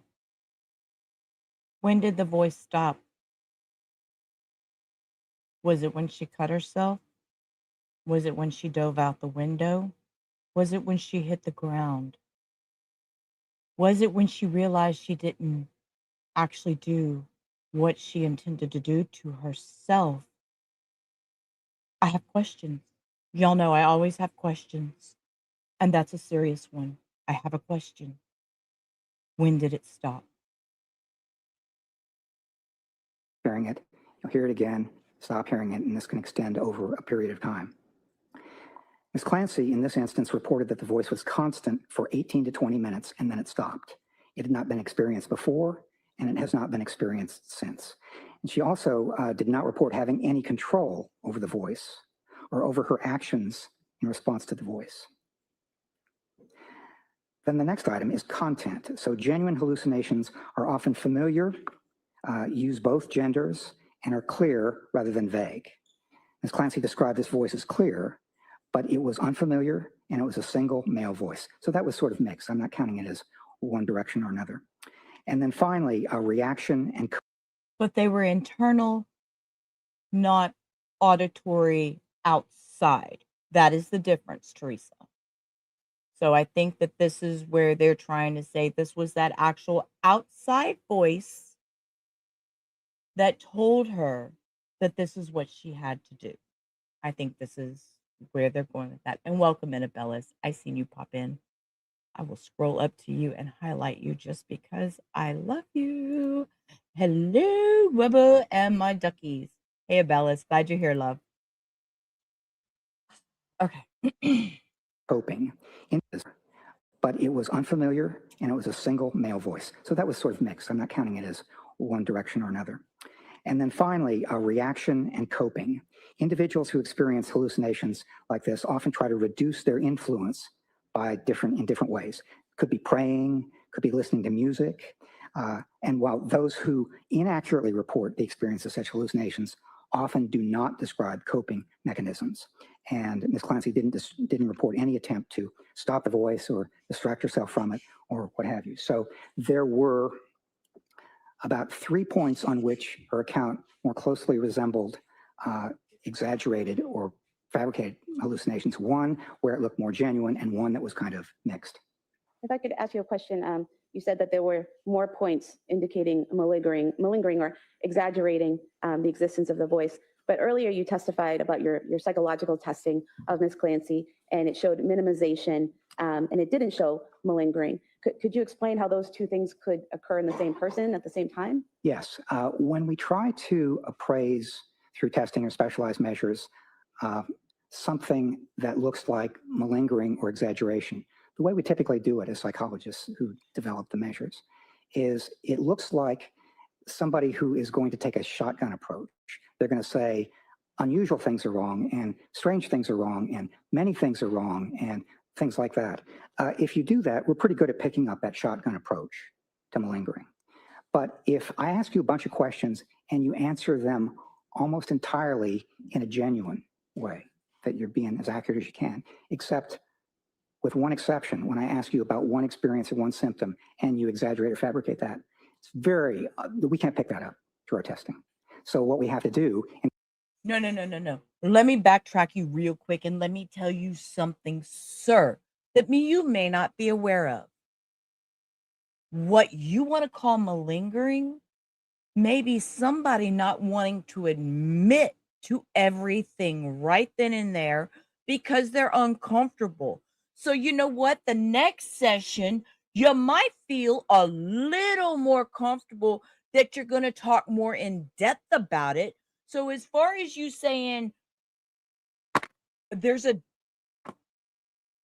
Instead is we have to kind of develop our ideas about how it might have been experienced, what it was consistent with, what the disorder is. We take a broader approach, which is what I've tried to do in talking about this. We'll go to the next slide, please. And was there further evidence against acute psychosis?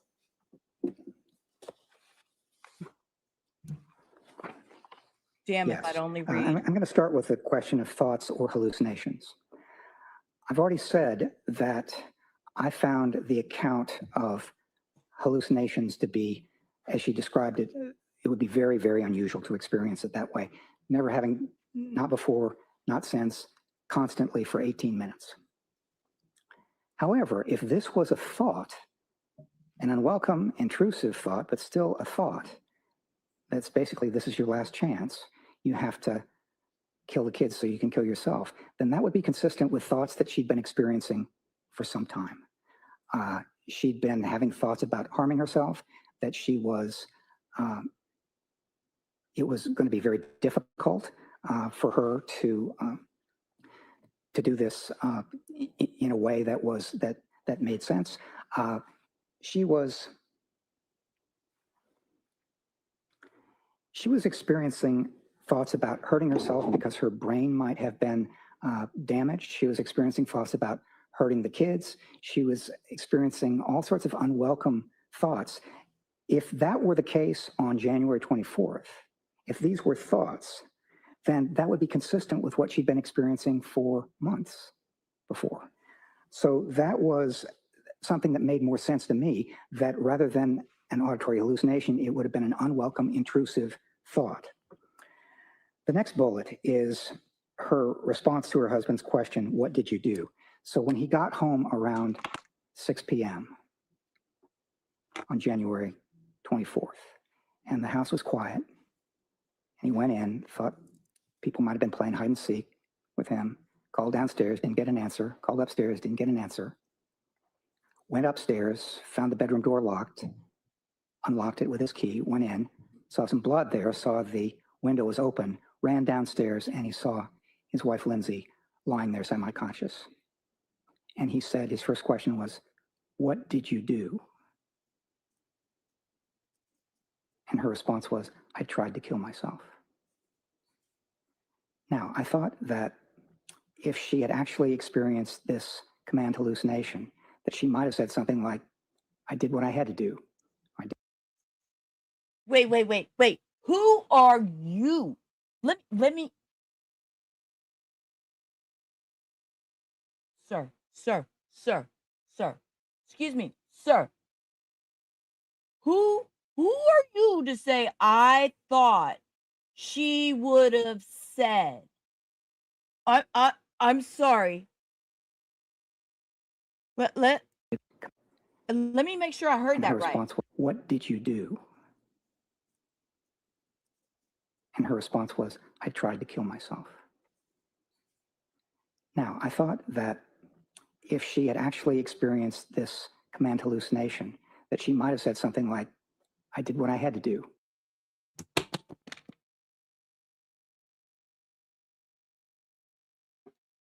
"I did what the voice said," or something like that. But no, she said, "I tried to kill myself." And this is consistent with my looking at this and starting from the perspective of this is a serious, highly lethal suicide attempt. And that's the way to understand it. And then the last bullet point has to do with the recovery of memories. So when she regained consciousness that night in the hospital, one of the things she said is that she wasn't able to remember what had happened. And she was informed of it. But if this had been a genuine memory loss, then human memory is funny. And one of the things that happens is that when you're trying to remember something that actually happened, things can interfere with that. Things that you read, things that you're told, other sorts of things like that. So it would have been hard to understand how she would recover that memory accurately, including the particular memory of the command auditory hallucination when it said. And doctor, did you already go over the first bullet point, the inconsistencies in her description of knowing wrongfulness? Yeah, I'm gonna pass on that one. Go to the next. Wait, why? Excuse me. You're gonna what? You put up a bullet point and we're gonna pass on. I'm sorry, what? We're gonna pass on a bullet. Okay. You do you. Victorious is home, so I'm gonna try to tone it down a minute. But yeah, we have a bullet point that we were gonna discuss, but right now we're just gonna pass on it. It's okay. Shh, y'all didn't see that because it's not on the screen. I'm sorry. Particular memory of the command auditory hallucination when it said. And doctor, did you already go over the first bullet point, the inconsistencies in her description of knowing wrongfulness? Yeah, I'm gonna pass on that one. Go to the next slide. Okay, you don't have that's not a consideration?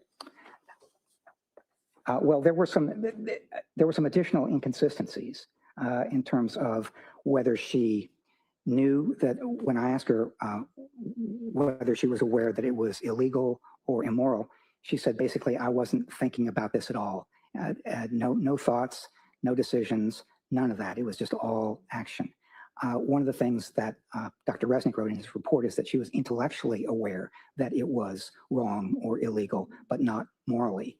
And what she said to me is that I just don't think I wasn't thinking about that at all. I didn't know any of that. And if we could go to the next slide, I think if you could describe for us the evidence. I just can't get over how we pass a whole slide. I don't get it. Hey, babe, welcome home. Take it over there. Evidence that you saw for suicide combined with altruistic filicide. Yeah. Altruistic filicide is a term that's used that means killing your kids out of love, not because you're trying to be cruel or for material gain or because you want them out of your lives or any of that, but killing them out of love so that you could basically, they wouldn't have to suffer, so you could prevent their suffering. And what she did, I thought, was begin with what I said a minute ago was a highly lethal and very serious suicide attempt. Highly lethal suicide attempt. Okay. Okay. Okay. So long as we're all on the same page with that, it was highly lethal. I have to mute because he's on the phone with the bank. So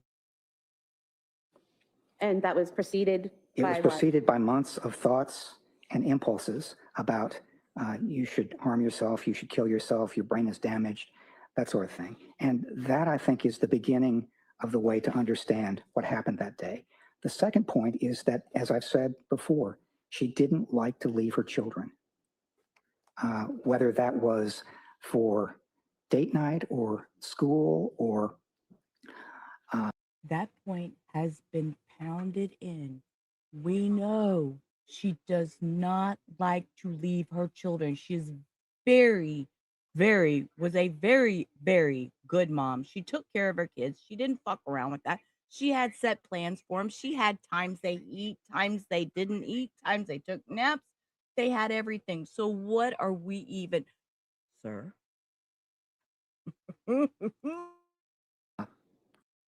like to leave her children, whether that was for date night or school or going back to work or anything. She did not like to leave her children. And if she had taken her own life, then her children would have been without her, and she thought that they would suffer. And she'd been having these thoughts, both about herself and about her children, over a several-month period. And the other thing that I will say is that she was in pain. She was suffering. She was doing a little bit better than she had been before she went into McLean, but she was still in pain. She was suffering. I think she was even desperate. And that is something that is often characterized as people who try to take their own life. They're in pain, they're suffering, and they're trying to put a stop to it. And I think when she decided at some point that she was going to put a stop to it, then she had to answer the question of what to do about the kids. And she didn't want to leave them, and she was convinced that they would suffer without her.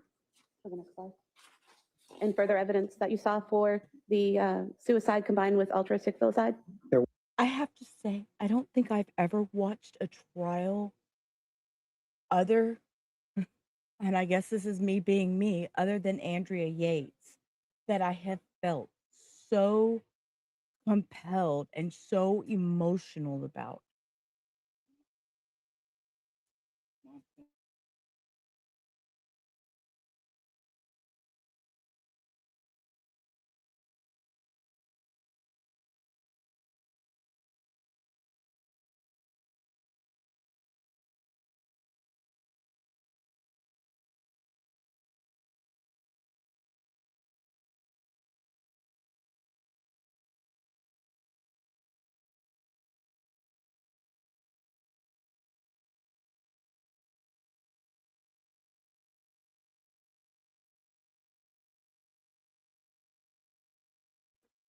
Okay. Sorry about that, guys. I'm gonna back it up just a second because I'm not sure what happened. Unfortunately, we're trying to deal with getting mom's bank account fixed, being with dementia and everything. We're kind of having a little bit of issues. So, What evidence that they would suffer without her. And further evidence that you saw for the suicide combined with altruistic filicide? There was. One of the things that she said says evidence for suicide compared with altruistic filicide. Go to God, baby, and expect that she and her children would be together in heaven. The quality of her experience, paired traumatic disassociation, is recognized part of trauma for some digital data. When asked about what happened, is that in the course of strangling each child, she said, "Go to God, baby, go to God." And that was part of her expectation, that she and the children would be together in heaven with God. She was raised as a Catholic. Wait. No, this is understand, the problem. Catholic. Hello? Why are we not stopping? Why are we not stopping this? Why are they not? He's talking about religion. Why are they not stopping this? Hello? Look, even the judge is looking up at her like, are you sure we're going? What? Y'all stop. considerations, that's not necessarily what happens, but I need it. I heard it tell me. How's she gonna see the number too? That's what I told her. Hang on a second.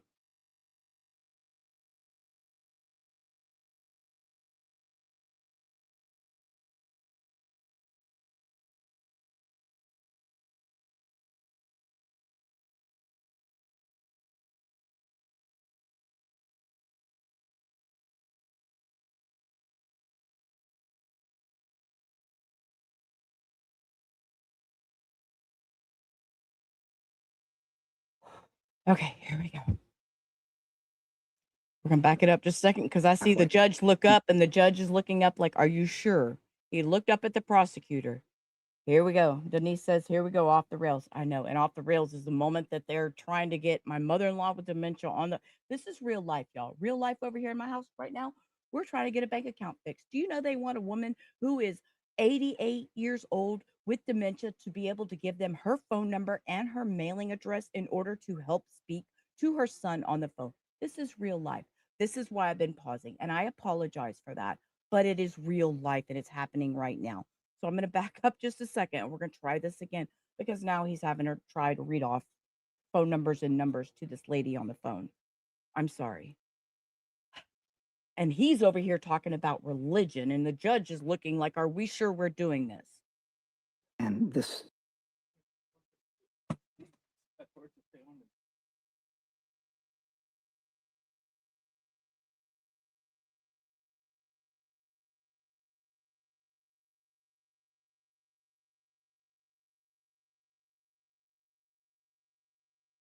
There you go. Don't touch the screen. It'll stay up. Just don't touch the screen. Okay. as I understand, Catholic considerations, that's not necessarily what happens, but when I asked her about that, when I said, isn't suicide a Y'all see the look on the judge's face? Like, are you sure? mortal sin? Yeah, can I see counsel over here? He knew that was coming. He knew that was coming. He knew that was coming. Y'all have lost your ever-loving mind if you want to talk about this woman's religion. No, we don't do that. Hold up. I think they came back for a quick second. Look, Court. Go back to, what did he say?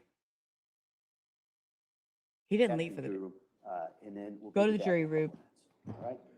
Court, all rise. Jury, time for the Did they speak? Nope. They didn't even talk about it. They went straight to break. Okay, we're back. Including the jury. All right. After the following sidebar conference, I think the defendant made a motion. I'm going to allow argument. I think he might have. Let me go back. Good Lord, Denise. I think he did. He's like, nah, we're out of here. Let's see that just real quick. Understand happens mortal sin. Yeah, can I see counsel over here? Yeah, he threw it. He threw it. I seen him throw it. Y'all, this is crazy. This is crazy. I think after that, they were like done for the day, weren't they? Hang on, let me back it up a minute. Yeah, here we go.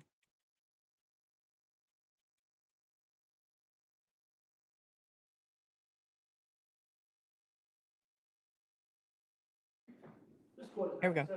All parties are present, excluding the jury. All right.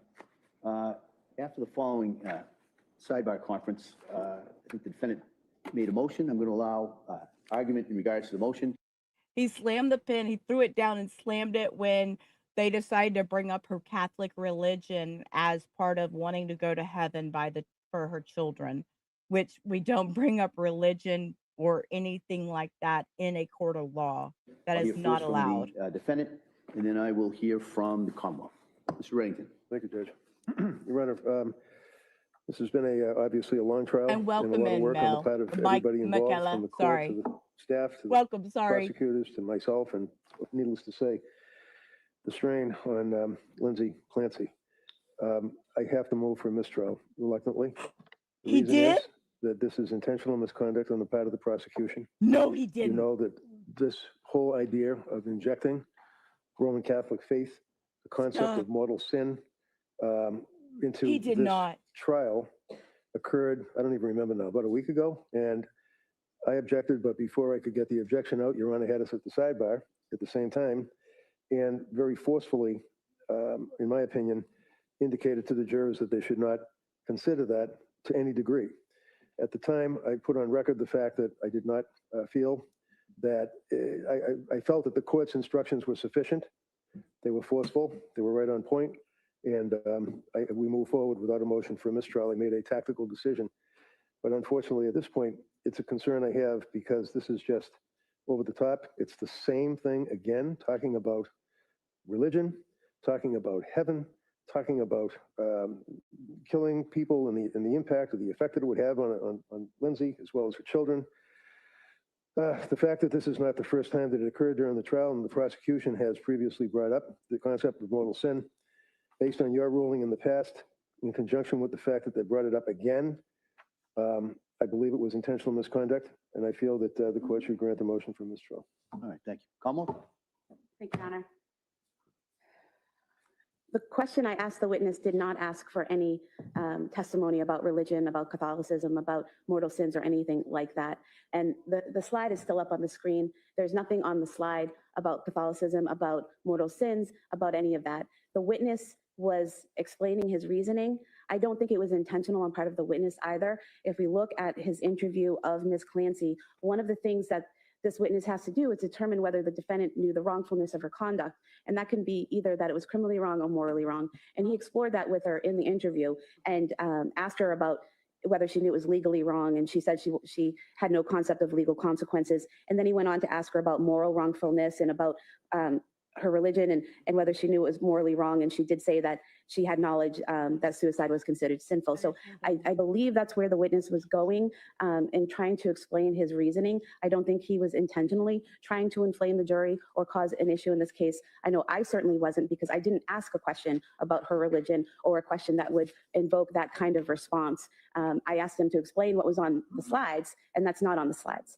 So there was no intentional conduct by the Commonwealth. That was not where I intended to go with this questioning. And I don't think that the witness intended to do any harm either. He was just explaining his rationale. So I would ask that the jury be instructed to disregard the answer, and I can speak to the witness and tell him not to talk about that reasoning for behind his thoughts, that he can testify about his conclusions, but to leave that portion of his reasoning out of his testimony. Well, here's a concern I have, is what the witness did say in regards to go to God, baby, go to God. That was statements that had been made in evidence already. And then he indicated that was part of her expectation, that she and the children would be together in heaven with God. All right. Now we're getting a little closer to problematic area. Then he testified she was raised as a Catholic. And as I understand Catholic considerations, that's not necessarily what happens. How is any of that proper at this point? But it was not, I'm not going to declare a mistrial at this time. What I am going to do is I'm going to bring the jury in. I'm going to tell them to disregard it. I'm going to tell them that's an inappropriate area of inquiry, and that this witness's understanding of Catholic dogma or Catholic teaching is irrelevant. There's no evidence of his background or training or having been to the seminary or any of that.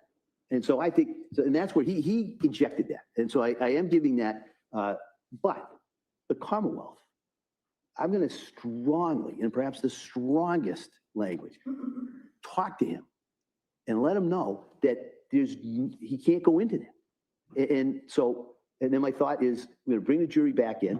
I'm going to give them that instruction, and I'm going to send them home. I don't want them leaving here today with the last thing they heard was a discussion about this witness's understanding of the Catholic teaching. That's not the last thing they're going to hear. And so my thought is that as best I can is to address that and minimize the damage or prejudice, because I do presume that this jury will be able to follow those instructions. And so that would be my thought. We'll come back. That will give the Commonwealth plenty of time to talk to this witness, to let him know the areas that he should and should not go into. And then we can come back tomorrow and we can resume his direct examination and cross-examination. All right, so that'll be my thought. We'll bring the jury in. I'll give them that instruction, and then we will recess until tomorrow. Okay? Just for the record, could I know the objection? Sure, absolutely. All right, so we ready for the jury?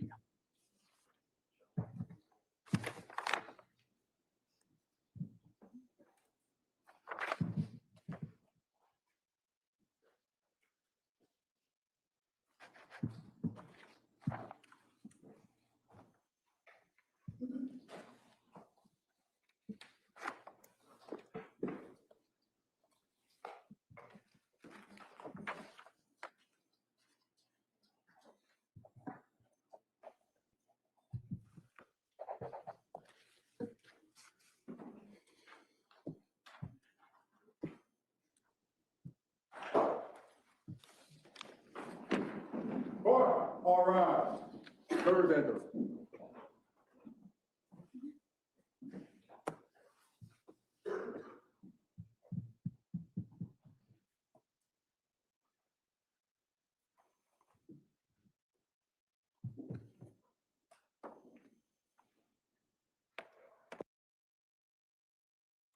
Okay. Sorry about that, guys. Real life happened, and y'all know how that is here. It just happens. And I appreciate every one of you being here. We now have to take Mom to the bank because we can't get verified. Anyways, is what it is. Is what it is. I want to thank everybody that helped out today. I've taken the wrong thing off the stage. See, this is me dealing real life, real life. I want to thank Muffins for giving the treat this morning. And of course, Sun, he's always in here, gave that sunshine. Anonymous is always coming through here lately. It's so appreciate them. I don't know if it's a him or her, 1,500 jewels with a bubble heart. And then Sydney decided she was going to go into hiding for a little bit. I don't blame her. Today was a rough day at trial. You know, they talked a lot about the bipolar 1, the bipolar 2, the mania, delusions, hallucinations. It's just been a rough day. I want to tell you all, thank you all for being here. I have a real life to sort out. So thank you. I appreciate you. And I will see y'all tomorrow. So until tomorrow, peace, rubber out. Y'all have a good